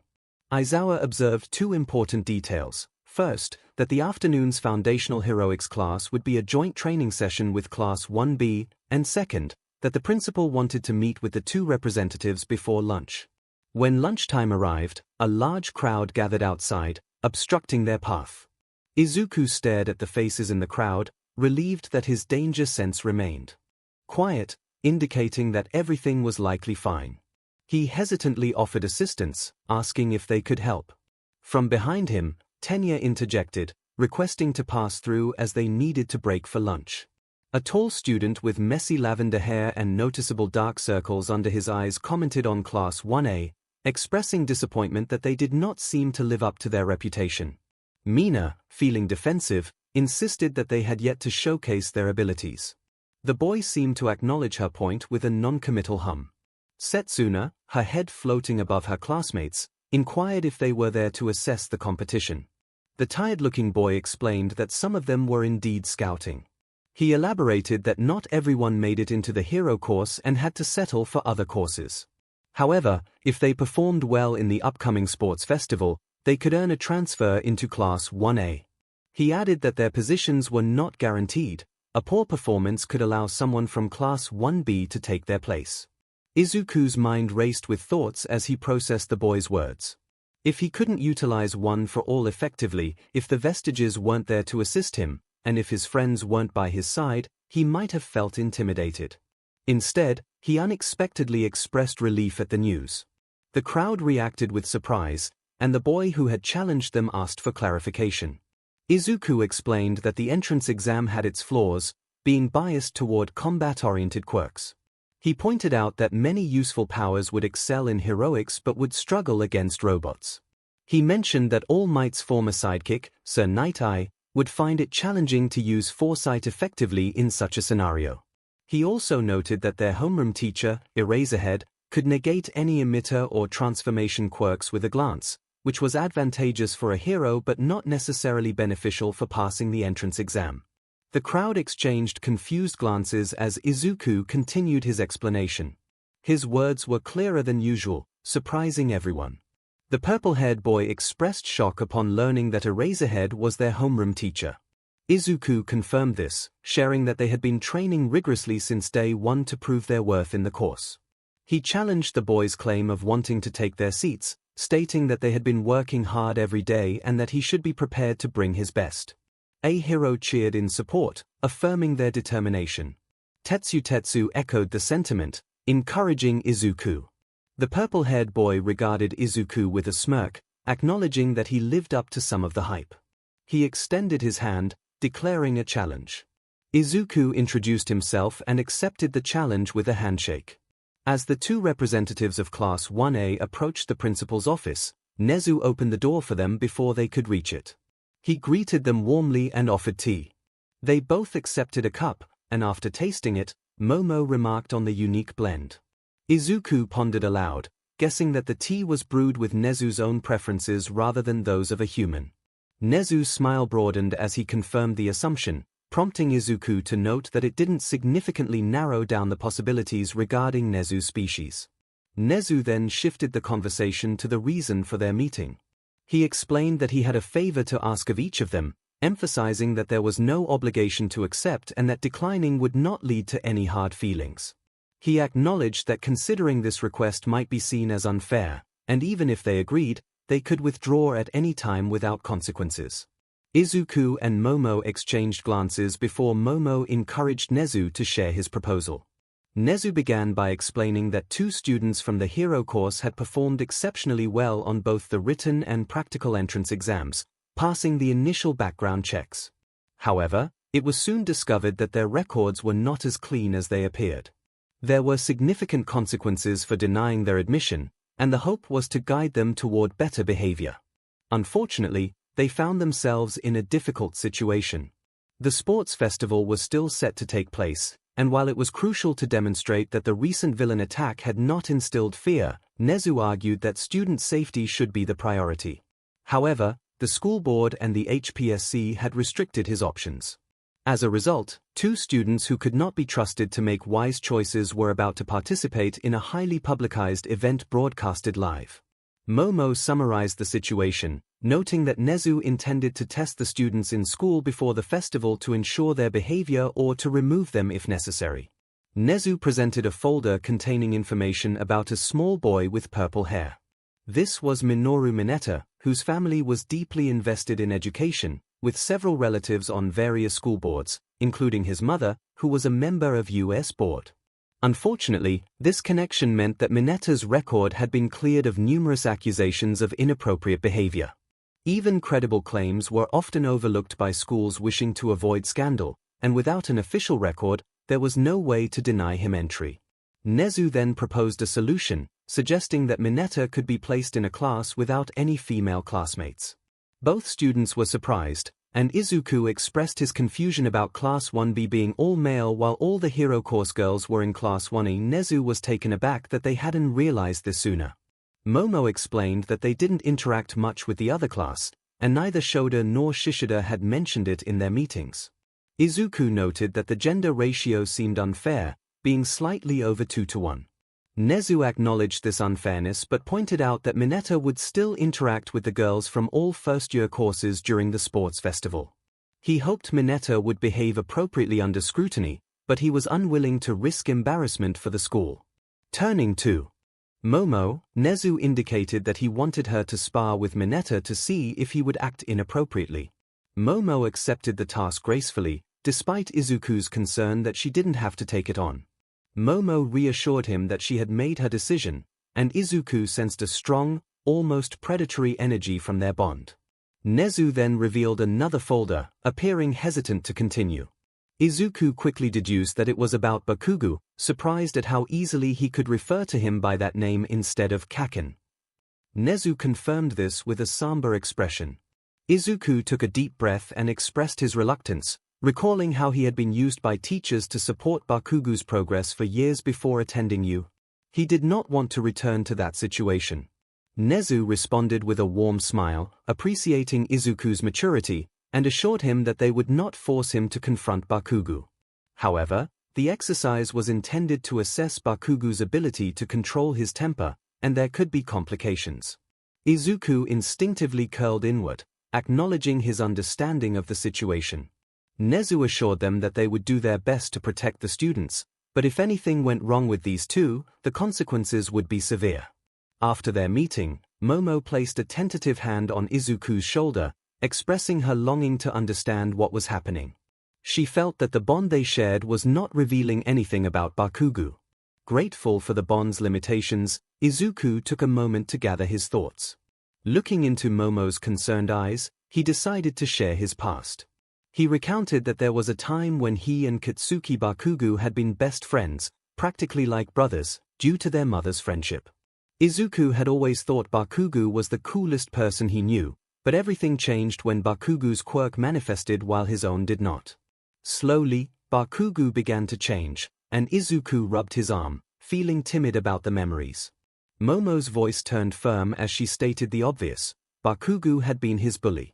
Izuku reflected on the past, acknowledging how he had spent too much time trying to restore a friendship that ultimately caused him more pain. Momo, sensing his turmoil, offered him a comforting presence. She paused before asking for permission to embrace him, and when he agreed, they shared a warm hug. For Izuku, it was a moment of solace after feeling so isolated, akin to a traveler in a desert finally finding water. Each moment of connection felt like a miracle. As they broke apart, Momo expressed her disappointment at not being the one to confront their adversary that day. Izuku, feeling a surge of determination, mentioned his own regrets about not dealing with Mineta if he attempted anything inappropriate. Momo's eyes sparkled with a fierce resolve, hinting at her own capabilities. Entering the training ground for their heroics lesson, Izuku felt a slight tingle of unease, a warning from his danger sense. The two classes were sizing each other up, and he recognized some faces from the entrance exam. Among them was a tall boy with multiple arms and another whose head resembled an insect. Others appeared more ordinary, like a student in a karate gi with a large tail. Then there was Mineta, who stood out in a rather peculiar outfit that resembled a diaper. His behavior was overtly inappropriate, especially as he leered at the girls, causing discomfort. Izuku felt a surge of protectiveness, wondering if there was a way to deal with Mineta without it being obvious. Degoro, one of his classmates, cheerfully remarked that Momo had dibs on the situation, lightening the mood. Katsuki Bakugo, in a familiar outfit adorned with grenade-shaped gauntlets, glared at Izuku. Despite the tension, Izuku chose to ignore him for the first time. He greeted 𝐒𝐸𝐵 and 𝐶𝐸𝐵 from Class 1B warmly, but Bakugo's anger flared as he shouted at Izuku. Okiko, confused by the exchange, inquired about Bakugo's behavior. She realized the name Bakugo called him was a painful reminder of Izuku's past, one that he had long suffered from. Izuku explained their history, revealing how Bakugo had misinterpreted his name as a derogatory term during their childhood. As he spoke, the atmosphere shifted, and his classmates surrounded him protectively, their expressions ranging from shock to anger directed at Bakugo. Okiko offered a quick hug, which only intensified Minata's envy. Bakugo, feeling the weight of their collective gaze, realized he was now the target of scrutiny. His classmates, who had once admired him, now looked at him with disdain. All Might's commanding voice broke the tension, instructing both classes to line up. Bakugo, deep down, felt the sting of disappointment at All Might's apparent disapproval, questioning what he had done to deserve such treatment. Vlad King called out to the assembled students as they formed a line, announcing that this would serve as their audition for the sports festival. He reminded them of a past incident involving a first-year student who had lost control of their quirk, resulting in an embarrassing moment broadcasted live. Since then, preliminary spars had been implemented to assess the Hero Corps students before they were showcased to the public. Eraserhead added that these matches would provide valuable insights into areas for improvement, helping the students focus their training over the next 2 weeks. All Might explained the straightforward rules of the arena, marked by a circle in the center. The students had 5 minutes to either convince their opponent to surrender, render them unconscious, or knock them out of the designated area. Recovery Girl's tired voice chimed in from behind the students, cautioning them not to go too far. 𝗵𝗲𝗄 walked alongside her, ready to assist. All Might emphasized that while Recovery Girl was there to heal any injuries and 𝗵𝗲𝗄 could reshape the arena, they still expected the students to exercise restraint. Izuku noticed a hint of concern in All Might's voice as Recovery Girl gave him a knowing look. With 𝗵𝗲𝗄's command, concrete bleachers rose up as the 2 homeroom teachers prepared to announce the first match. Vlad King called out Todoroki from Class 1B, and Eraserhead responded with Midoriya from Class 1A. Bakugo growled lowly as the 2 fighters stepped forward, sizing each other up, though Todoroki maintained a neutral expression. As they approached the arena, Izuku reflected on the situation. He recognized Todoroki's last name as belonging to Endeavor's family. Normally, he would assume Todoroki had a fire-related quirk, but his ice-themed costume suggested otherwise. The duality of his hair, split between white and red, intrigued Izuku. He wondered if the ice side of Todoroki's power prevented overheating from the fire side. 𝐒𝐭𝐽 interrupted Izuku's thoughts, commenting on the effectiveness of the noise-canceling mask, which thankfully kept Todoroki from hearing his musings. Todoroki simply stared at Izuku, seemingly eager for the match to begin. All Might shouted for the match to start, and as the signal was given, Izuku felt a rush of adrenaline. In an instant, he found himself encased in a massive glacier. Class 1A gasped in shock, while Class 1B expressed disappointment at the rapid conclusion. Bakugo erupted into laughter. All Might blinked in surprise, preparing to declare a winner, but before he could finish, the glacier erupted in a burst of green lightning, sending icy fragments flying. An ice wall quickly formed to shield Todoroki from the blast. Kamakiri expressed disbelief at the unexpected turn of events, while Class 1A cheered. Bakugo's laughter turned to frustration. Todoroki, momentarily stunned, attempted to create another glacier but was interrupted by Izuku's powerful shout of Alaska Smash. The force of the attack sent ice hurtling toward Todoroki like a fierce storm. As Todoroki braced himself against the icy wind, he felt the impact of Izuku's feet striking his solar plexus, propelling him through his own ice wall and out of the arena. All Might quickly amended his earlier statement, declaring Izuku Midoriya the winner. Class 1A erupted in celebration, while a few members of Class 1B clapped in astonishment. Monoma looked as if he had tasted something unpleasant, and Bakugo seethed with anger. As the ice settled, Izuku landed next to Todoroki, who lay on the ground. Kaibara exclaimed in disbelief at Izuku's ability to fly, while Mina simply remarked on Midoriya's impressive skills. Awase, pleased to see Todoroki's defeat, questioned the nature of Izuku's quirk. Setsuna chimed in with a playful grin, joking about the absurdity of Midoriya's powers. After landing, Izuku approached Todoroki, offering his hand and asking if he was all right and needed assistance. Dazed and unable to comprehend the situation, Todoroki silently accepted the help and made his way to Recovery Girl. Izuku sighed, feeling a mix of emotions as he returned to the bleachers, feeling like a hero while 𝗵𝗲𝗄 began to clear the arena. Tenya approached him with concern, asking if he had overexerted himself during the match. Izuku reassured his friend, explaining that after the USJ incident, he could manage 8% without any problems. Tsuburaba expressed disbelief at the low percentage, while Ayama swore under his breath. Hantashiro playfully warned everyone to be careful about calling someone worthless, gesturing toward Bakugo, which made several classmates snicker and Bakugo growl in response. As Izuku settled into his seat, flanked by Okiko and Tsuyu, with Tenya in front and Momo directly behind, he shook his head in disbelief at the sight of Bakugo being teased. Toru, wearing only gloves and boots, unexpectedly asked if they could eliminate a grenade, startling everyone around her. Izuku, wanting to avoid upsetting Bakugo's parents, cautiously declined her suggestion. Toru, resting her chin in her hands, seemed disappointed. Izuku then pulled out a notebook and inquired about the comfort of her outfit.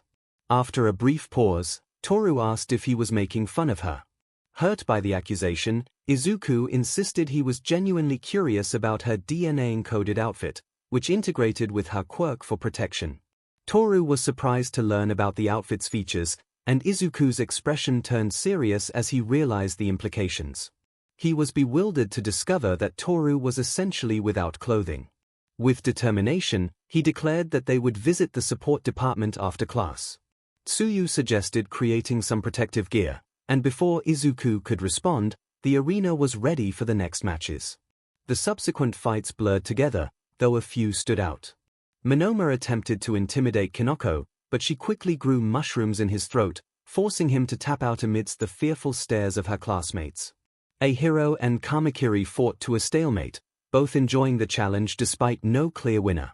Toru's invisibility, when hit by Ayama's naval laser, caused the beam to refract, resulting in an unexpected hit to Ayama's face.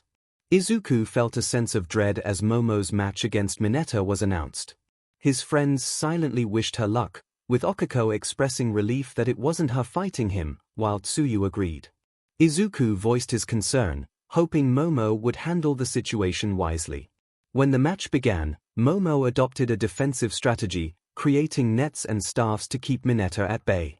Meanwhile, Mineta launched his purple ball, which Momo skillfully dodged. However, he executed a cunning plan, using the orbs to propel himself toward Momo. As he leapt, his hands made contact with her, but Momo's quick thinking prevented her from falling. Stabilizing herself, she retrieved a taser from her thigh and used it on Mineta's cheek as he fell. She then created a filled water balloon, throwing it across the arena. Upon impact, the balloon burst, releasing a foul-smelling liquid that caused Mineta to scream and become overwhelmed. All Might covered his mouth in shock, exclaiming his surprise at Momo's unconventional creation. A mixture of butyric acid and pure capsaicin created a highly potent stink bomb combined with pepper spray, Momo explained matter-of-factly. With a sigh, Eraserhead took out his phone to make a call. He quickly informed Nezu that a hazmat team would be needed on Field Beta, confirming it was Yorozu's doing. He ended the call and announced that they were moving to Field Epsilon, noting that the smell would linger. Shoda expressed concern for Mineta, who was clearly in distress, despite his personal feelings toward him. Recovery Girl assured them she would take care of it, but her reluctance was evident. All Might reassured the students that the medic bots would do their best. Vlad King, feeling relieved, dismissed any further worries about Mineta and encouraged everyone to move on. As they prepared for the final fight of the day, Vlad King introduced Bakugo from Class 1B, while Eraserhead announced Uraraka from Class 1A, his expression remaining neutral, though those from 1A could sense his tension. A radiant smile spread across Okiko's face as she stood up and stretched, readying herself for the battle ahead. Izuku was a whirlwind of emotions, happiness that Okiko wanted to defend him, pride in her abilities, but above all, worry. Bakugo's rage was palpable, and Izuku had never seen him this furious before. He expressed his trust in Okiko but voiced his concerns about Bakugo's unpredictable anger, fearing he might not hold back. Okiko reassured him, reminding him of her strength and confidence in handling Bakugo, whom she referred to playfully. As she walked toward the arena, Bakugo shot a fierce glare at Izuku, making a threatening remark about Okiko that left no doubt about his intentions. In response, Okiko turned to him, unleashing a torrent of creative insults that left the audience in shock. With a gleeful stride, she continued to the arena, leaving Izuku and the others stunned. Bakugo appeared taken aback, while Tenya was momentarily frozen. Pony, despite her limited grasp of Japanese, was horrified, and even Todoroki's usual composure cracked, revealing his surprise. As they moved on, Monoma quietly remarked about Bakugo's lack of skill in insults, his words carrying through the crowd. Eraserhead pondered whether to reprimand or commend Okiko for her boldness. Vlad King, having dealt with Bakugo recently, felt ready to reward her with a fruit basket instead. All Might's blush faded as the students took their positions, and with a powerful shout, the fight commenced. Bakugo initiated the battle with a right hook, and Okiko attempted to use her quirk to tag him but had to evade his explosive follow-up. She managed to activate her quirk and leaped away, propelled by the jets in her boots. However, Bakugo pursued her into the air, breaking one of her boots with a concentrated blast. Landing gracefully, Okiko shifted to a fence, staying low and dodging explosions while rolling through the debris. Bakugo continued to counter her moves, but she skillfully avoided him. As the fight progressed, Izuku felt increasingly tense and uneasy. Bakugo's anger was directed at everything Izuku held dear, and he treated Okiko with the same disregard he had for his old notebooks. Izuku's danger sense flared, amplifying his concern as she narrowly escaped Bakugo's blasts, creating a low hum of anxiety within him. Momo and Tsuyu clung to him, their grip a lifeline, though he couldn't tell if they were seeking comfort or providing it to one another.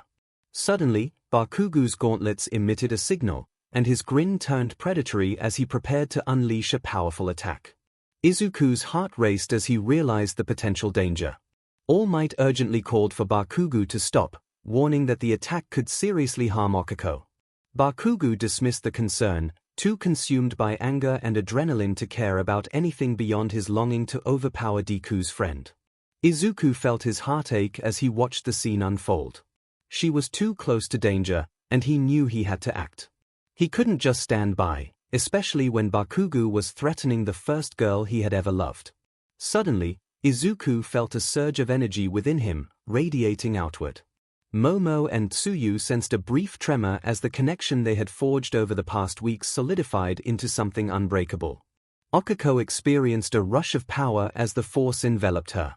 Time seemed to slow as Bakugo prepared to unleash his explosive attack. In a flash, she leaped toward him, evading the blast with a graceful somersault, positioning herself behind him. As the explosion erupted, Bakugo was propelled backward by the force, landing right into Okiko's waiting hands. She felt her quirk activate as she made contact. Time resumed its normal pace, and Bakugo began to float upward. With newfound strength, she grasped his ankle and hurled him out of the arena, surprising even herself. As he soared beyond the boundary, she dropped to one knee, breathless. Izuku was taken aback. If he had blinked, he would have missed the entire moment. Had she just tapped into one for all? Yoichi shared his astonishment, while Daigoro speculated about the bond's evolution. Nana confirmed that she could feel the energy flowing through her, suggesting that the empathy they had experienced was just the beginning. Bakugo was left in disbelief. One moment, he was certain of his victory, unleashing his most powerful attack, and the next, he found himself being thrown from the arena. He landed in the strong grip of All Might, who regarded him with a fierce glare that made Bakugo flinch. "Congratulations, Bakugo," Vlad King said, shaking his head in disappointment. Bakugo struggled to comprehend the situation. What was happening? Vlad King sighed, explaining that Eraserhead had expelled numerous students from the hero course, and this year had seen an unprecedented number of students remaining. He had never expelled anyone before Bakugo. "You violated your probation, Katsuki Bakugo. You are no longer my student," he stated firmly. Nezu ended a phone call, feeling the weight of the situation. He needed to consult several individuals before addressing the issues concerning 2 students from Class 1B. Finally, he pressed the intercom button and instructed them to send in the next person. As soon as he did, a loud voice exclaimed, "Finally," and a short, plump woman with light green hair styled like grapes stormed in. Nezu recognized her well from board meetings, Karen Mineta. "I apologize for the delay, Mrs. Mineta," 𝗍𝗂 began, though it was not entirely truthful. "I had 2 students involved in serious incidents today and needed to speak with several officials." "Don't you dare patronize me," Mrs. Mineta retorted, her frustration evident. "I've been waiting for 2 hours. In reality, it had only been 40 minutes. Now, explain why you think you can expel my precious son." 𝗍𝗂 calmly stated that they had video evidence of her son using a classroom sparring session as an excuse to inappropriately touch a female student. "That's a lie," Mrs. Mineta shouted. "My Minoru is an angel. This is all just a misunderstanding." "I'm afraid you're mistaken," 𝗍𝗂 replied. "We have security footage showing him leering at the victim and other girls in the hero course. It even captured him saying he was, and I quote, going to take a feel of those heavenly peaches." It was strange to hear such a statement delivered in a professional tone. Well, if those girls are dressed that way, can you really blame a young man for a few youthful mistakes? Mrs. Mineta countered, disregarding the evidence. "We are training young men and women to be heroes, Mrs. Mineta.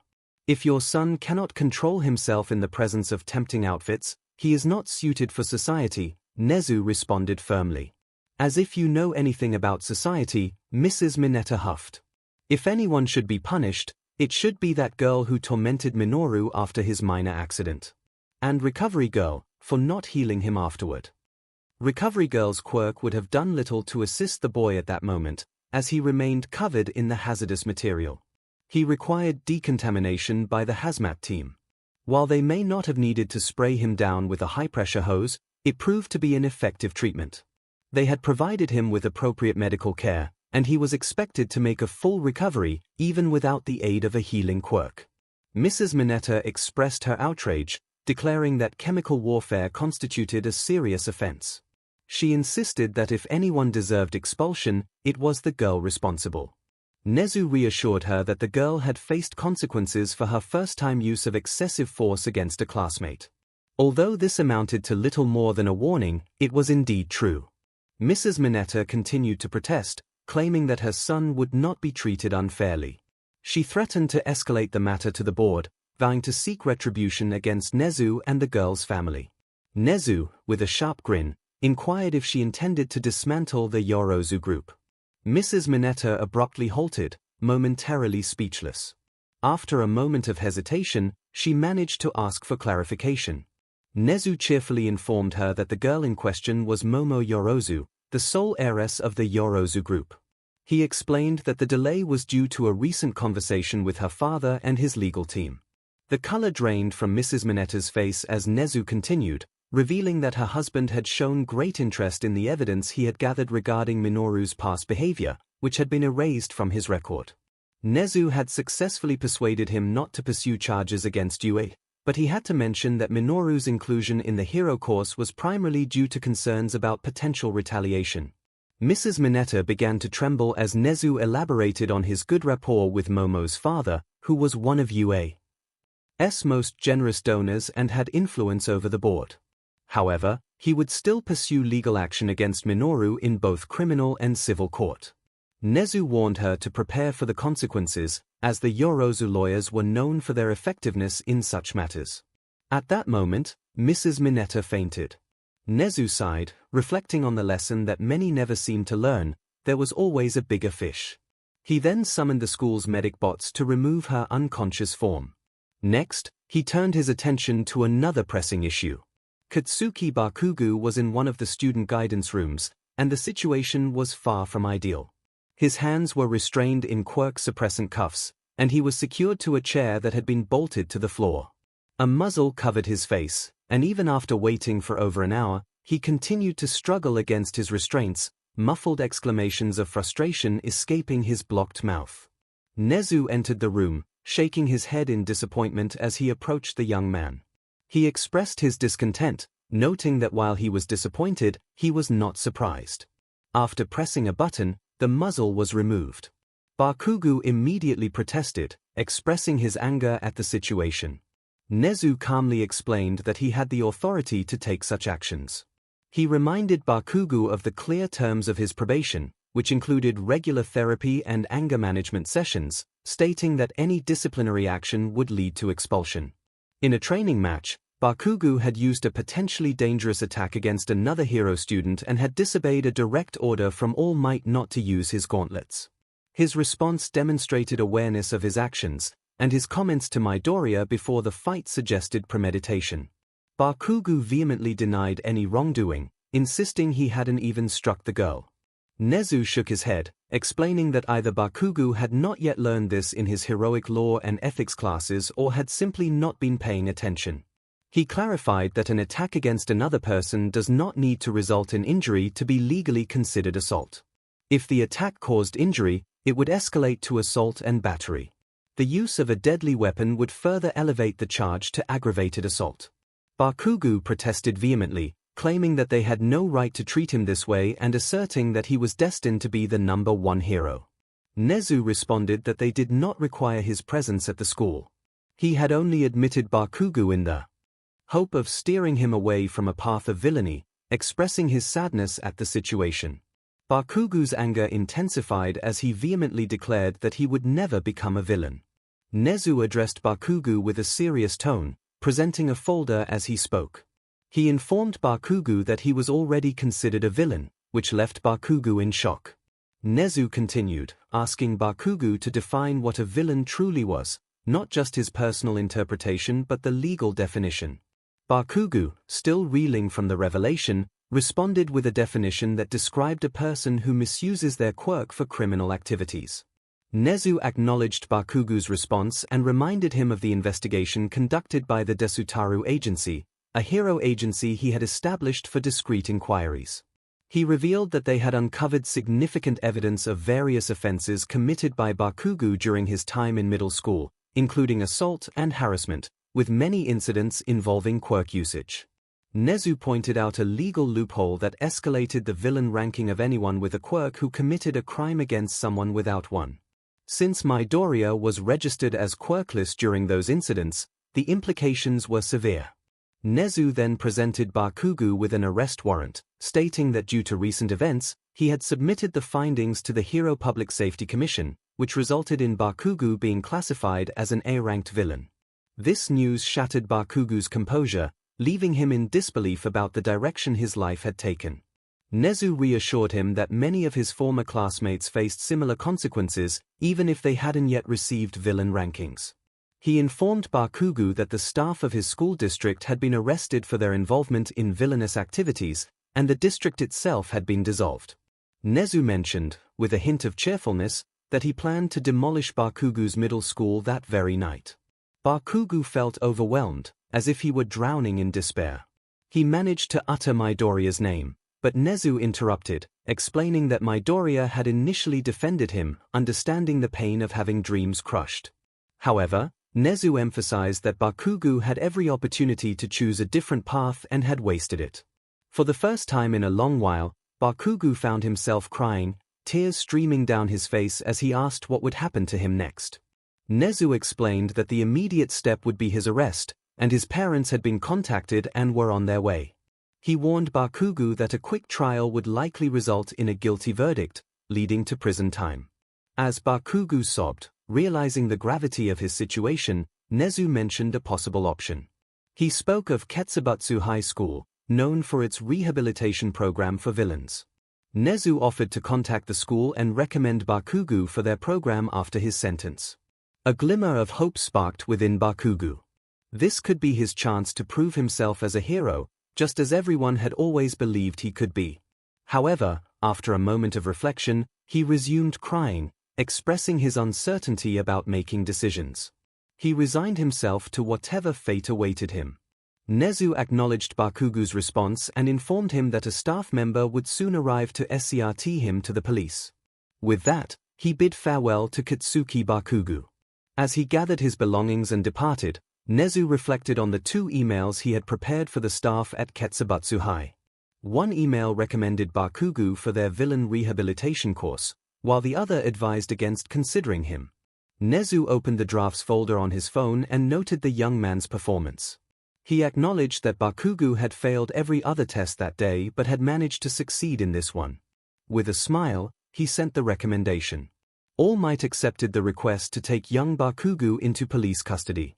He had the time to do so and felt a longing to be present. He wanted to witness the departure of the young man who had caused so much trouble for his unofficial stepson.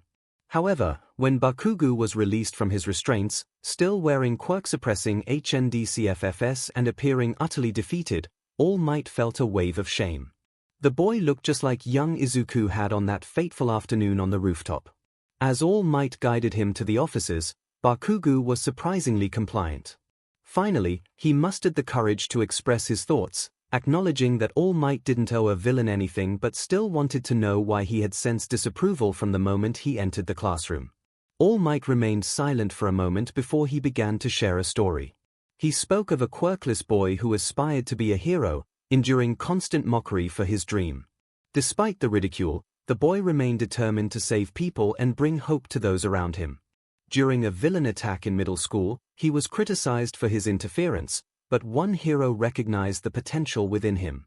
This hero took the boy under his wing, helping him unlock his quirk and achieve remarkable success, ultimately earning a top score on the U entrance exam. Bakugo, lacking the energy to respond with anger, realized that this story revolved around Izuku. All Might confirmed this connection but clarified that he was not the hero in that tale, he was the quirkless boy. This was the story of how he met his mentor, which explained why young Midoriya held such significance for him. The thought of someone who would torment a quirkless individual filled him with anger. At that moment, Bakugo paused, stunned by the revelation that All Might had once been perceived as quirkless and had faced discouragement in his own journey to become a hero. He began to understand that someone like Izuku could grow to embody the greatness of All Might. If they had been children at the same time, he might have treated his hero in the same dismissive manner he had shown Izuku. Bakugo had meticulously crafted his own narrative to become the #1 hero, but All Might's past mirrored that of Izuku. He had simply kept it hidden.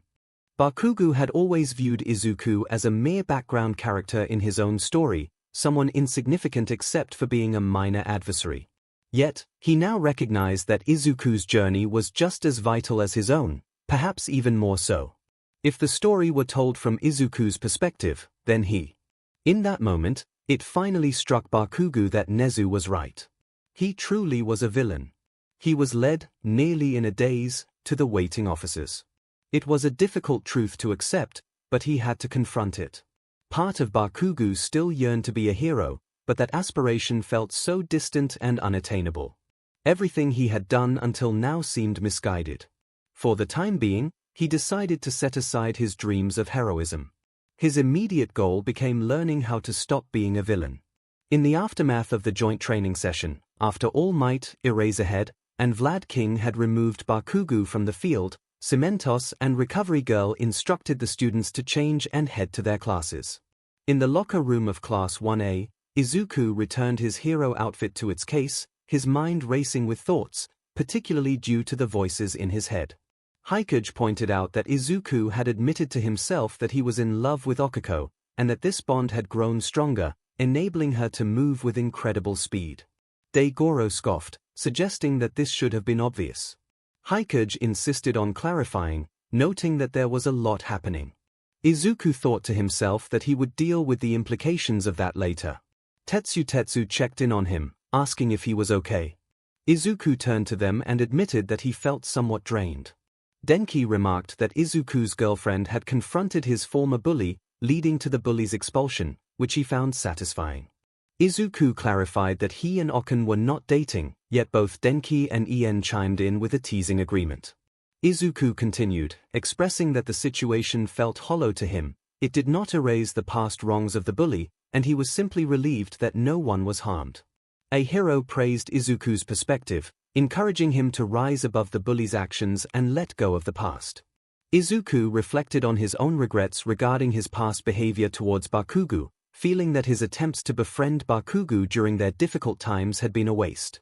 A hero, filled with enthusiasm, reassured Izuku that the past should not weigh him down, emphasizing the importance of learning from experiences to live a fulfilling life. Izuku recognized a hero's words as a quote from Crimson Riot, which made a hero proud to be recognized. He then shifted the conversation to their recent encounters with Class 1B, noting Kamakiri's unexpected strength and how their contrasting quirks had made for an exciting battle. Tenya shared his experience with 𝗧𝗧𝗧, who had appeared calm but unleashed a fierce transformation. 𝗵𝘃𝗃 found a kindred spirit in Koroiro, while Dark Shadow noted the presence of another Tsuyu in their midst. 𝗧𝗏𝗧 remarked on the surprising all-male composition of Class 1B, questioning the distribution of students in the heroics department. A hero speculated about the reasoning behind the class arrangements, and Denki humorously suggested a nickname for a problematic student, expressing his discomfort with the situation. Izuku explained that Nezu had to make decisions for political reasons, placing the girls in one class to avoid potential issues. Tenya pondered the situation, considering it might be a complex social experiment, to which Izuku shrugged, suggesting that Nezu's motives could encompass both ideas. Meanwhile, Momo took a moment to collect herself, having changed into her school uniform while holding her hero costume. She contemplated returning it to the support company or possibly destroying it. Tsuyu approached her, offering comfort, but Momo insisted she was fine, despite Tsuyu's understanding that she was not. Momo struggled with her emotions, recalling the circumstances that led to her confrontation with the bully. She had intentionally put herself in a vulnerable position at Nezu's request, knowing the bully's connections had allowed him entry. Despite her intentions, she felt uneasy and haunted by the encounter, regretting her reaction during the confrontation.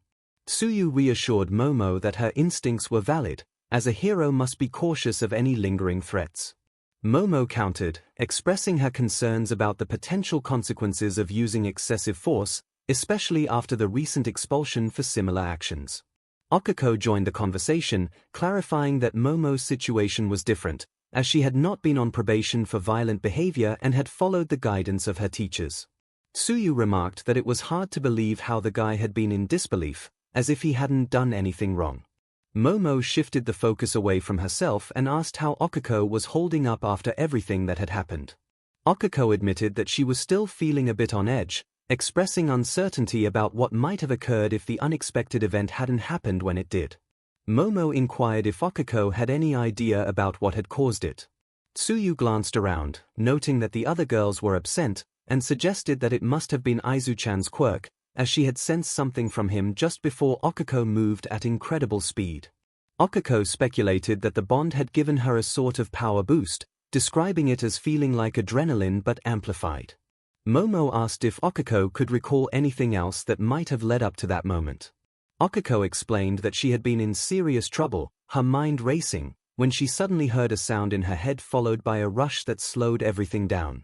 Beyond that, she couldn't provide any further details. Tsuyu pondered aloud, noting that it sounded similar to her own experience when she formed a bond with Aizu-chan, recalling how they had both heard a rhythmic sound followed by a click before they were connected. Okiko admitted that she didn't remember that. Tsuyu casually mentioned that the bond had formed when she realized her romantic feelings for Aizu-chan, sharing that she had told him when he asked if anything might have caused it. Both Okiko and Momo's expressions shifted dramatically. Tsuyu, still relaxed, guessed that they might feel the same way. They nodded slowly in agreement. Tsuyu suggested that Mai-chan might feel the same, and then proposed they should head out, mentioning that Aizu-chan was likely waiting for them. Momo, still in shock, protested that Tsuyu couldn't just walk away after such a revelation. Tsuyu explained that Aizu-chan needed time to process everything and that she thought Momo might have checked in with him as well. Momo, now blushing, questioned how Tsuyu could be unconcerned about the competition for Aizu-chan's attention. Tsuyu responded that there was no need for competition, expressing her affection for all of them and suggesting the idea of a polyamorous relationship. Okiko remained silent, her mouth agape but unable to speak. Momo stuttered, acknowledging the legality of such relationships after the population decline from the Dark Age of Quirks and the MLA uprising, but noted that it wasn't common. Tsuyu affirmed her uniqueness, expressing disappointment if they weren't open to the idea but emphasizing that it was ultimately their choice. Momo contemplated the implications of being in a relationship with multiple partners, considering the complexities involved. Tsuyu added that the number could go up to 8. They turned to Okiko, curious about her knowledge on the subject. 𝐒𝐭𝐚𝐲 explained that Izuku's quirk had some hidden aspects she had accidentally discovered, revealing that he could bond with up to 8 people. A moment of silence followed, and Tsuyu checked in with 𝗒𝐭𝐲 to see if she was okay with that. 𝗒𝐭𝐲 nodded but didn't elaborate further. Tsuyu expressed her relief at this information for the future and suggested they should be on their way. Momo wondered what she had gotten herself into as she stood to leave. 𝗒𝐭𝐲 made a sympathetic sound and asked if Momo wanted to back out. Momo paused before deciding that she didn't want to leave. The hero classes were required to report to homeroom before departing for the day, including Izuku, Toru, and anyone else heading to the support department. Izuku muttered to himself about wanting to end the support company's affiliation with you, jotting down ideas and sketches. He considered 3 possible reasons for their oversight regarding DNA-based fabrics, suggesting incompetence, laziness, or a troubling interest in inappropriate designs. Setsuna commented on how intimidating Izuku's focused thoughts were. Mina agreed, noting that it sounded like he was preparing for a battle. Momo entered the classroom alongside Tsuyu and 𝗒𝐭𝐲, remarking that while it was a valid reason for conflict, she had forgotten that chemical weapons were considered a war crime, suggesting they shouldn't use her as an example. Izuku paused his writing and looked at Momo with concern, sensing her distress. He asked if she needed comfort or space. Momo replied that she needed space for now but would still accompany him, she just needed some time to herself. Izuku nodded in understanding and turned to 𝗒𝐭𝐲, aware of how intense a one-on-one fight with Bakugo could be. 𝗒𝐿 admitted that she would need to relax that evening. Izuku promised to bring mochi for dessert, to which 𝗒𝐿 expressed her gratitude, calling him her hero. Yoichi then suggested that they needed to discuss the bond progressing to a new stage. Izuku acknowledged this thought internally. Nana reminded him that he would eventually have to confront his feelings, especially since the trigger was his admission of love for Momo. As Izuku tried to suppress a blush, he suddenly heard a voice in his head, questioning who was saying that he loved her back. He stared at 𝗒𝐿, who seemed equally startled. Yoichi expressed alarm at the realization that 𝗒𝐿 could hear their thoughts. She was frozen in place, recognizing the vestiges Izuku had mentioned. Yoichi speculated that this was a result of their bond reaching the next stage. Ien pointed out that 𝗒𝐿 had just received a confession, which made both Izuku and 𝗒𝐿 feel a mix of embarrassment and surprise. 𝐎𝐻𝐿 laughed heartily, wishing they could enjoy popcorn while they navigated this new development. Izuku and 𝗒𝐿 exchanged glances, their thoughts racing but unspoken. 𝐎𝐻𝐿, taking charge, instructed them to take deep breaths to calm down. They followed his advice, and 𝗎𝗿 helped them regain their composure. Tsuyu asked if they were all right, to which Izuku softly explained it was a side effect of their bond. He stood up and asked if they were ready to go, prompting Mina to inquire about their earlier behavior. Izuku, along with 𝗒𝐿 and the vestiges, grumbled in unison, even All Might's vestige showing frustration. Izuku explained that the Decade Force was acting up, causing some unusual energy fluctuations, which 𝗒𝐿 seemed to have picked up on. Setsuna expressed her annoyance at Izuku's unpredictable quirk, while he lamented the chaos it brought to his mind. Toru, usually energetic, spoke shyly, suggesting that they could postpone their plans if he wasn't feeling up to it. However, Izuku felt a surge of determination and assured her that he could handle it. Toru's excitement returned as she cheered him on, grabbing his arm and leading him out of the classroom. Mina and Setsuna joined them, sharing smiles as they left. Tsuyu remarked to Momo and 𝗒𝐿 that they might soon witness a 5th bond forming. Momo acknowledged that Izuku did have a certain charisma when he was passionate. 𝗒𝐿 thought to herself about how appealing that was, but then panicked at the realization that she couldn't hear Izuku or his vestiges unless they were close enough. She felt a twinge of disappointment at the thought.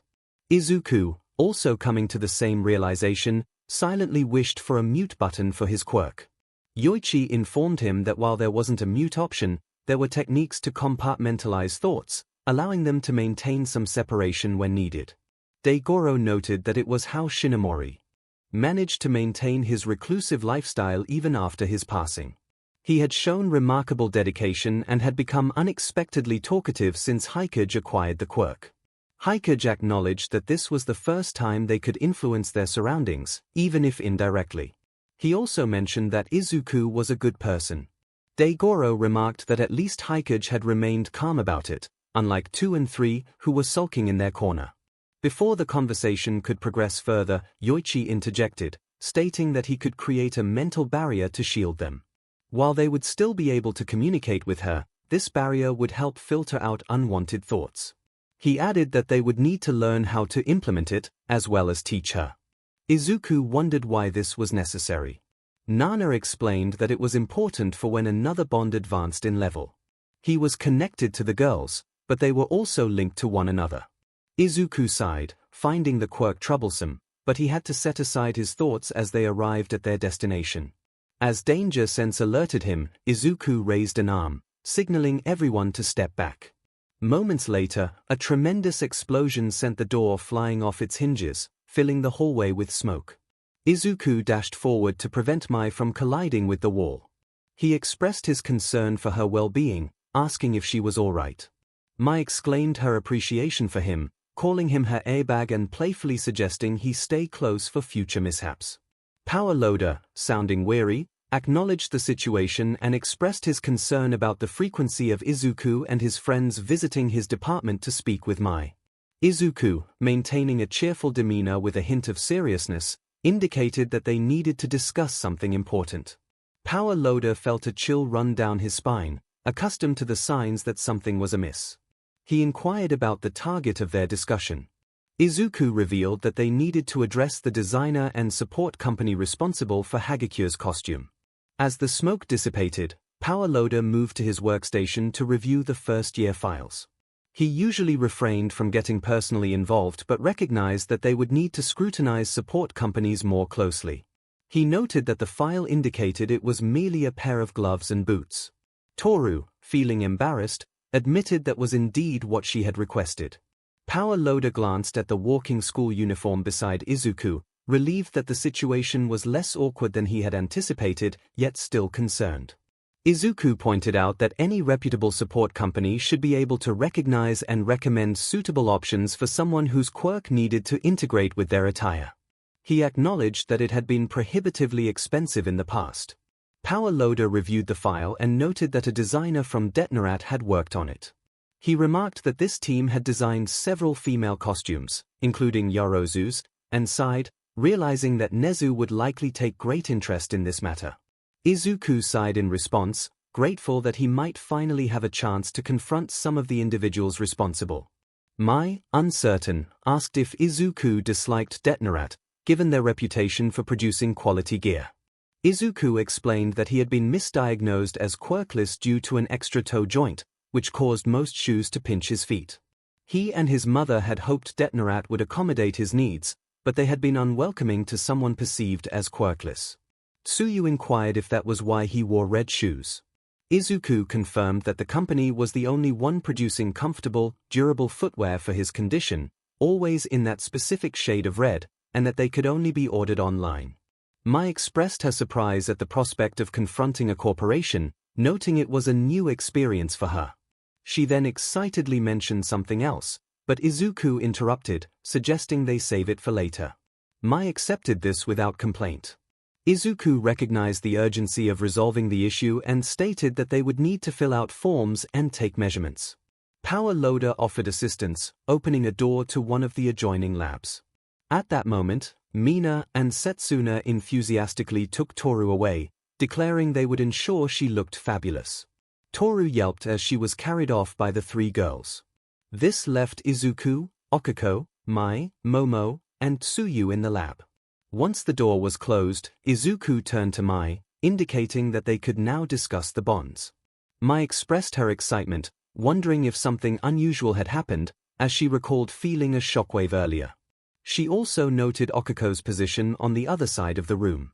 Tsuyu, with a grin, acknowledged Mai's straightforwardness, appreciating her willingness to cut through the nonsense.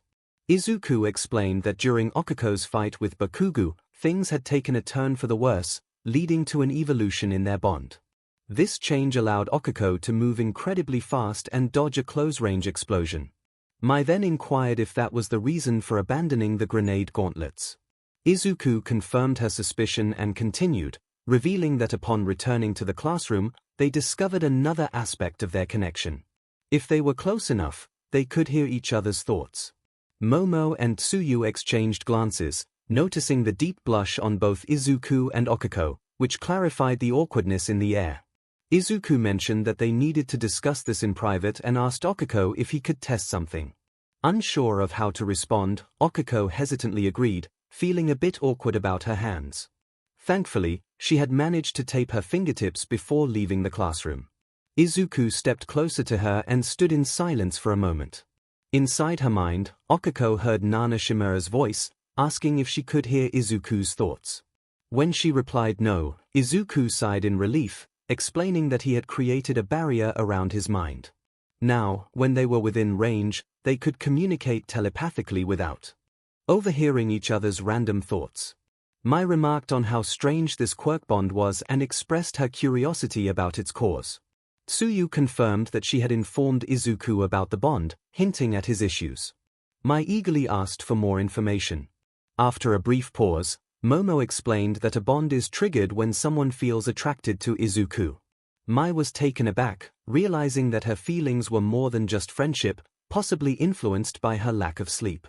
Izuku urged Mai to take better care of herself, suggesting it would help her creativity and reduce the chances of her inventions malfunctioning. Curious, Mai asked if the warm feeling she experienced from Izuku's words indicated attraction. Momo cautiously confirmed that it was a part of it. Mai then questioned what this meant for all of them. Tsuyu suggested they discuss it together, causing Izuku to blush.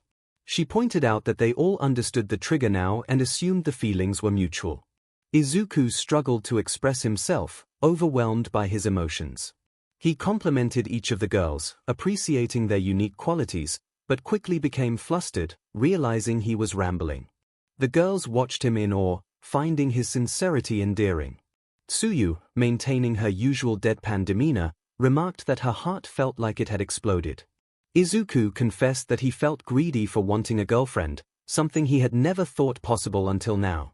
However, he didn't want to jeopardize their friendships by dating one of them. Mai suggested that he could date all of them. Tsuyu enthusiastically agreed, seeing it as a fantastic idea, provided everyone was on board. Izuku was taken aback. The thought of dating anyone seemed impossible not long ago, let alone all four remarkable women in the room. He also considered the implications of his quirk. He explained that his quirk could bond with up to 8 people, and he didn't have control over it, feeling it might be unfair to them. Momo acknowledged that this was an unconventional approach to courtship but admitted she liked it. She emphasized that while his quirk made things easier, it wasn't dictating their choices, it merely provided insight into one another. Tsuyu expressed her confidence, stating that she could date anyone in the room without hesitation. However, she acknowledged that her bond with Mai was still developing, and it might take some time to reach the same closeness as with the others. Mai excitedly shared that she had completed a waterproof suit heater for Tsuyu's outfit that day, which prompted Tsuyu to declare her the best among them. Izuku felt tears welling in his eyes as he reflected on his fortune. He considered himself the luckiest person in the world and expressed his longing to explore the possibility of a deeper connection with everyone present. Suddenly, a series of thumping sounds interrupted the moment, and Ien noted that it was his turn to speak. Izuku was taken aback, realizing that a bond had formed, but he was unsure how it happened. Just then, the door that Power Loader had opened earlier swung open again, revealing Toru. Toru apologized for eavesdropping, explaining that she wanted to express her gratitude. She had never experienced such protection from anyone before, and it meant a lot to her. Izuku reassured her, stating that she was his friend, and he wanted to help her in any way possible. He shared that he understood what it felt like to be overlooked, even if not in a literal sense. Toru, appearing more reserved than usual, admitted that she had harbored a small crush on him previously but had refrained from acting on it out of respect for his relationship with Okiko. However, after hearing the recent revelations, she felt compelled to pursue her feelings, even if it might not lead to anything. Izuku looked around the room, seeking input from others about this unexpected development. He emphasized the importance of trust in the new dynamic they were forming. Momo clarified that the term often used for such arrangements was polycule. Izuku acknowledged this and expressed his willingness to include Toru in their group without making decisions for everyone else. Mai casually remarked that it would be good practice for when they filled the remaining slots in their arrangement. Momo expressed her eagerness to get to know Toru better, bowing respectfully. Tsuyu then turned to Okiko, who had been unusually quiet, prompting Yoichi to remind everyone that she had asked for advice. Izuku wondered if he should be concerned about Okiko's silence, to which 𝐒𝐭𝐽𝐫 playfully countered that if they had said no, he would likely still be worried. Okiko finally spoke up, sharing that she had been contemplating her feelings. She confirmed her willingness to be part of the arrangement but wanted to be transparent about how her bond with Izuku had developed. She recounted the night she discovered his secrets and how he had expected her to walk away. Instead, she had chosen to stay, realizing that her feelings for him had deepened into love. As she spoke, Izuku felt his heart race, and when she finished, he took her hand, recalling a moment of intense worry when Bakugo had threatened her. He realized then that he could not let anyone harm the first person he had ever loved, which triggered a significant change in Okiko's abilities. Tsuyu smiled with her eyes closed, while Momo gasped in delighted surprise. Toru let out a joyful squeal. Mai, ever the pragmatist, suggested they test the bond's capabilities, curious about its potential beyond what they had already experienced. Izuku responded warmly, appreciating Mai's enthusiasm. Momo, filled with awe, remarked on the romantic nature of their connection, prompting everyone to envision her reading romance novels in her room.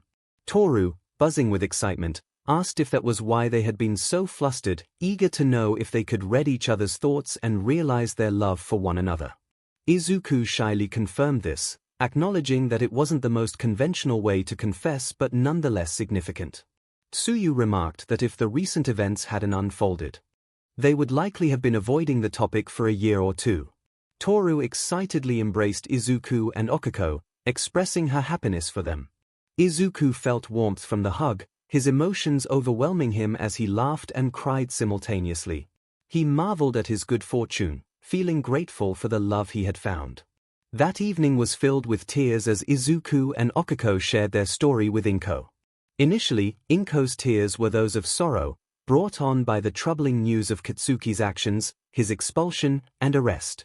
However, when Izuku revealed his relationship with Okiko, along with 4 other girls, her tears transformed into those of joy.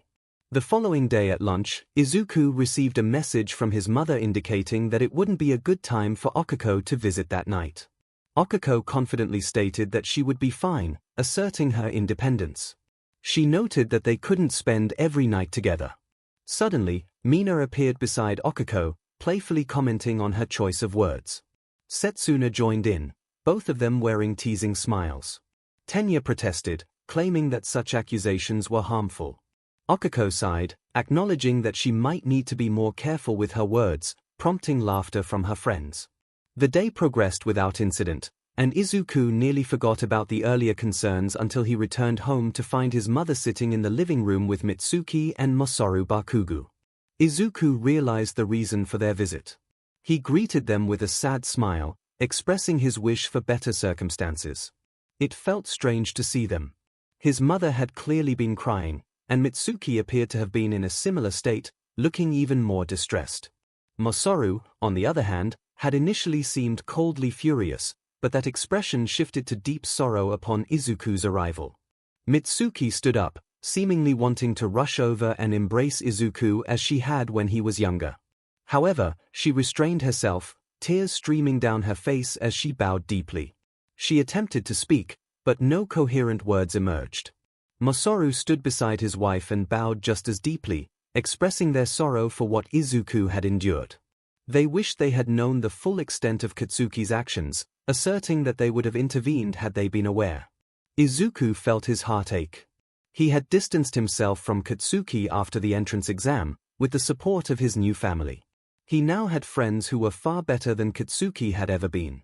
Yet, a part of him still missed the friendship they once shared, even as he tried to move on from the pain. He reassured his honorary aunt and uncle that he understood and forgave them, acknowledging how difficult it was to change Katsuki's mind. Upon hearing this, Mitsuki rushed forward and embraced him, sobbing as she did so. Izuku's own tears were subdued in comparison. Masaru expressed disbelief that no one had informed them of the situation, his anger resurfacing as he lamented the lack of intervention. Izuku clarified that it wasn't solely Katsuki's fault, he was simply the most enthusiastic in his cruelty. Attempts to stop the behavior had failed, as no one was willing to defend a quirkless child, especially when it could jeopardize the prospects of a promising hero candidate. He admitted that he had internalized this treatment, believing it to be normal and hoping for a better friendship with Katsuki. Mitsuki tightened her grip on Izuku, vowing to hold 𝐒𝐪𝐽 accountable for the pain they had caused him. Izuku reminded her that Nezu had already taken action, mentioning that he had promised to address the situation with a strong response, but he preferred to move on from the ordeal. Masaru took a deep breath, expressing his understanding but also his anger towards those who had allowed such behavior to persist. He hoped that Ketsubatsu would help Katsuki find a better path. Izuku was surprised to learn that Katsuki had been sent to another hero school, recalling that they also had a villain rehabilitation program. Masaru explained that while it was better than prison, it was still a difficult situation, and they would have to wait for the trial, during which Katsuki would remain incarcerated. He noted that it would take time to resolve everything. Inko stood up and pulled Katsuki and Izuku into a bear hug, assuring them that they would get through this together and work for it. Izuku felt a wave of relief wash over him as they embraced.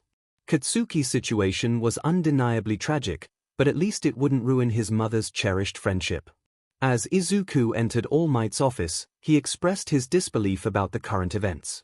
All Might responded with enthusiasm, encouraging Izuku to consider this as an introduction to his family.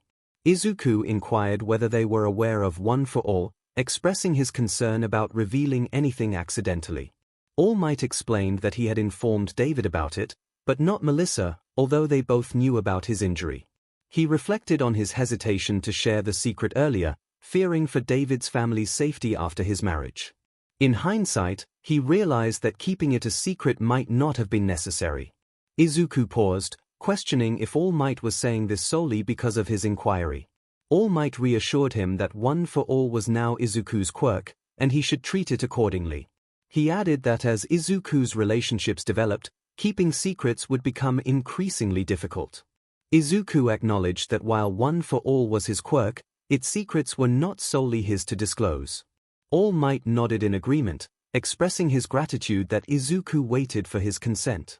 He trusted Izuku's judgment in this matter, though he admitted he had less confidence in his judgment when it came to rushing into dangerous situations.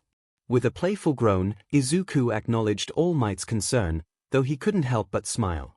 All Might then urged him to prepare for the call, activating the projector. A hologram of a man and a teenage girl appeared, sitting on a couch. The man had scruffy light brown hair and a goatee, while the girl had long, golden blonde hair. Both shared striking sky blue eyes behind glasses. All Might greeted them warmly, and Melissa Shield enthusiastically returned the sentiment. Izuku introduced himself, bowing slightly, feeling a mix of nerves and excitement, especially at the sight of All Might's appealing daughter. He thought to himself that at least he could now converse with attractive women without panicking. Ian, his inner voice, chimed in with a teasing remark, prompting Izuku to silently scold himself. David playfully acknowledged Izuku as the son All Might had mentioned.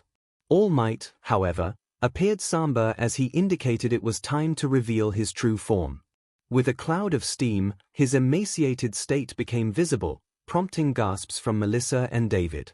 All Might acknowledged the disturbing sight, and Melissa asked if there was anything they could do to help.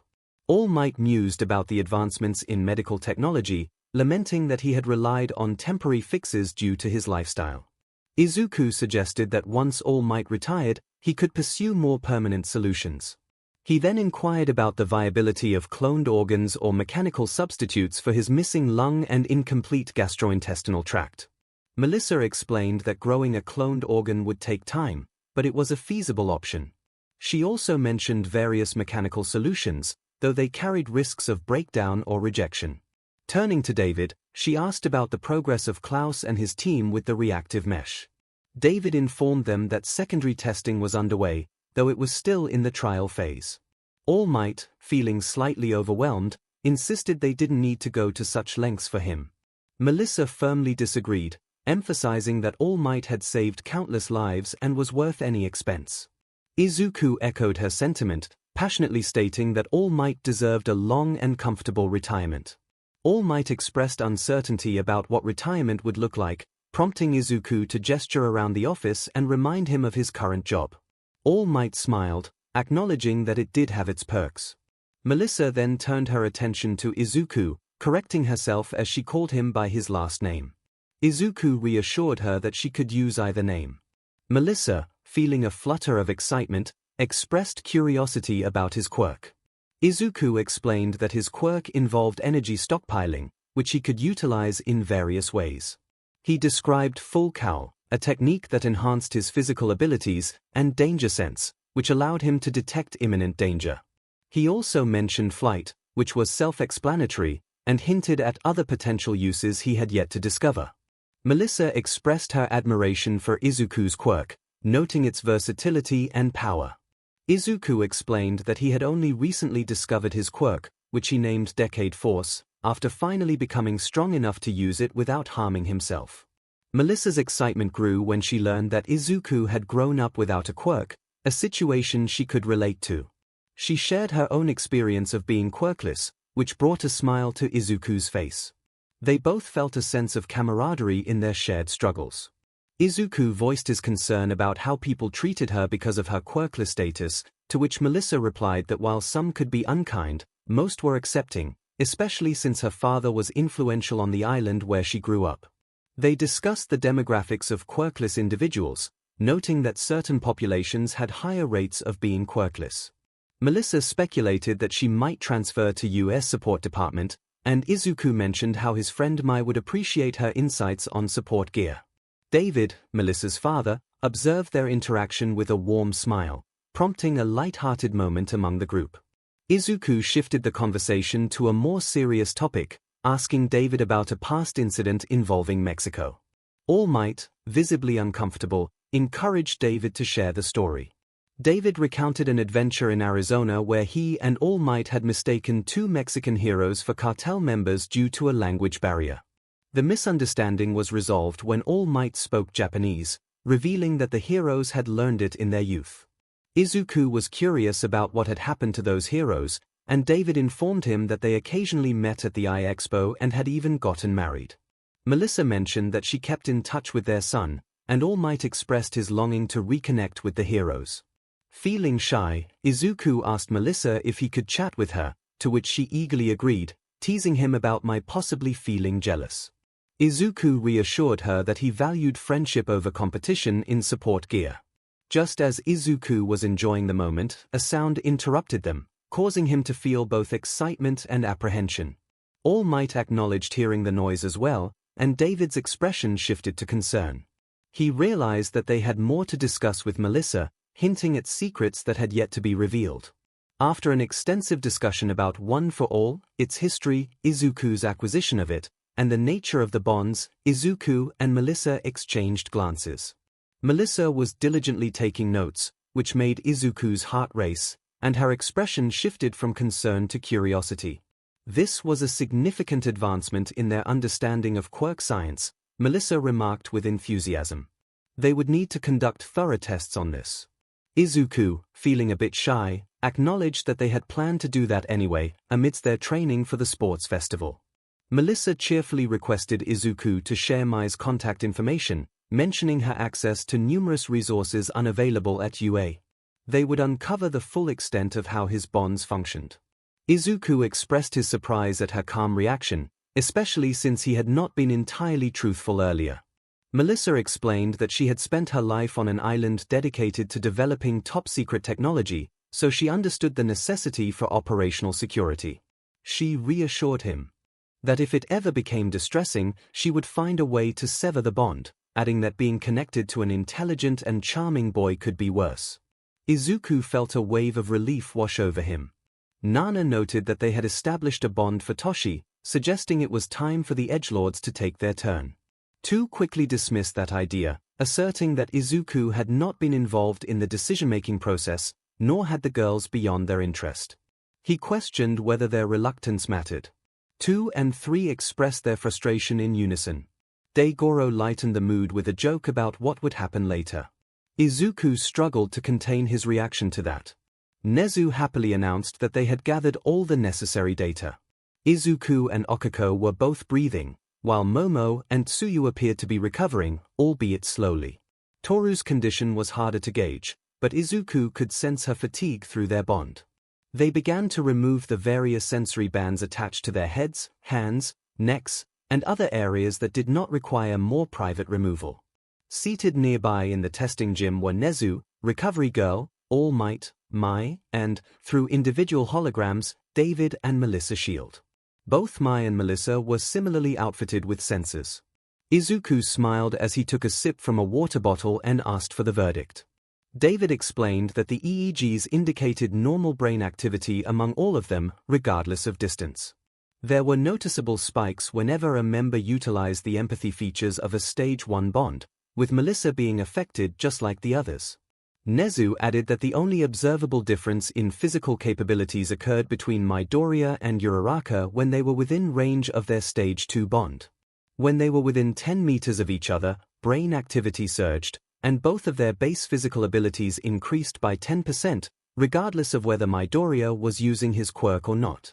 Izuku contemplated this while finishing his water bottle, recalling the incident with Bakugo when the bond had intensified despite them being more than 10 meters apart.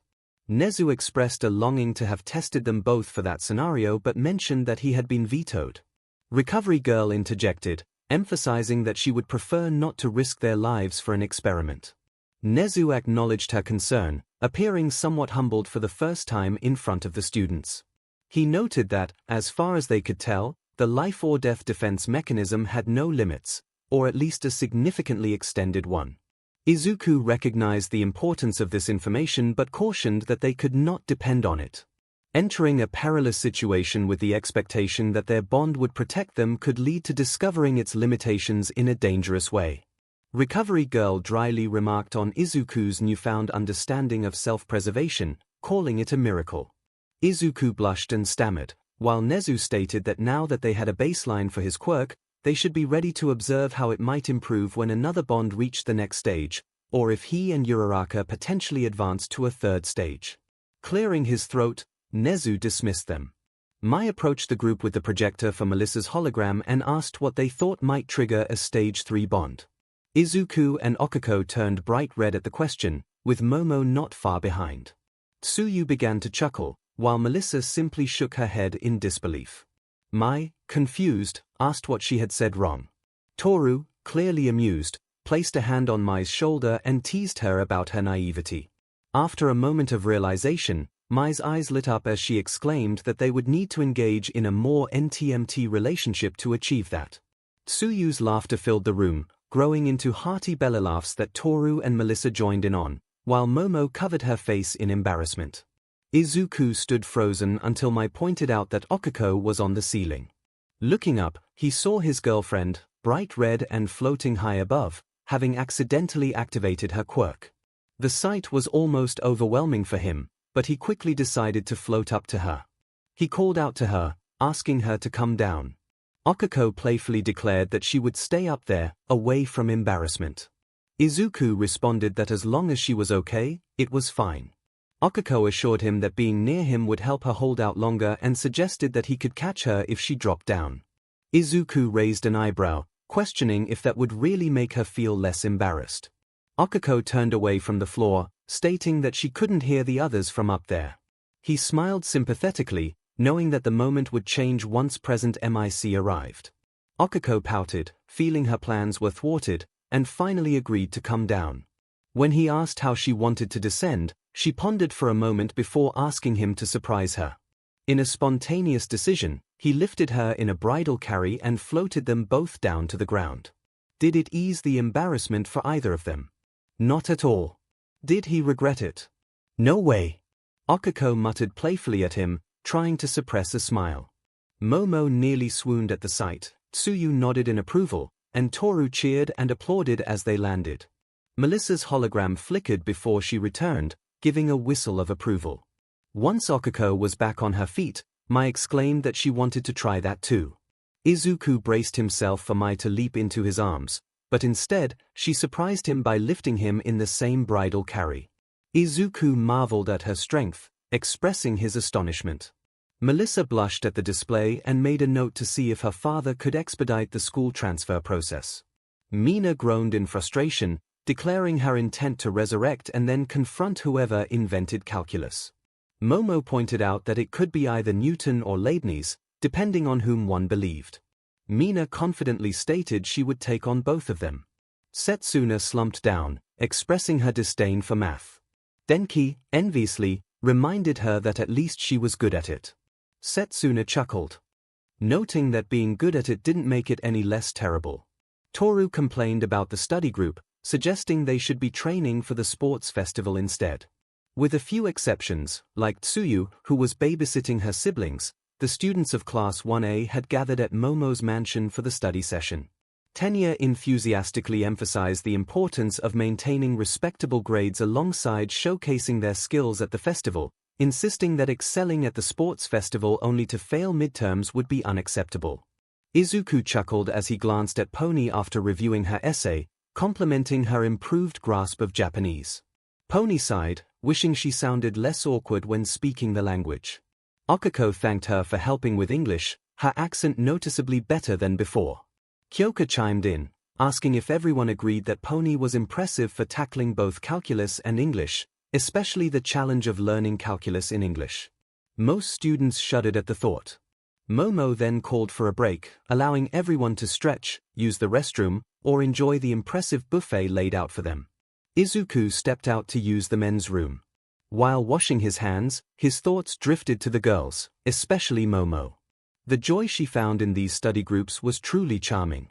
He lamented that they had decided to wait until after the festival to go on dates, feeling she deserved a nice outing, just like everyone else.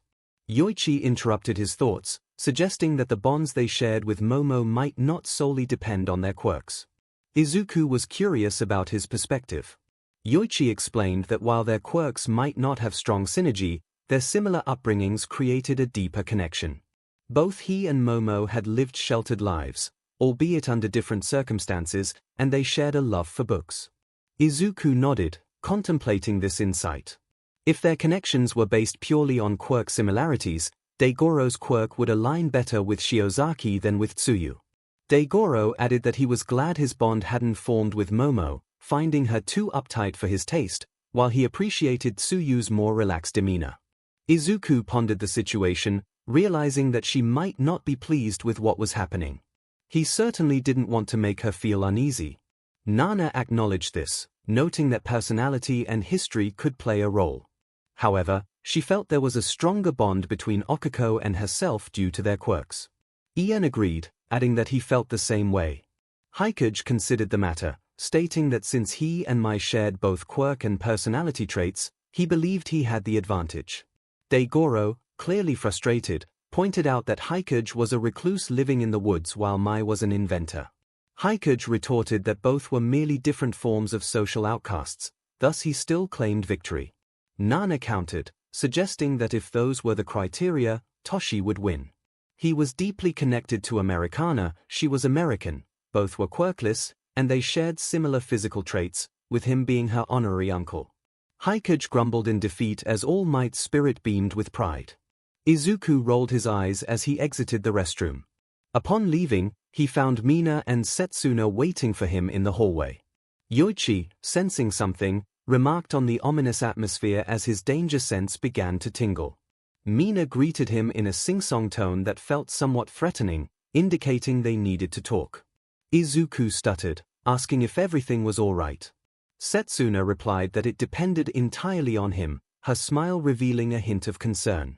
She inquired about his intentions toward Toru. Izuku was taken aback, unsure of how to respond. Mina expressed her surprise, noting that they hadn't expected him to be unfaithful to Okiko, especially since they were so close. She mentioned that ever since he assisted Toru with her hero outfit, things seemed different. Setsuna reiterated their concern, wanting to ensure he wasn't leading Toru on or betraying Okiko. Izuku frowned, understanding their worries but wanting to keep things private for now. He requested that they keep this information confidential for the time being. Mina's expression shifted, torn between accusation and excitement at the prospect of a secret. Setsuna remained cautious, stating that it depended on what he was about to reveal. Izuku finally admitted that they were in a polyamorous relationship, having just begun to explore this dynamic with several people involved. Mina gasped, her initial concern dissipating as she expressed her surprise.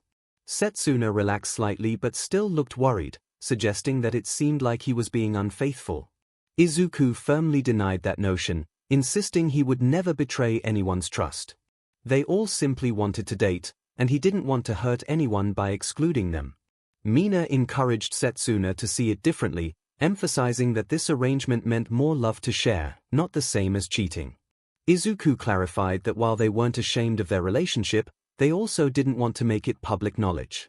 Mina assured him she wouldn't expose a fellow polyamorous individual. Setsuna, confused, asked for clarification, and Izuku was taken aback by Mina's openness. Mina explained that she loved many people and could choose to be exclusive if she wished, but she preferred being open. Setsuna contemplated this, concluding that as long as everyone was on the same page and happy, it was acceptable. Izuku expressed his relief at her understanding. Setsuna scrutinized him, firmly stating that he wouldn't hurt Toru. Izuku assured her that he would never intentionally cause her pain. Mina, exasperated, questioned if Setsuna would resort to threats about throwing him out of a window if he hurt Toru. Setsuna admitted she had considered it but realized that Izuku would likely be the one to jump if he caused any harm. Besides, he had the ability to fly, which diminished the threat. As they walked back, Mina asked who else he was dating.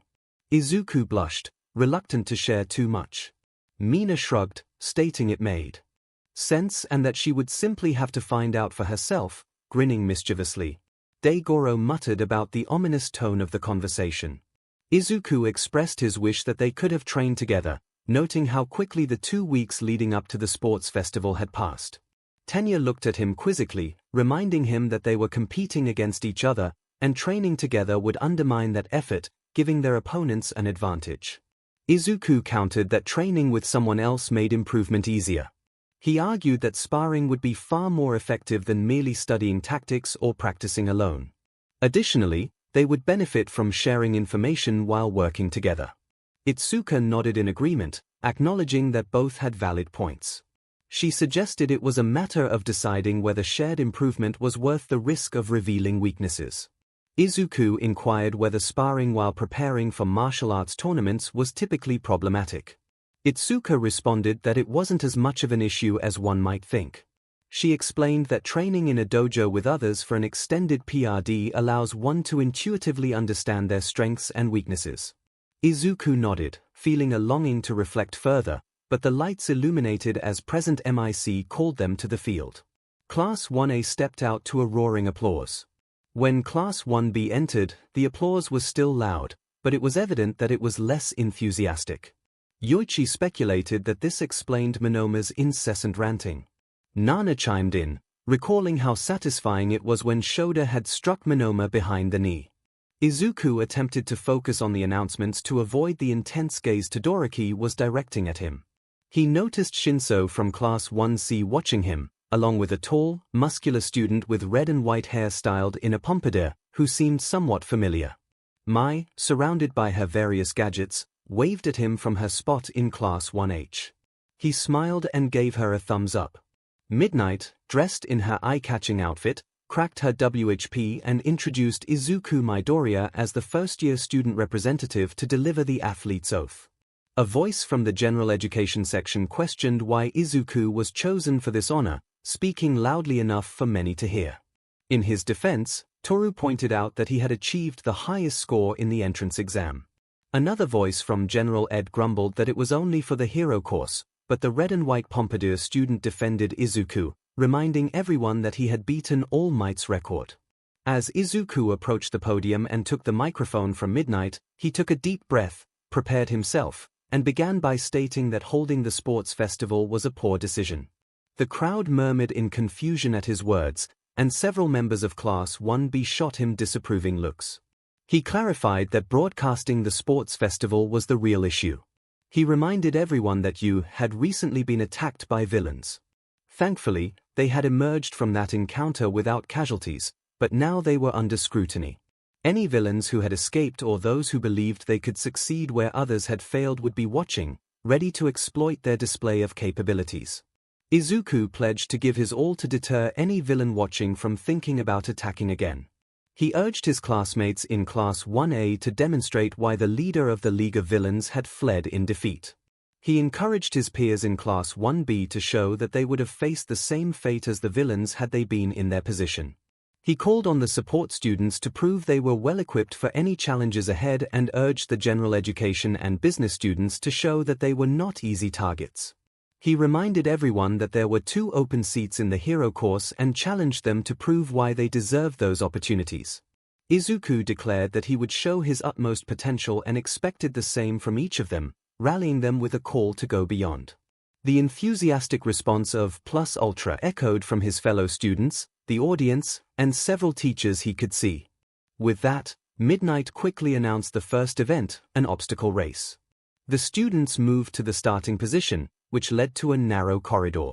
Izuku warned his classmates that his danger sense was activating, indicating a threat from Todoroki.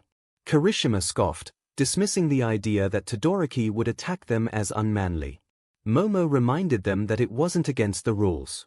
As the countdown began, any thoughts on Todoroki's strategy were set aside. When the final light turned green, the students surged into the corridor. Izuku activated Float, soaring above the crowd as they jostled for space. Several classmates followed suit. Okako floated through the air, leaping from wall to wall, while Tsuyu did the same.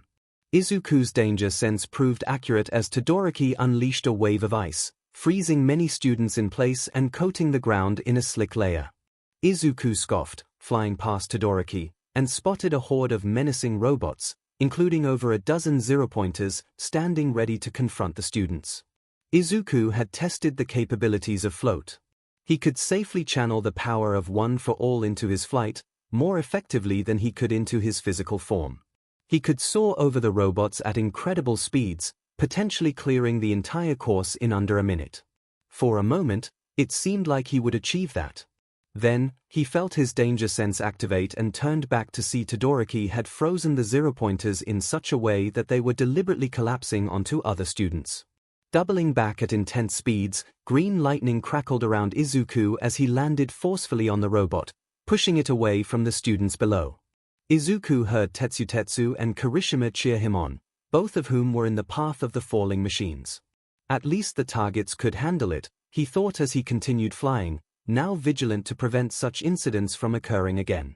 Present MIC announced through the loudspeakers that Izuku Midoriya had made a remarkable play, sacrificing his lead to ensure the safety of his fellow competitors. Eraserhead commented on the boldness of Izuku's strategy, questioning whether his kindness would come back to haunt him. Determined to prevent that, Izuku flew at high speeds, approaching the next obstacle, which turned out to be a deep gorge filled with rocky plateaus. Wires connected the plateaus, allowing students to cross, but one misstep could send them plummeting into the depths below. While Todoroki skated across the ice sheets he was creating, Izuku zipped over them like a bullet, eyeing the final obstacle, a minefield. Nana smugly remarked that the course designers had not considered someone who could fly. Izuku contemplated his options. He could easily fly over the minefield without harm and secure first place in the event. However, he had an audience watching him, and more importantly, classmates who would follow his lead. He aspired to be a hero, and what kind of hero would leave something so perilous for others to face? With a determined smirk, Izuku soared into the air, performing a somersault to gain momentum, and unleashed a powerful strike on the ground, utilizing One for All at a manageable 10%. The impact sent a shockwave through the ground. Izuku launched himself into the air, aided by the force of the explosions below. Todoroki reached the edge of the minefield just as it erupted in a series of blasts. Present MIC and Eraserhead noted that while the mines were not lethal, the force of the explosions sent Todoroki tumbling, narrowly avoiding a fall into the ravine. When the chaos subsided, Todoroki spotted Izuku crossing the finish line. Yoichi sighed, acknowledging that winning the first event would have its consequences in the second. Izuku's 10 million point headband hung around his neck like a burden. 𝐒𝐭𝐚𝐲 remarked on how long Toshinori had held the #1 spot, with others eager to surpass him. Daigoro noted that Endeavor Jr. seemed intent on making things difficult for them. No pressure, Izuku thought sarcastically as he searched for teammates for the cavalry battle. Most students regarded him with a mix of apprehension and curiosity. As he pondered the possibility of being disqualified for lacking a team, Okiko approached him. She assured him that she wouldn't abandon him now.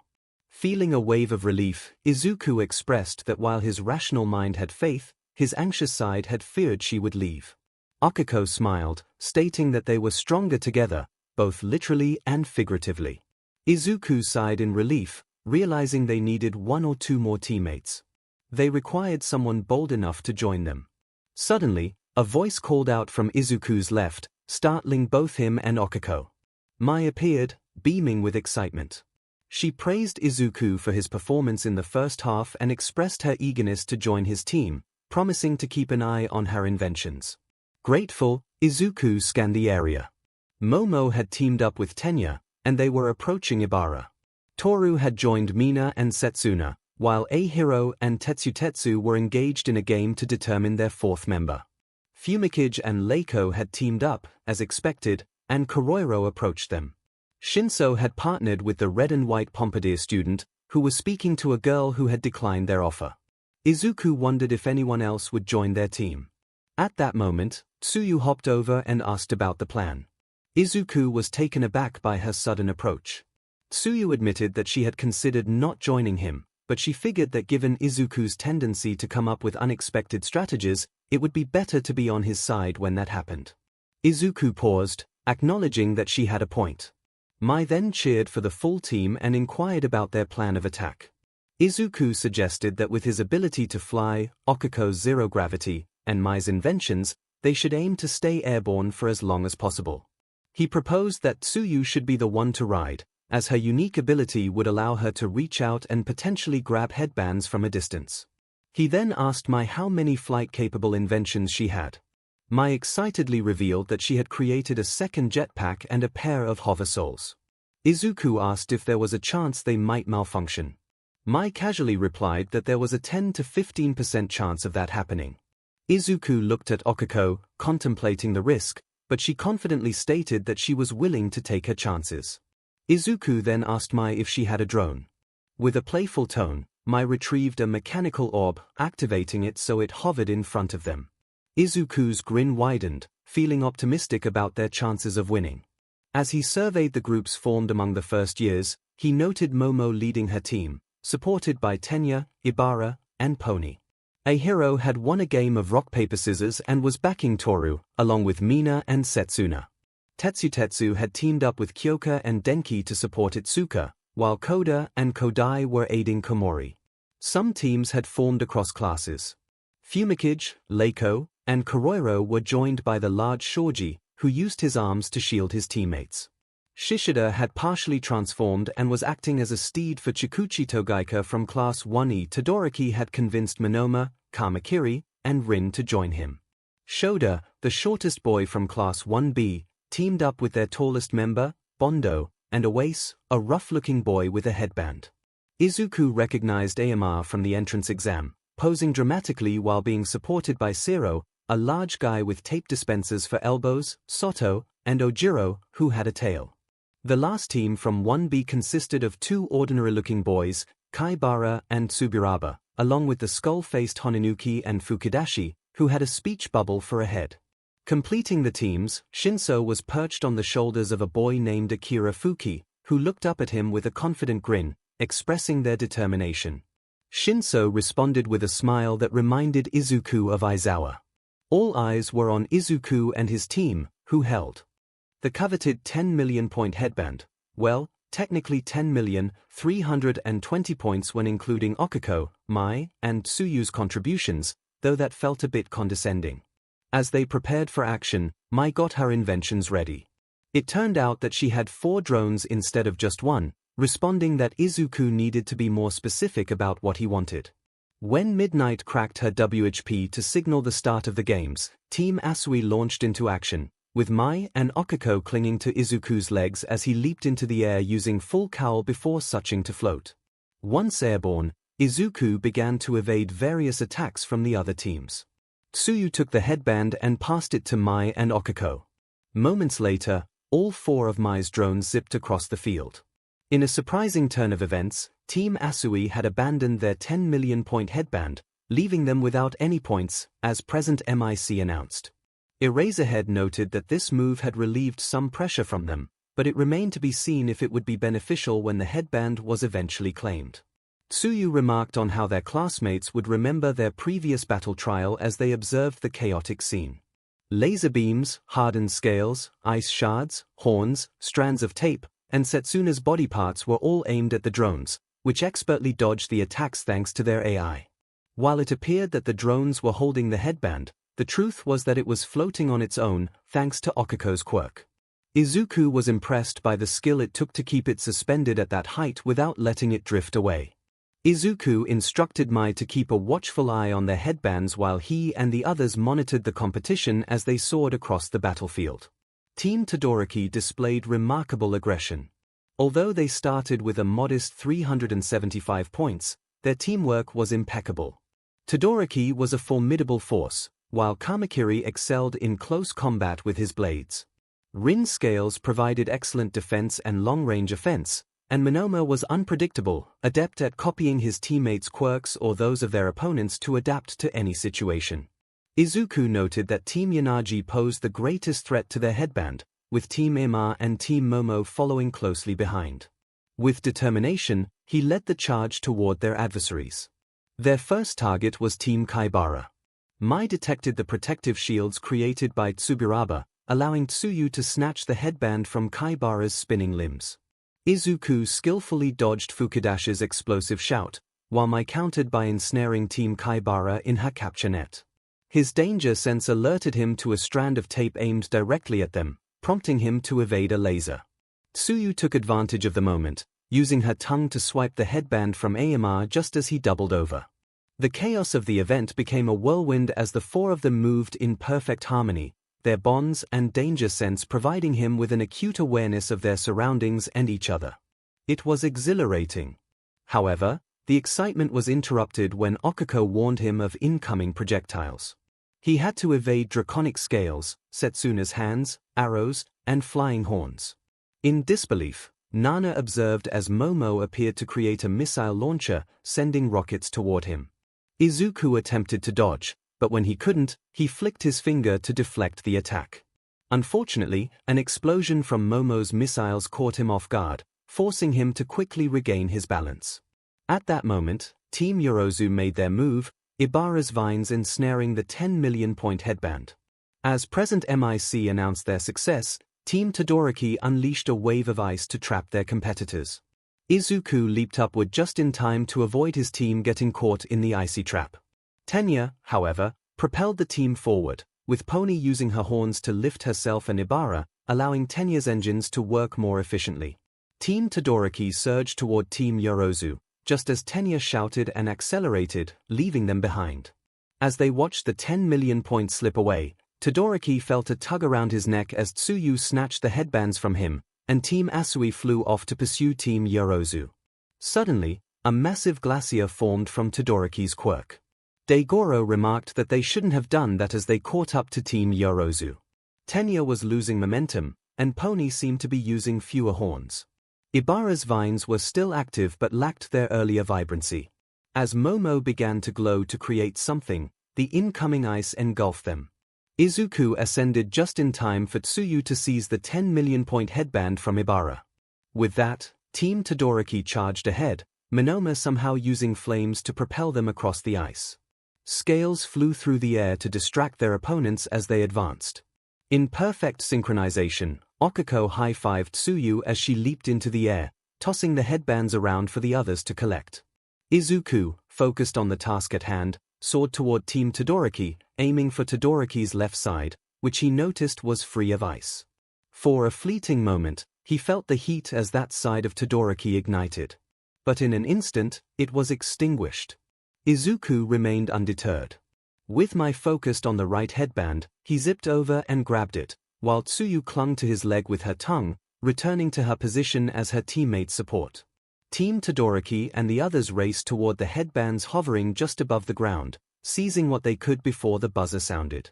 Present MIC announced the end of the round, revealing the results. Team Asui took first place after a thrilling competition, managing to reclaim their 10 million point headband. The images of Tsuyu, Izuku, Okiko, and Mai appeared on the scoreboard alongside the impressive score of 10,000. In second place was Team Shinso, who achieved a surprising victory with a total of 1,340 points. The scoreboard displayed Shinso's tired expression and Fuki's determined look next to the glowing number 1. Team Yorozu secured third place. With a score of 1,150 points, as Momo, Tenya, Ibara, and Pony's images joined the scoreboard next to 1, Team Todoroki followed in fourth place, earning 1,095 points. Todoroki glared at the score as if it had offended him, while Kamakiri shared a similar sentiment. Rin seemed to be gearing up for a strong performance in the next round, and Monoma wore a smug expression. Present MIC continued, explaining that since Team Shinso had only 2 members, they would also include 2 members from Team Hagakure, the only other team with remaining points, maintaining their initial 400-point headband. The scoreboard displayed Mina, Setsuna, 𝐴_HERO, and a blank spot for Toru next to the modest score of 𝐴_HERO grinned, contemplating who would participate next. He was about to volunteer when Mina interrupted, insisting that he had to go since he had played a crucial role in their victory by defending Toru's headband. She playfully threatened to dissolve his hair if he didn't agree to compete. 𝐴_HERO, feigning shock, was met with Mina's determination as she insisted on his participation. He relented, realizing he had no choice. Setsuna, grinning widely, decided to let him join as well. Mina, not wanting to be left out, playfully warned Setsuna not to challenge her. Toru stepped in as the mediator, stating that she would not be participating due to her quirk being unsuitable for the tournament. She suggested that Mina and 𝐴_HERO decide who would compete through a game of Janken, emphasizing that they both deserved a chance. With a roll of their eyes, the two began the game, and Mina emerged victorious. She confidently led 𝐴_HERO to inform Midnight of their decision for the next round. Okiko turned to Izuku, curious about what had just transpired. Izuku responded with a hint of mischief, suggesting that they might have gained some leverage for future teasing. Suddenly, Todoroki approached Izuku, expressing the need for a private conversation. Izuku, taken aback, agreed to talk but made it clear that he was cautious about the situation, recalling their previous encounter during the obstacle race. Todoroki's demeanor shifted from intense to sympathetic as he apologized for any misunderstanding. Izuku turned to leave but was interrupted by a metallic poke on his shoulder. It was one of Kyoka's jacks, and she looked concerned as she leaned in to share a crucial piece of information. Kyoka whispered that she overheard Todoroki mention something about Bakugo, which piqued Izuku's interest. He thanked her and quickly returned to Todoroki, who was surprised by his sudden reappearance. Izuku explained that he had been informed of Todoroki's comment and suggested they keep their discussion brief. Todoroki nodded, leading him to a secluded area where they could talk privately. Once alone, Todoroki expressed his gratitude for Izuku's willingness to engage in the conversation. Izuku clarified that his motivation stemmed from wanting to protect his friends, especially after hearing the comparison between Endeavor and Bakugo. Todoroki, surprised, acknowledged the pressure of being the child of a top hero, inadvertently revealing that he was aware of Izuku's lineage as All Might's son. This revelation caught Izuku off guard, leaving him momentarily speechless.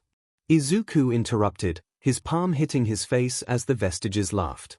He clarified that he was not All Might's biological son, explaining that All Might had trained him after saving him from a villain because they shared similar quirks. The most significant similarity was that they both believed they were quirkless until their final year of middle school. Todoroki appeared shocked by this revelation and shook his head, acknowledging that while the rumors weren't entirely true, Izuku still had a significant relationship with All Might.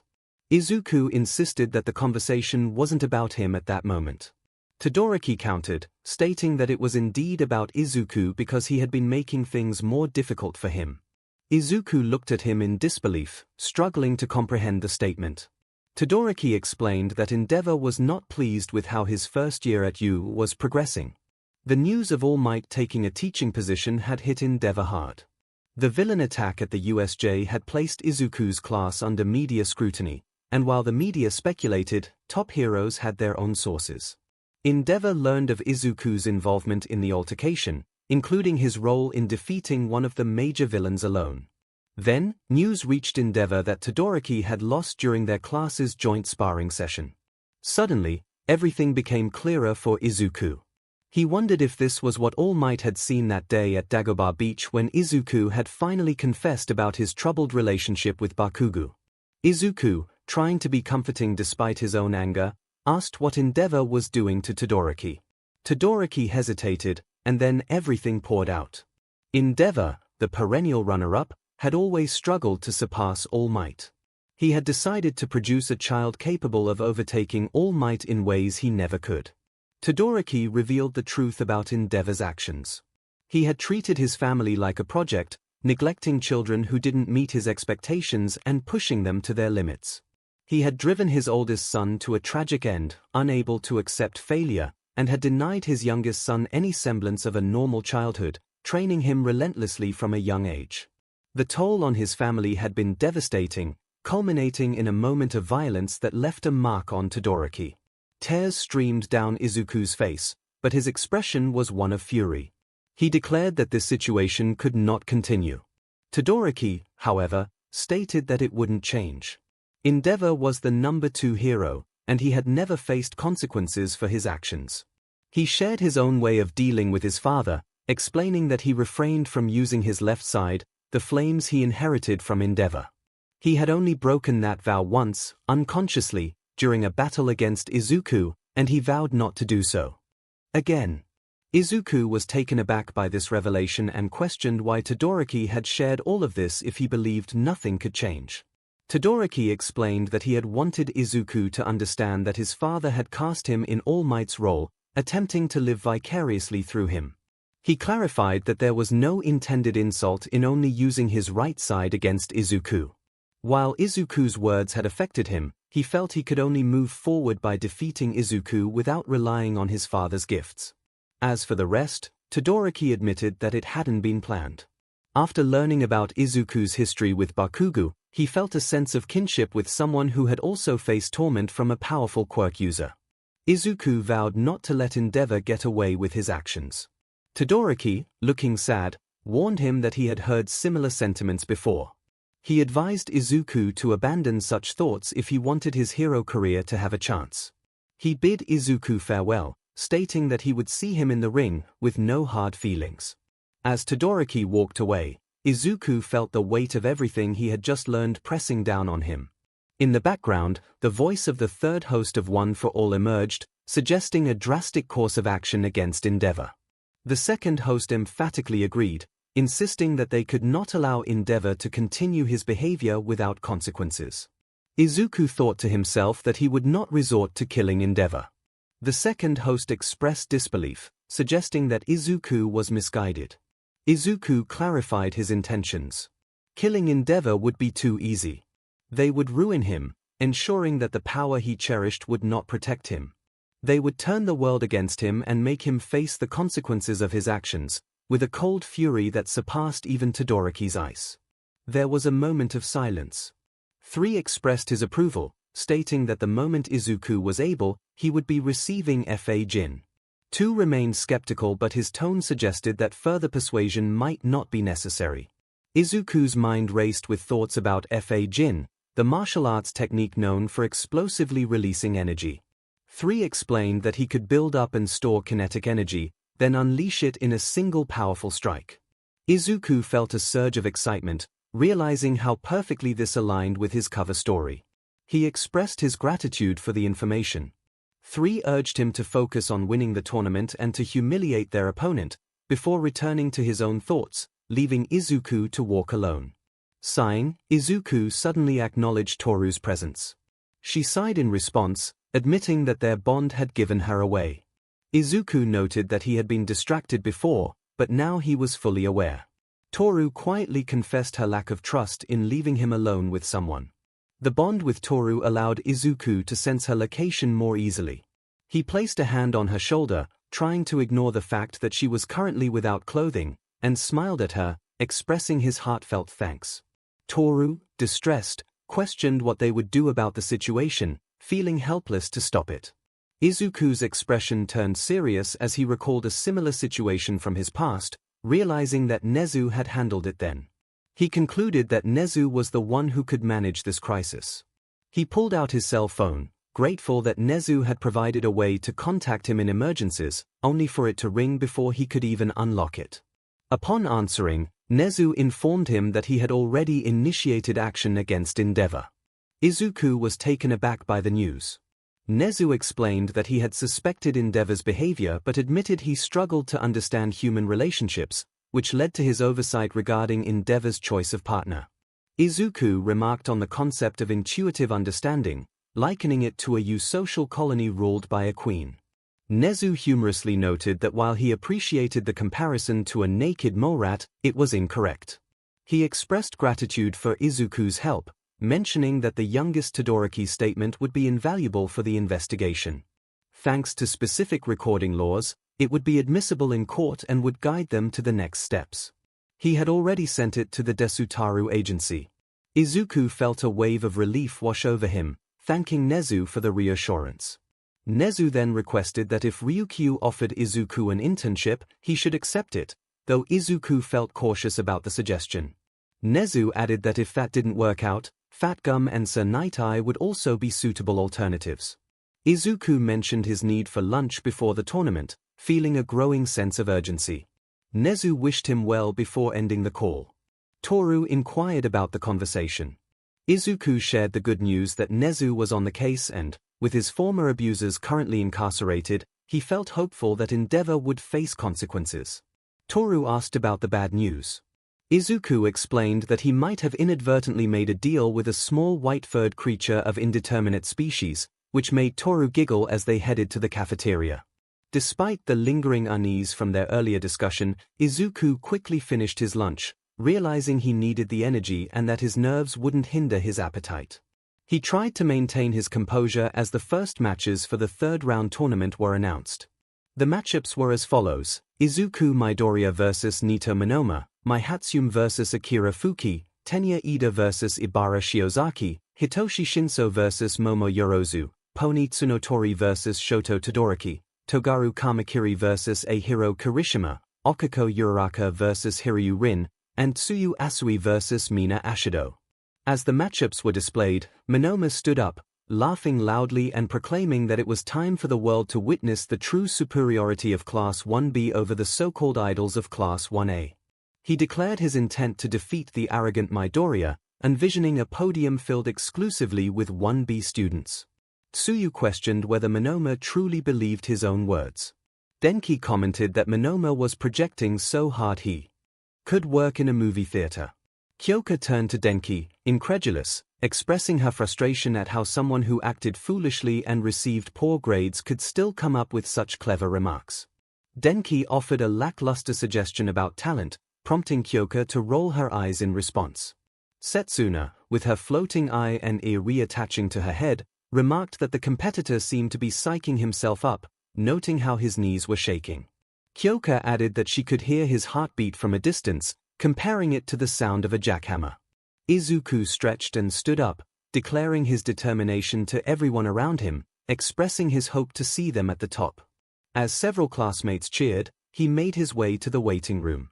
On his way, he spotted Mai, who was busy working on her creations, trying to prepare them for the upcoming battle.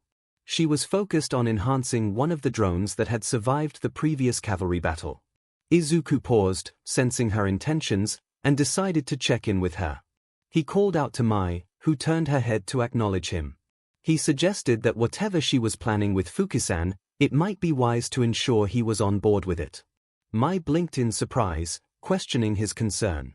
She believed it would be a win-win situation, allowing Fuki to move on while showcasing her inventions.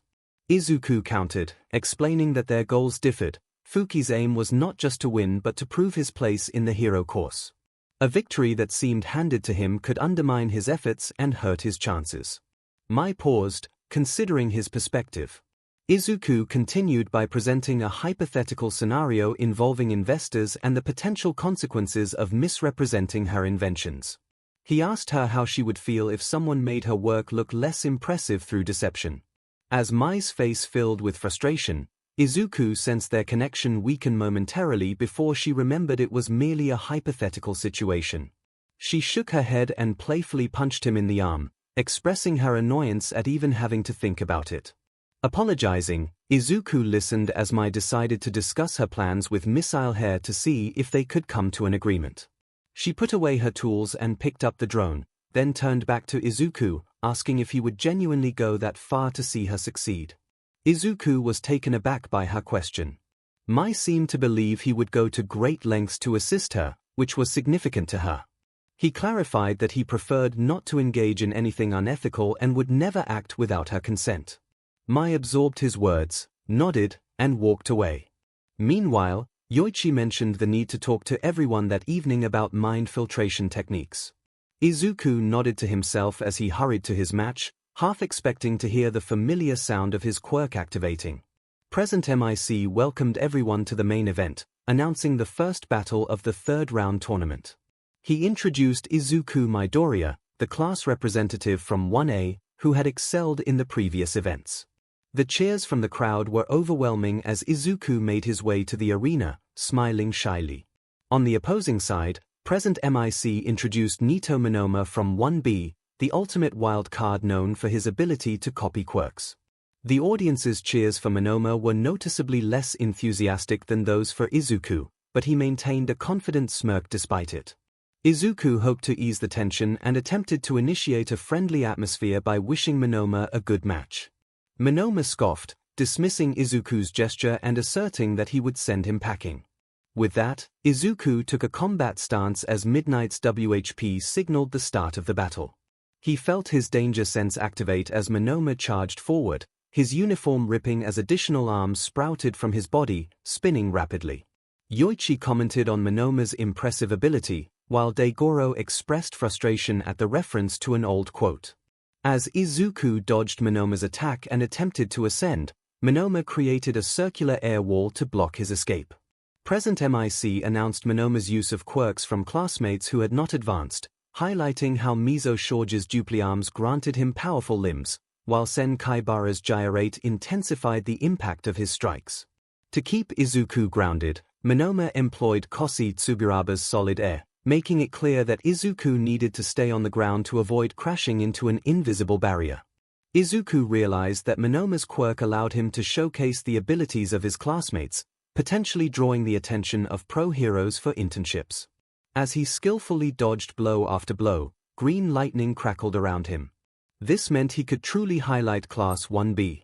However, Izuku knew he couldn't let Monoma have the upper hand. Every quirk had its drawbacks.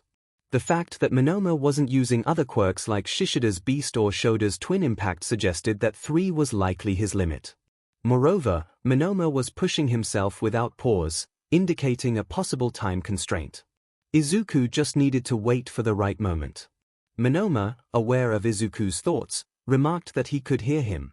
Izuku noticed one of Monoma's arms ended in a large ear instead of a hand. He frowned, realizing he needed to stop underestimating his opponent as he leapt aside to avoid an attack. One of Monoma's arms, ending in a mouth, expelled a powerful gust of air toward him. Monoma commented on the irony of Izuku being both clever and strong, suggesting it made the situation either easier or harder to accept. As Izuku broke through the wall of solid air, he continued to evade Monoma's relentless strikes. He wondered if Monoma would attempt to copy his quirk, which was touch-based. With a smile that almost seemed genuine, Monoma confirmed his interest in Izuku's quirk and asked if he was unwilling to share. Izuku explained that during his first use of his quirk, he had to be extremely cautious to avoid injuring himself, yet he still ended up with shattered legs and an arm. He flicked his finger, hoping the air pressure would push Monoma back. Monoma created a shield of air in response, indicating he would consider Izuku's warning. However, the shield soon dissipated, and shortly after, Monoma's extra arms ceased their spinning and fell away, disintegrating in the process. Frustration etched across Monoma's face. Izuku challenged Monoma, asking if he conceded or wanted to push himself further. Monoma refused to back down, declaring he wouldn't let Izuku have his way. As Izuku charged forward, activating full KO, Monoma managed to evade him and, to Izuku's shock, seized his bare arm. In a moment of surprise, Monoma exclaimed that he was unable to copy Izuku's quirk, revealing it was a blank. He expressed confusion over the nature of Izuku's quirk. Present 𝗵𝐼𝐶 announced that Monoma's attempt to mimic Midoriya's quirk had failed, while 𝐸𝐴ZHEAD noted that Midoriya's quirk was an energy stockpile, having manifested 10 years late. Realizing his mistake, Monoma acknowledged that errors had been made. This realization quickly became evident as Izuku swiftly picked him up and launched him out of the arena. Izuku sat in his seat, notebook in hand, as the match between Mai and Fuki commenced. He recalled glimpses of Mai's strategy, which involved using her various devices to take down the tall boy and turning him into a demonstration piece. He initially thought his interference would prevent that, but Fuki had several of her devices on him. Once Midnight confirmed that both parties agreed to the match, it began. However, the fight unfolded differently than Izuku had anticipated. Instead of a glorified infomercial, both Mai and Fuki engaged in a serious battle. Mai still commandeered the sound system, but her commentary was brief, only naming the devices in use. Fuki seemed to be in on the action, loudly praising Mai's equipment, often more than she did herself. Izuku observed that Mai was putting up a serious fight, genuinely challenging Fuki rather than simply conceding. He noted that Fuki relied on the support gear Mai provided, leading him to wonder if his quirk was unrelated to combat or something subtle that was not immediately apparent. As he jotted down his thoughts, Momo remarked that Fuki and Shinso were the only general education students to reach this point, and neither had revealed their quirks yet. Pony mentioned that she had seen Shinso at the testing site but hadn't witnessed his quirk in action. Okiko added that she believed Fuki had been at their site as well. Izuku recalled a moment from the busy day, vaguely remembering pulling someone out of the path of a robot. The match concluded when Fuki successfully ensnared Mai with a net gun, immobilizing her midair. Although she floated due to her hover souls, she was unable to move until Fuki leaped up, gently set her down outside the arena, and flashed her a thumbs up with a big grin as he was declared the winner. He then assisted her in freeing herself from her own invention. As Tenya and Ibara prepared for their match, Mai joined Class 1A in the stands. She excitedly embraced Izuku and expressed her delight that Fuki was enthusiastic about showcasing her inventions, mentioning that he wanted a fair fight to prove his hero potential. Izuku smiled back, glad for her. He inquired if she knew anything about Fuki's abilities without her gear. Mai shrugged, revealing that he hadn't shared much but seemed relieved when she offered him equipment. She added that if he made it into the hero course, he promised to become one of her clients, her eyes sparkling with excitement. Izuku found this information intriguing, wishing he had a clearer understanding of what his next opponent could do. Mai then recalled asking Fuki if he could shoot rockets from his hair, to which he replied no, clarifying that his hair was not his quirk. As the match commenced, Ibara made the first move by sending her vines outward, anchoring herself to the ground. Tenya quickly utilized his reciprocal burst technique to evade the vines, but his attempts to dislodge her from her position were unsuccessful. Ibara's vines reoriented and targeted Tenya again, but he skillfully dodged once more. Determined, he activated his reciprocal burst again, this time charging into the incoming attacks. A powerful roundhouse kick sent Ibara flying out of bounds. As Midnight announced Tenya as the winner, concern crossed his face as he rushed to check on Ibara. He followed the medic bots as they took her toward Recovery Girl. 𝗍𝐴ZHEAD made a sarcastic comment about chivalry, while Present 𝗵𝐼𝐶 quipped that if it were alive, Tenya should have gone easier on Ibara. 𝗍𝐴ZHEAD countered seriously, explaining that Tenya had tried to minimize violence and escalated only when necessary, emphasizing that Ibara was one of ONE's strongest students and deserved respect. Present 𝗵𝐼𝐶 then introduced the next contestant from Class 1A, Momo Yorozu, highlighting her impressive abilities and the applause from the crowd. Izuku sensed her embarrassment and anxiety, even as she projected confidence. Her opponent, Hitoshi Shinso, was introduced as one of the general education students competing for a spot in the hero course. Although there was less applause for him, he appeared tired. When they met, he likely wished her a good fight, though they couldn't hear the exchange. Momo responded with nervous energy, maintaining her composure. Midnight cracked her WHP to signal the start of the match.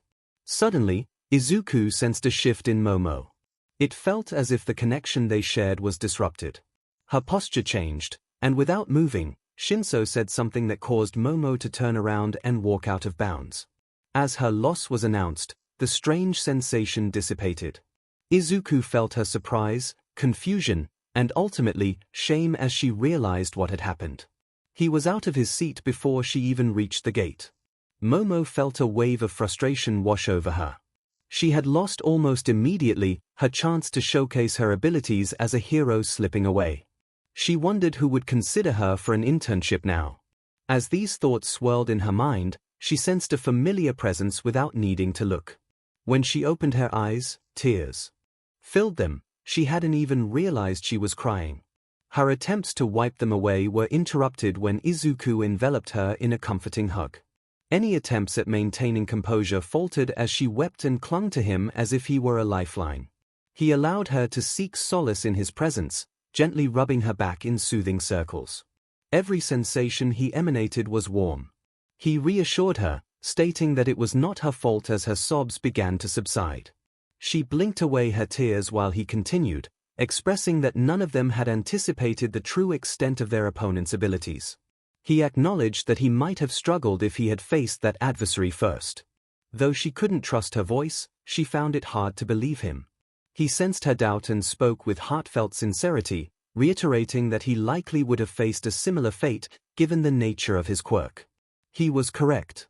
She had greeted Shinso in a friendly manner, responding as any ordinary person would. Would any other student have triumphed against such an opponent? He reminded her that she had faced him first, providing valuable insight into their enemy's capabilities, voice-activated mind control. He encouraged her to view herself as a hero who had made a sacrifice, allowing her teammates to utilize the information she had gathered to defeat the villain. Her team had successfully outmaneuvered his, thanks to her strategic planning. Any hero who failed to recognize her worth was unworthy of teaching her. As he spoke, her heart filled with pride. Regardless of what lay ahead, he believed in her strength and capability as a heroine, a sentiment that would not waver. It was a wonderful feeling, and she cherished that aspect of him. Suddenly, a chime interrupted their moment, catching them off guard. After a brief pause, he inquired if she had heard his thoughts. She lightly replied that she had not. He explained that he intended to share the full story with everyone that evening, emphasizing the urgency of the matter. He cautioned her to be wary around 𝐒𝐭𝐚𝐲, as they were uncertain about the effects of the Stage 2 bond on their dynamic or if it had enhanced anything else. A sudden chill in the air drew their attention to a nearby screen, revealing Todoroki engulfing the arena in a massive glacier, nearly encasing Pony in ice, leaving only her face exposed. The match was called almost immediately. He expressed his concern telepathically, acknowledging that while he understood Todoroki was under immense pressure, he would be furious if Todoroki treated Tsuyu in a similar manner. She chuckled softly, remarking that at least she was not the only one to have faced a significant defeat. They made their way back to the stands. Upon their return, the proximity to the glacier had already caused Tsuyu to feel drowsy, prompting Momo to create a hot water bottle and blanket for their amphibious teammate. When Pony arrived, she joined in to assist, and the two began to share their experiences of loss. Izuku smiled, feeling reassured that everything would be all right. He focused on the match between 𝐒𝐻ERO and Kamakiri. The mantis-like boy was swift, and his blades were sharp, but 𝐒𝐻ERO was determined, his skin resilient. Kamakiri lunged repeatedly, yet 𝐒𝐻ERO endured each strike. Whenever 𝐒𝐻ERO attempted to retaliate, Kamakiri would skillfully evade or deflect the blow. Present MIC commented on the match, likening it to the age-old paradox of an unstoppable spear versus an impenetrable shield. Eraserhead countered that no one was truly unstoppable or impenetrable. Ultimately, Kamakiri began to tire first. 𝐒𝐻ERO concentrated on withstanding each hit rather than countering, knowing that his hardening would be more effective if he remained still. In the end, Kamakiri exhausted himself, allowing 𝐒𝐻ERO to deliver a decisive blow. From the ground, Kamakiri signaled his defeat. As Midnight announced the conclusion of the match, 𝐒𝐻ERO knelt and extended his hand to Kamakiri, who grinned and accepted it, rising to seek Recovery Girl's assistance. 𝗵𝘃𝗻𝐼𝐶 introduced the next competitor, announcing Hiryu-Rin from Class 1B, whose quirk was a smaller-scale version of Crust's, showcasing versatility in both defense and offense. He posed the question of whether Hiryu would tip the scales or falter. 𝐒𝐻𝐴 groaned at the pun, calling it terrible even by 𝗵𝘃𝗻𝐼𝐶's standards. Ignoring the comment, 𝗵𝘃𝗻𝐼𝐶 continued, introducing Okiko Uraraka from Class 1A, highlighting her quirk's extraordinary potential, which could literally send someone out of this world. He encouraged the crowd to cheer for her as she aimed to reach new heights. Okiko took a deep breath, determined to execute her plan. Although Izuku had offered his own advice, she chose to decline. She wanted to prove her own capabilities at Yu without relying on him. During their joint sparring sessions and the cavalry battle, she had caught a glimpse of his abilities. His scales were tough, but not as formidable as a hero's or Tetsutetsu's. While he could shoot out his scales, he lacked the precision that Pony possessed. She recalled that he had some kind of support item for that, but she had her own strategy in mind. Previously, she had never considered the necessity of intense training, focusing solely on her quirk for hero work. However, spending time with Izuku had shifted her perspective, and the events at the USJ had solidified that change. She did not want to be a burden, someone who needed rescuing as she had during the entrance exam. If she hadn't been quick or strong enough at the USJ, either she or Yui could have been harmed.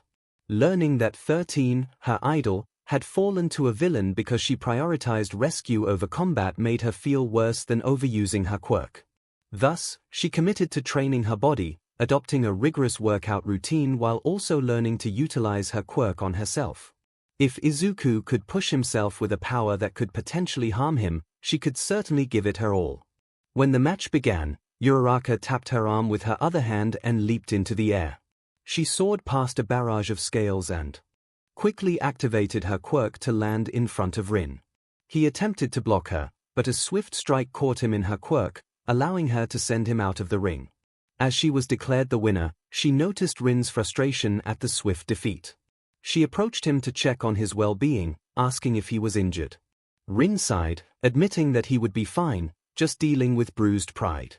He acknowledged that his chances were slim, especially since she had thrown Bakugo out of the hero course, thanking her for that. Okiko felt a bit sheepish as she explained that Bakugo had mostly done the work himself. Rin expressed a hint of envy for her opportunity to take down someone as insufferable as Bakugo and wished her luck if she faced their class's top contender. Okiko's eyes widened at the reminder of that possibility as she made her way to the stands. She heard the familiar voice of Yoichi Shigaraki calling her name. She acknowledged that she could hear him, which still felt strange. Yoichi noted that her range had increased and mentioned that Izuku had tried to text her, but she must have missed it. He informed her that Momo's bond had reached stage. Okiko blinked, realizing she was not surprised by that news. Yoichi wanted to ensure she had her partition up, recalling the times the Vestiges had instructed her on how it worked. She remembered the day they had met when she had stayed over at the Midoriya's, ensuring her futon was within 10 meters of Izuku's bed. It had been awkward, but at least she had met the Vestiges in a unique way, even if it was in a dream. Grateful, Okiko formed the wall as she had practiced, feeling nervous as she approached the stands. She smiled as she returned to Class 1A's section, feeling triumphant. As she settled into her seat, her mind was blissfully quiet, a welcome relief. She glanced at Momo, who appeared a bit anxious at her arrival. Okiko reassured her with a message, letting her know she had managed to block out the noise. Momo sighed in relief, expressing her gratitude and mentioning that she would need to learn that technique herself. Okiko smiled, promising they would teach her. Once the event concluded, Izuku would share everything that had happened. The match between Mina and Tsuyu was brief. Mina used her acid to maneuver around the battlefield, but Tsuyu skillfully hopped over her attacks, avoiding the acid projectiles. In a swift motion, she captured Mina by the waist with her tongue and gently placed her out of bounds. Mina pouted briefly at her defeat but ultimately walked off the battlefield, satisfied that she had given her best effort. As they prepared for the quarterfinals, Izuku walked down the hallway toward his waiting room. He felt a light ping from his danger sense, having improved at interpreting the sensations it provided. Being within one for all for over a century had honed its ability to detect various threats. Izuku, a person of considerable power both physically and socially, contemplated the atmosphere around him. The presence felt antagonistic, yet it refrained from aggression. He realized that if he provoked them, they might resort to their social influence rather than violence, but if pushed further, it could become perilous. 𝐒𝐻𝐽 expressed admiration for Izuku's awareness of danger, calling him a connoisseur of it. 𝗧𝗪𝗏, however, pointed out that such a skill wasn't necessarily a positive trait. 𝗒𝐻𝐽 countered, asserting that it was indeed valuable. 𝗧𝗪𝗏 conceded, acknowledging the truth in 𝗒𝐻𝐽's words. Then, a familiar voice interrupted, one that any hero enthusiast would recognize. It was 𝗵𝗏, appearing in his blue costume, his beard flickering with flames. Izuku had once idolized 𝗵𝗏. His own father possessed a fire-breathing quirk, and Izuku had dreamed of becoming a hero with similar abilities. However, as he matured, 𝗵𝗏's reckless attitude towards both bystanders and villains disillusioned him. Izuku found his passion for heroism through 𝗏𝗧𝗏, who had saved lives during a catastrophic fire, while 𝗵𝗏 seemed more likely to endanger people by igniting one. Now, Izuku had learned of 𝗵𝗏's troubling past, particularly how he had harmed his own son in a misguided attempt to surpass a rival who was indifferent to the competition. This revelation filled Izuku with a deep sense of anger. 𝗵𝗏 acknowledged Izuku's performance during the USJ incident, noting how he had taken down a villain that had posed a challenge to 𝗏𝗧𝗏. Izuku clarified that the situation was more complex than it appeared. He explained that 𝗏𝗧𝗏, Eraserhead, and Hound Dog were each occupied with one of 4 bioengineered creatures known as 𝗨𝗏𝗏. The fourth, a winged 𝗨𝗨𝗏, was harassing them. While he couldn't accurately assess the strength of each creature, he believed the winged 𝗨𝗨𝗏 was likely the weakest. It was only due to the numbers that it had caused 𝗏𝗧𝗏 any trouble. Izuku detailed how he had engaged the winged 𝗨𝗨𝗏 to protect a classmate from a lethal attack, emphasizing that he had only succeeded due to the creature's lack of defensive abilities and a specific weakness in its wings. He credited his classmates for their critical roles in overcoming the other 𝗨𝗨𝗏. 𝗵𝗏 listened intently, surprised by Izuku's detailed explanation. For the first time, someone had fully engaged with his thoughts.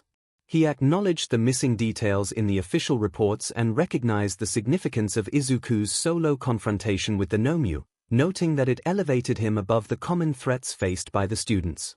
The reactions from those around them were astonished, with Nana expressing disbelief and 𝗧𝗪𝗏 echoing his surprise. Tu was equally taken aback by the comparison being made between Izuku and 𝗏𝗧𝗏. 𝗵𝗏 then stated that his son, 𝗬𝗏, had a responsibility to become the next #1 hero and insisted that Izuku must reach the finals so 𝗬𝗏 could face him. Izuku took a deep breath, feeling a mix of nerves and excitement. He had many questions but managed to maintain his composure. He expressed his admiration for 𝗵𝗏 and asked if he could pose 2 questions. 𝗵𝗏, with an imperious gaze, granted permission for him to proceed. Izuku met 𝗵𝗏's eyes and asked his first question, inquiring about the identity of 𝗏𝗧𝗏's father. There was a profound silence. Izuku reflected on the situation and noted that 𝗏𝗧𝗏 was an orphan who had never known his parents. He decided to clarify his earlier statement, mentioning 2 pro-heroes who had trained 𝗏𝗧𝗏 and shaped him into the hero he was today, Nimbus and Gran Torino. Although this information was relatively obscure, he wondered if 𝗵𝗏 had any knowledge of them. 𝗵𝗏 remained stoic and replied that he did not. Izuku found this intriguing and continued, pointing out that it was commonly known that 𝗵𝗏 solved more cases and apprehended more villains than 𝗏𝗧𝗏. He observed 𝗵𝗏's expression brighten slightly at the compliment. He explained that the Hero Public Safety Commission guarded their methods for determining hero rankings fiercely, but if the rankings were based solely on combat abilities, 𝗵𝗏 would undoubtedly be #1. Regardless of 𝗏𝗧𝗏's physical strength, 𝗵𝗏 had outperformed him in every significant way. Curious, Izuku questioned why 𝗵𝗏 was so focused on surpassing 𝗏𝗧𝗏 through sheer strength. He posed a rhetorical question, suggesting that if someone could achieve the title of #1 hero through strength alone, 𝗵𝗏 would have already accomplished that goal. Despite his heart racing, Izuku managed to maintain his composure. 𝗵𝗏 frowned, clearly unwilling to respond. Izuku bowed respectfully, expressing his gratitude for the opportunity to speak. Once he reached his waiting room, He allowed himself to breathe heavily, feeling the adrenaline surge. Tu acknowledged Izuku's boldness, admitting that it took courage to confront endeavor. Yoichi teased Tu about finally accepting his role as an uncle, to which Tu responded with a low growl, indicating he wasn't ready to embrace that title. Present MIC introduced the competitors, announcing Izuku Midoriya as the powerhouse of Class 1A, a boy with both intellect and strength. He then introduced Akira Fuki, a hopeful from general education, known for his loud voice and wild hairstyle. The crowd erupted in cheers as the boys took the stage. Fuki expressed his excitement about the match, while Izuku nodded solemnly in response. Fuki reassured Izuku that his quirk was different from his friend Hitoshi's, and he was thrilled to face him in battle, feeling energized by the anticipation. Nana chuckled, suggesting that Fuki might be another tough competitor like Kirishima or Tetsutetsu. Izuku thought about the challenge ahead as the fight commenced, observing Fuki's movements carefully. Fuki opted for a straightforward boxing approach, throwing punches at Izuku, who skillfully dodged while activating his full cowl. Izuku pushed Fuki back, waiting to see how his quirk would manifest, but it seemed Fuki had yet to use it. Finally, Izuku decided to conclude the match. He caught one of Fuki's punches, using it to lift the taller boy and send him out of the ring. As the match was declared a victory for Izuku, he approached Fuki. He asked if Fuki was all right, to which Fuki responded with a wide grin, expressing his satisfaction with the match. He acknowledged that he couldn't defeat Izuku but was grateful for the chance to showcase his abilities. Izuku explained that he had been cautious, unsure of what Fuki's quirk could do, so he played it safe. Fuki's smile dimmed slightly as he understood Izuku's perspective. He proposed that they watch the next match together, eager to share details about his quirk. Izuku, intrigued by the prospect of learning about a new quirk, agreed enthusiastically. As they walked away, Fuki began to share his thoughts. He had wanted to talk to Izuku earlier but hadn't found the right moment. He expressed his gratitude for Izuku's help during the entrance exam, recalling how Izuku had saved him from a robot that was about to attack from behind. This experience had inspired Fuki to realize that his goal was to become a hero and help others, not just defeat robots. Although he hadn't earned enough villain points, he had gained many rescue points, which motivated him to pursue admission through general studies instead of giving up. Izuku felt a warm smile spread across his face, his eyes glistening with emotion as he expressed his happiness for having been able to assist Fuki. Akira introduced himself with enthusiasm, expressing gratitude for the help he received. He believed that with Izuku's strength and determination, he was destined to become a great hero. As they approached a screen displaying the ongoing matches, Akira shared that many in general education aspired to be heroes, but few were truly committed. He highlighted Hitoshi's dedication, noting that they had been training hard since their arrival in Class 1C. The screen showed Shinso skillfully dodging Tenya's attacks. Tenya launched a high-speed kick, but Shinso evaded and countered, sending Tenya off balance. Izuku watched in amazement, realizing the potential of Shinso's abilities. Akira explained his quirk, Pep Talk, which allowed him to boost someone's strength, speed, and stamina through sincere compliments. He could significantly enhance their abilities for a limited time, and he had given everything he had to support Hitoshi during the cavalry battle. As the match continued, Shinso managed to evade Tenya's strikes while landing a few of his own. Izuku was impressed by Akira's quirk and bombarded him with questions about its mechanics. Akira chuckled, admitting he could only catch a fraction of Izuku's inquiries but confirmed that sincerity was essential for his quirk to work effectively. Izuku inquired if Akira had fought him at double his own strength, to which Akira responded that he could not enhance himself with his own quirk. He expressed gratitude for the support items he had received, emphasizing his role in uplifting others. As the fight progressed, Shinso commanded Tenya, who suddenly walked out of the arena, leaving Akira to comment on the situation. Izuku felt sympathy for his classmate, and Akira offered his condolences, acknowledging the competitive nature of their training. Izuku reflected on how his class had survived their challenges through teamwork, contrasting it with the rivalry he observed in Class 1B. He hoped that Akira and his classmates would find a way to support one another. Moved by Izuku's words, Akira expressed admiration for his manliness. When Izuku inquired about Akira's admiration for Crimson Riot, Akira proudly shared that he styled his hair after the hero and his grandfather, Gentaro Kisaragi, the rocket hero. Excited to discuss their shared interests, Izuku insisted that Akira meet some of his classmates. Meanwhile, Tenya sat alone on a bench in the stadium's hallway, holding a can of orange juice and staring at it, lost in thought. Ibara approached him, concerned for his well-being. Tenya greeted Shiozaki with his usual earnest demeanor, expressing his willingness to assist her. Ibara frowned slightly, indicating that she only wanted to check on him after his recent match. She appreciated his kindness in ensuring her well-being after their bout and wanted to return the favor. Tenya reassured her that she needn't worry, though his smile didn't quite reach his eyes. Ibara reminded him of his own words when he had scrayed her to Recovery Girl, noting that just because he shouldn't worry didn't mean he wouldn't.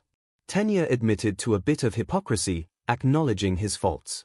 Ibara smiled, recognizing that being aware of one's shortcomings and striving to improve was a commendable trait. However, she noted that he appeared quite troubled after his loss. With a sigh, Tenya reflected on his feelings. He felt he shouldn't pretend to be brave, especially after witnessing Yorozu lose to Shinso so easily. He had hoped to learn from her experience, but when Shinso called him a pale imitation of his brother, he lost control, shouted, and felt foolish for it. Ibara reminded him that part of their education was to make mistakes in a safe environment, where the consequences were less severe than on the battlefield.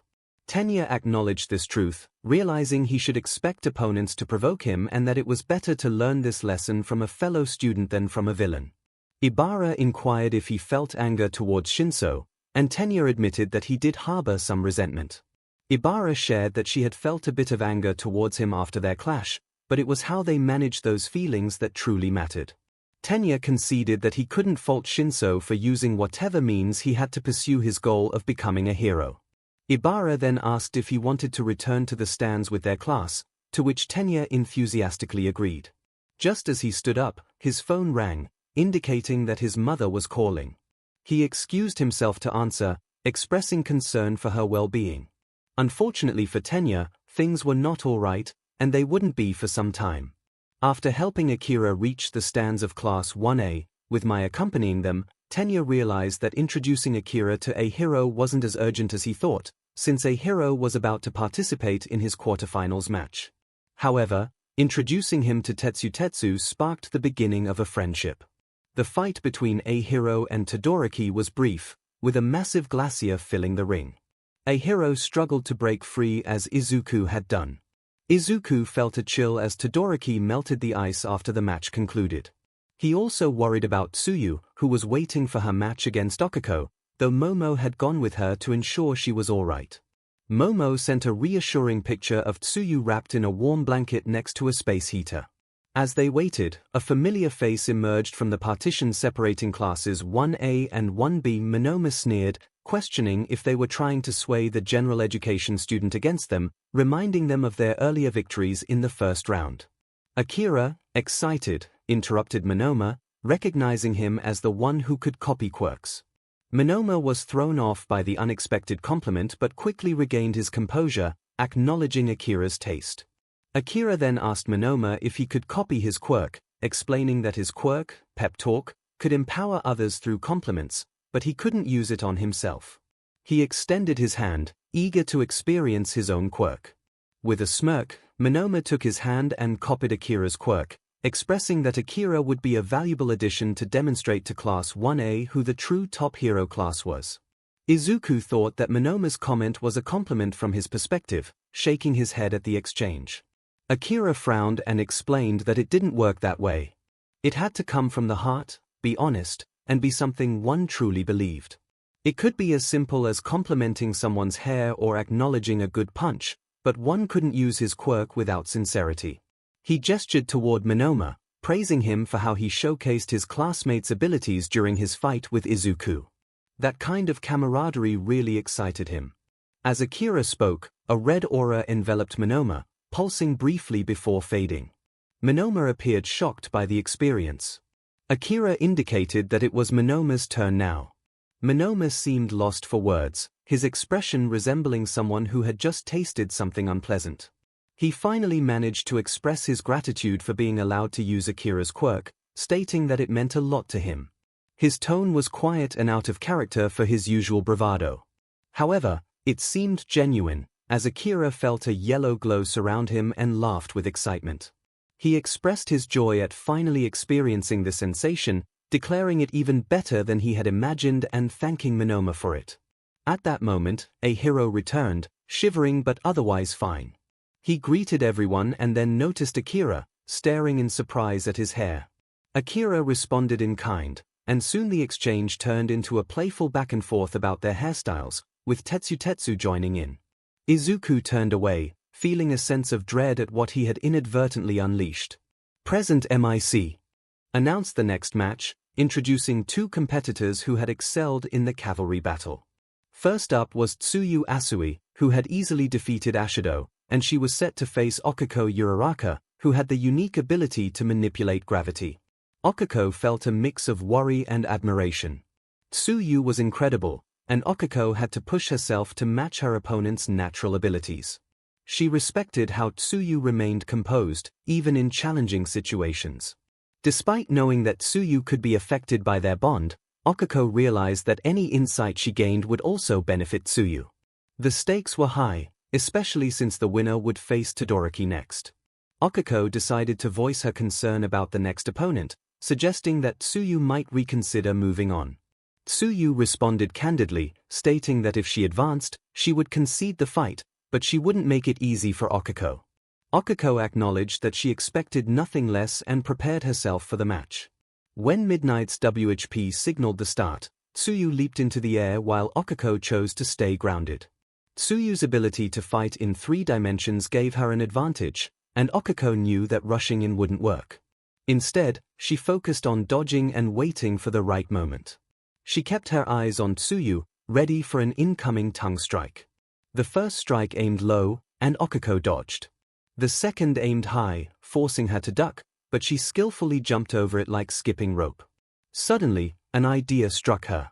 She released her gravity and leaped toward Tsuyu.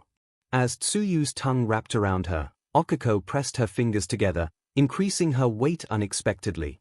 Tsuyu was caught off guard as Okiko fell to the ground, grabbing Tsuyu's tongue and removing her gravity. Okiko landed just as Tsuyu rose, and with a few swift movements, she flung Tsuyu out of bounds, releasing her to land safely.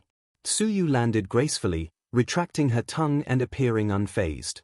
The two exited the stadium together, greeted by thunderous applause from the crowd. Once they were out of earshot, Okiko remarked that the bond didn't reveal their strategies while fighting each other. Tsuyu agreed, noting that it would be beneficial for Okiko's upcoming match against Izuku.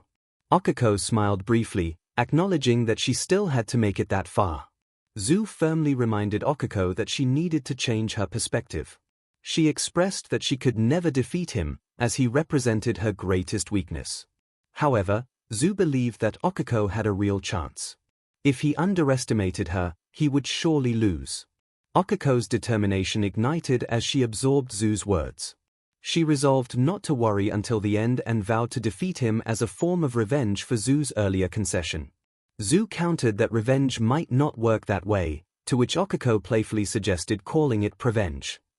Present MIC announced the first semifinal match, introducing Hitoshi Shinso from Class 1C, who had made an impressive run in the sports festival.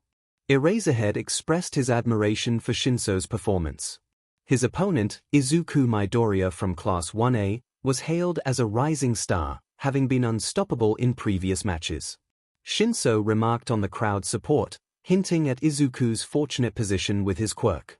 Izuku clenched his fist but remained silent. As Midnight signaled the start of the match, Izuku launched himself forward in a flash, delivering a powerful punch that sent Shinso flying out of the ring in an instant. The match concluded with Izuku declared the victor. Concern washed over Izuku as he rushed to check on Shinso, who groaned about his earlier decision not to concede, wanting to avoid disappointing Akira. Izuku offered assistance, asking if Shinso needed help getting up or preferred to wait for the medic bots. Shinso, wanting to maintain some dignity after the fall, accepted Izuku's hand and stood up to the cheers of the audience. As they walked off together, Izuku expressed a longing to talk. 𝗧𝗵𝗲, looking more exhausted than usual, mentioned that Akira had approached him with friendship on the first day, hinting at the bond they shared. Izuku apologized for his quick attack, and 𝗧𝗵𝗲 acknowledged the mixed feelings he had about being seen as a threat. He recognized that Izuku's actions were a compliment, despite his past experiences. Izuku empathized, sharing his own fears of losing his quirk and the support of his friends.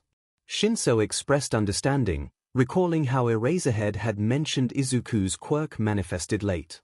𝗧𝗵𝗲 was taken aback when Izuku revealed he had received red spider lilies on his desk, a symbol of being ostracized during middle school.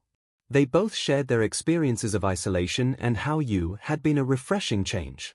Izuku noted that even if he had remained quirkless, he would have found a way to fit in, perhaps scheming with others to win the sports festival. 𝗧𝗵𝗲 chuckled at the thought. Izuku then proposed an idea he wanted to explore. He explained that his quirk had many complex aspects, some of which were mental, and he was curious about the effects of 𝗧𝗵𝗲's quirk on him. 𝗧𝗵𝗲, surprised by the request, activated his quirk on Izuku. As he did, Izuku stood still, as if under a spell. Then, he blinked, his posture shifting as he began to explore his own body with a newfound awareness. He remarked on the sensation, which felt unfamiliar and distant, leaving 𝗧𝗵𝗲 bewildered by the transformation. Izuku blinked, realizing the situation. He expressed his gratitude to 𝗧𝗵𝗲 for the unexpected moment. 𝗧𝗵𝗲, filled with concern, questioned what was happening. Izuku explained that he hadn't controlled a physical body for a long time, and the experience felt nostalgic. 𝗧𝗵𝗲, still frightened, demanded to know what Izuku truly was. Izuku glanced around to ensure they were alone, then leaned in to share a secret that must never be repeated. 𝗧𝗵𝗲 nodded, his fear palpable. Izuku revealed that his quirk allowed him to access the memories of his ancestors, and he was the first in his family to possess a quirk, a great-great-great-grandfather. 𝗧𝗵𝗲 found it hard to believe, yet acknowledged the strangeness of the situation. Izuku suggested that 𝗧𝗵𝗲 release his quirk, and he complied without hesitation. Izuku noted that this had never happened while he was awake before. 𝗧𝗵𝗲 was astonished to learn that Izuku's quirk was haunted. Izuku insisted that this secret must remain between them. 𝗧𝗵𝗲 agreed, reasoning that no one would believe him anyway. Izuku reflected on how nice it was to give his ancestor a moment in the physical world and proposed that they allow his relatives to experience it again.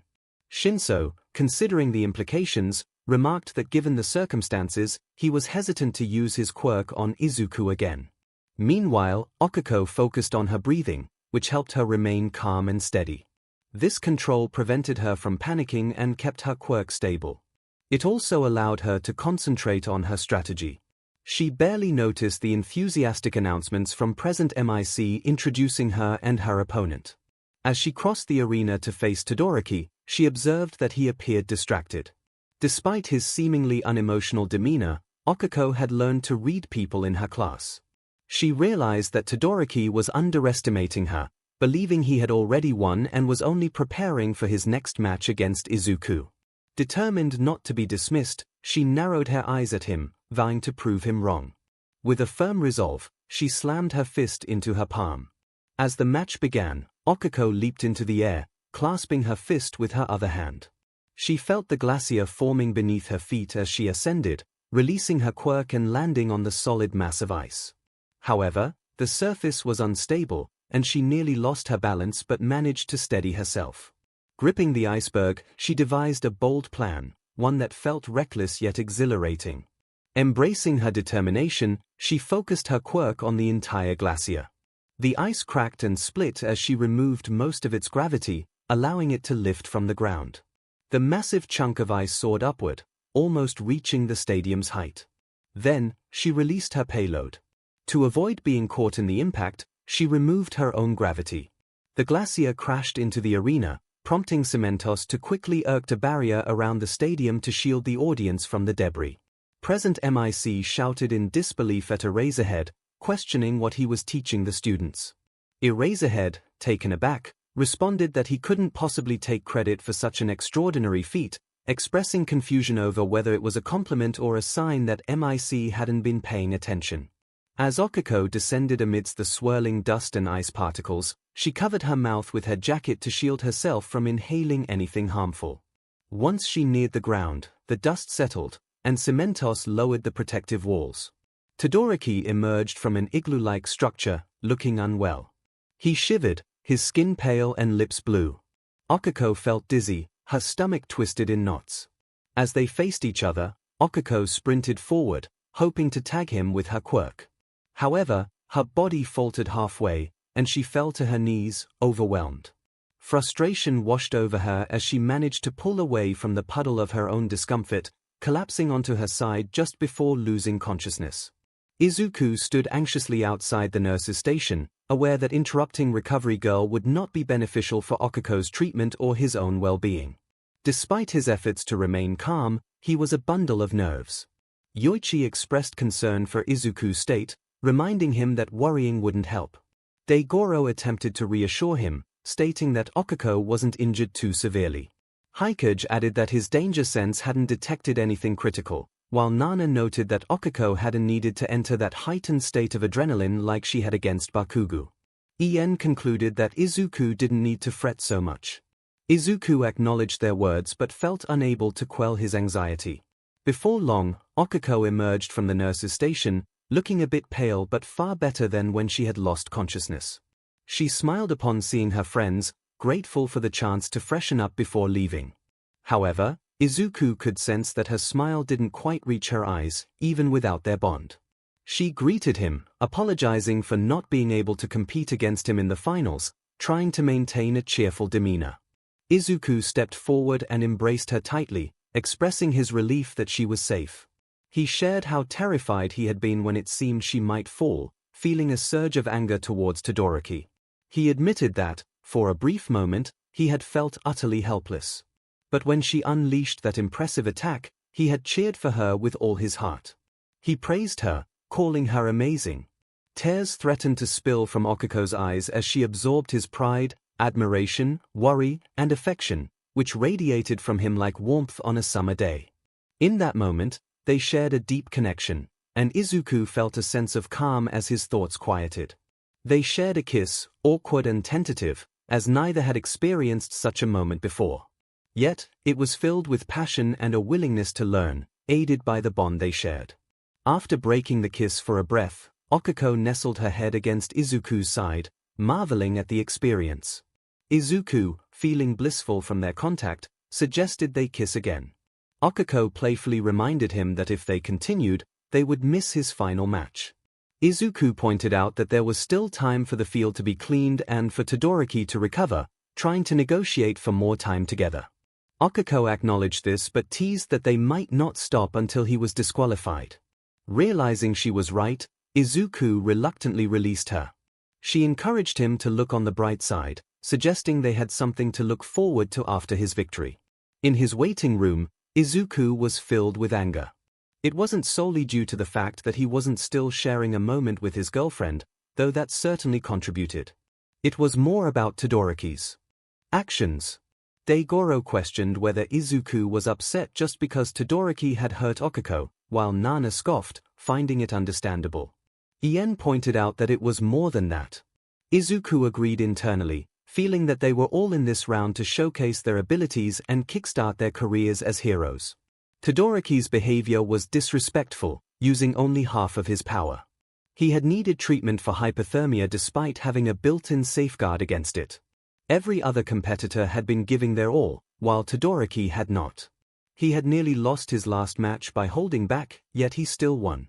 𝗬𝗏𝗏 noted that Todoroki had still emerged victorious, suggesting that he wouldn't always find himself in a situation like the one against 𝗒𝐭𝐽𝐲. Izuku countered that he would eventually face such challenges, and it could cost him his life or the lives of those he was meant to protect. This needed to change. After a moment of silence, Yoichi's voice echoed in his mind, affirming that Todoroki wasn't taking things seriously and asking what Izuku planned to do about it. Izuku pondered for a moment before a smile spread across his face. Momo remarked that it felt like an invasion of privacy. Toru insisted that it was necessary, her tone serious. 𝐒𝐭𝐚𝐲 admitted she only had a vague understanding of the situation between Izuku and Todoroki but felt compelled to see how it unfolded.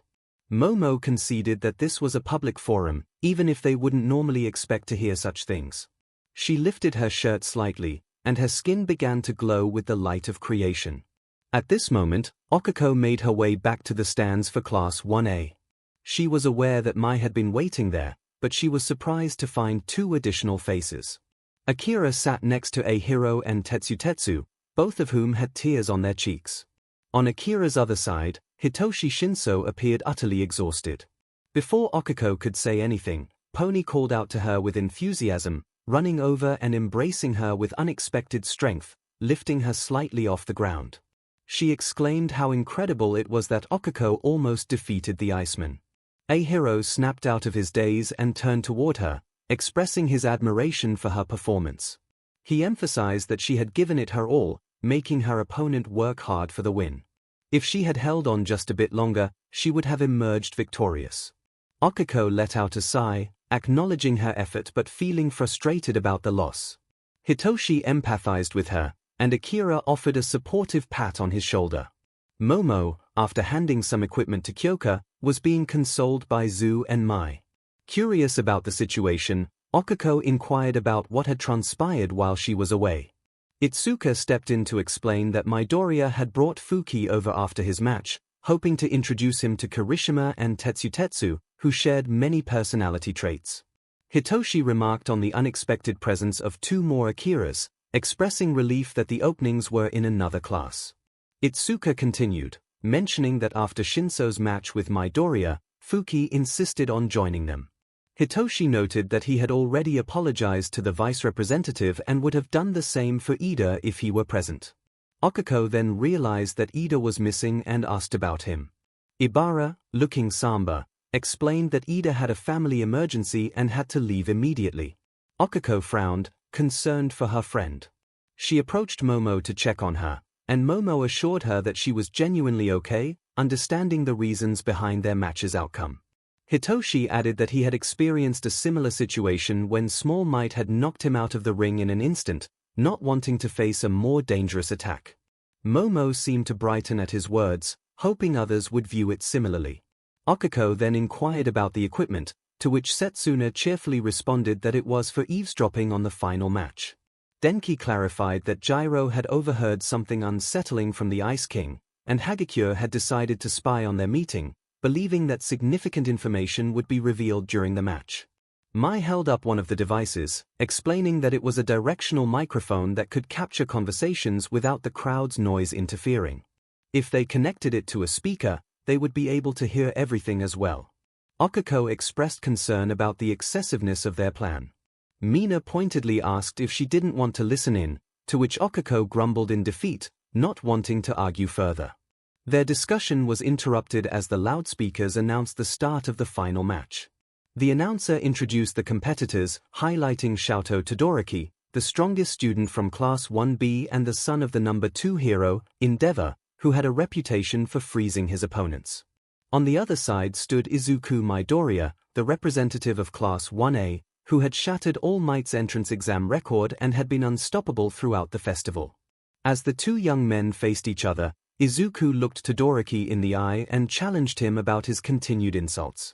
Todoroki responded with a glare, reiterating his rejection of his father's fire.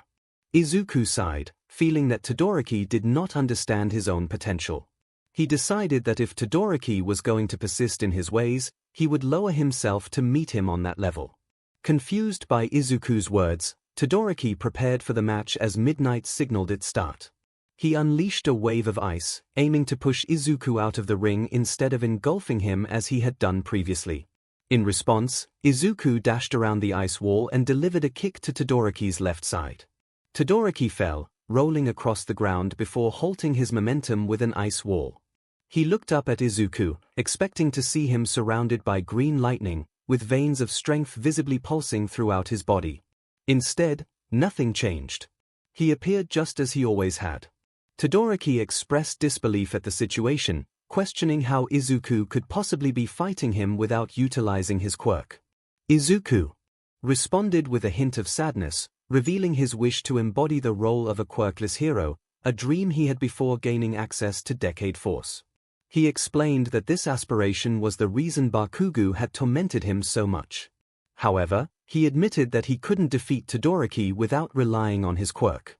As he spoke, he skillfully dodged Todoroki's attempts to freeze him, his lightning powers remaining absent.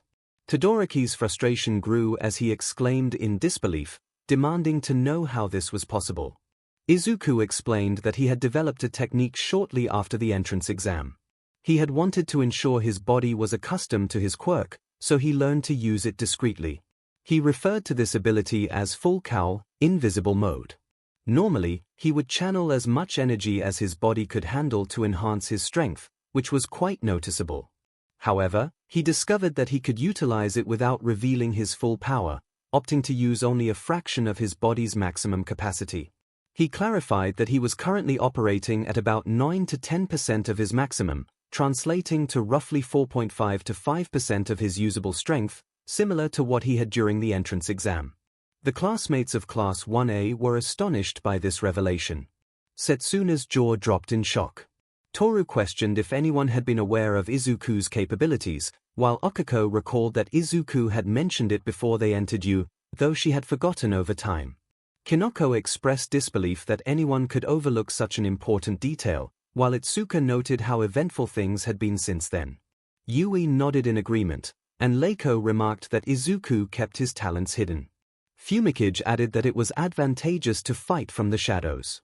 Todoroki's glare intensified, becoming even colder than his ice. Izuku continued, explaining that due to his constant use of this technique, he was currently at a lower percentage of his maximum strength. He emphasized that he could have chosen to remain at this level, much like Todoroki seemed to prefer, but he recognized the risks involved. He reminded Todoroki of the USJ incident, where villains had attempted to harm them. They had been fortunate that the villains were unaware of their quirks, allowing them to use the element of surprise. However, he pointed out that their circumstances had changed, and they could no longer afford to be complacent. Observing Todoroki's shivering form, Izuku noted that he seemed cold. When Todoroki questioned whether his father had prompted this confrontation, Izuku clarified that he was doing the opposite of what was requested, which likely annoyed Todoroki's father. He insisted that this was about Todoroki, not his father, and that he wanted to ensure Todoroki didn't end up in a precarious situation. Todoroki, still frustrated, hurled more ice in Izuku's direction. Izuku dodged effortlessly, explaining that he was holding back his strength to match Todoroki's level. He warned that villains would not show mercy, and they would exploit any weaknesses they could find. He recounted a harrowing experience from middle school when a man made of slime had attempted to suffocate him, emphasizing that villains would not empathize with personal struggles. The revelation shocked most of Class 1A, prompting an uproar as they reacted to the gravity of Izuku's past encounters. Tetsu, a hero, and Akira joined in expressing their outrage, determined that they needed to take action. Toru informed everyone that Nezu was already on the case. Hitoshi looked at Toru with curiosity as a hero and Tetsu began to calm down, leaving Akira puzzled about the implications of Toru's statement. Momo clarified that the last time Nezu had investigated something, it resulted in the opening of seats in the hero course. Hitoshi asked if this meant they could assume the situation would resolve itself soon, receiving nods from those around him. Todoroki declared that his mother's ice would be sufficient and unleashed another blast of ice. Izuku skillfully dodged the attack, remarking that he wasn't taking the situation seriously and could have easily eliminated Todoroki from the ring multiple times, even with his self-imposed limitations. He pointed out that if he had intended to seriously harm Todoroki, it would have been effortless. Izuku continued, suggesting that if Todoroki was truly willing to risk everything, he should consider stepping away from the hero course to allow someone else to take his place, someone who wouldn't jeopardize their life out of spite. He questioned Todoroki's willingness to gamble with innocent lives for the sake of proving a point against his father, emphasizing the potential consequences of such actions. Todoroki's anger intensified, and the effects of the cold began to take a toll on him, leading to irrational decisions. He launched more ice at Izuku, asserting that he would surpass his father without using his fire. Izuku evaded the attack and questioned the obsession both Todoroki and his father had with being number one. Todoroki, trembling from the cold and his emotions, challenged Izuku on why he was so determined to win if he didn't care about the title. Izuku passionately responded that All Might wouldn't be around forever, and when he eventually retired or passed away, chaos would ensue. He wanted to demonstrate to the world that even in All Might's absence, a hero would rise to take his place, declaring his intent to be the next symbol of peace rather than just the next number one. Todoroki was taken aback by Izuku's seriousness and questioned why he was trying to convince him. Izuku explained that All Might had made a significant error by being the sole symbol of hope. He expressed the need for more heroes to ensure safety in society, emphasizing that he wanted all his classmates, including Todoroki, to become strong pillars of support. Izuku extended his hand to Todoroki, inviting him to join the ranks of heroes. In response, Todoroki's left side ignited with flames, and he remarked that Izuku's plan had not been well thought out, claiming victory as the warmth of his flames countered the effects of his ice. Izuku smiled genuinely, asserting that he had no reason to hold back any longer. The members of Class 1A, along with Mai, Akira, and Hitoshi, were left in awe by Izuku's words. Denki felt as if he had been shocked by electricity, realizing that Izuku, trained by All Might, aimed not just to be the next All Might but wanted to inspire many heroes, transforming all of them into symbols of hope. Kyoka, feeling pale, acknowledged that despite her longing to be frustrated with Izuku, his points were valid. A hero placed his hands on the shoulders of Akira and Tetsu, declaring that they had just witnessed the pinnacle of manliness. Tetsu agreed, calling it Zen manliness, while Akira referred to it as the Buddha of manliness. Hitoshi quietly remarked that the term manliness had lost its meaning for him. Their moment of reflection was interrupted by the flames erupting from Todoroki. As the flames surged, Endeavor rushed to the side of the stage, laughing maniacally. He attempted to shout something to his son, but was cut off as Izuku charged forward at incredible speed. Todoroki responded with blasts of ice from both sides, ready for the confrontation. In an instant, 𝗬𝗵𝗲 attempted to create barriers to halt the advancing threat, while Midnight tore her suit to unleash her quirk. However, the two of them easily shattered the concrete barriers, and the intense heat in the air hindered the gas from reaching them. 𝗬𝗵𝗲 managed to form another barrier, successfully shielding the audience from the impending blast. As the barrier collapsed and the dust began to clear, the audience witnessed the aftermath of the chaos. Todoroki lay slumped against the stadium wall, unconscious. He had tried to create an ice wall to prevent himself from going out of bounds, but the overwhelming force had obliterated it. Izuku remained on his feet, breathing heavily, his body marked with bruises and burns. His right sleeve had been torn away, revealing a clearly injured arm. From his left arm and both feet, tendrils of dark energy extended, anchoring him firmly to the ground. Present MIC's voice echoed through the loudspeakers, announcing the outcome. He declared that Shoto Todoroki was out of bounds and proclaimed Izuku Midoriya as the winner of the sports festival, addressing the audience with enthusiasm.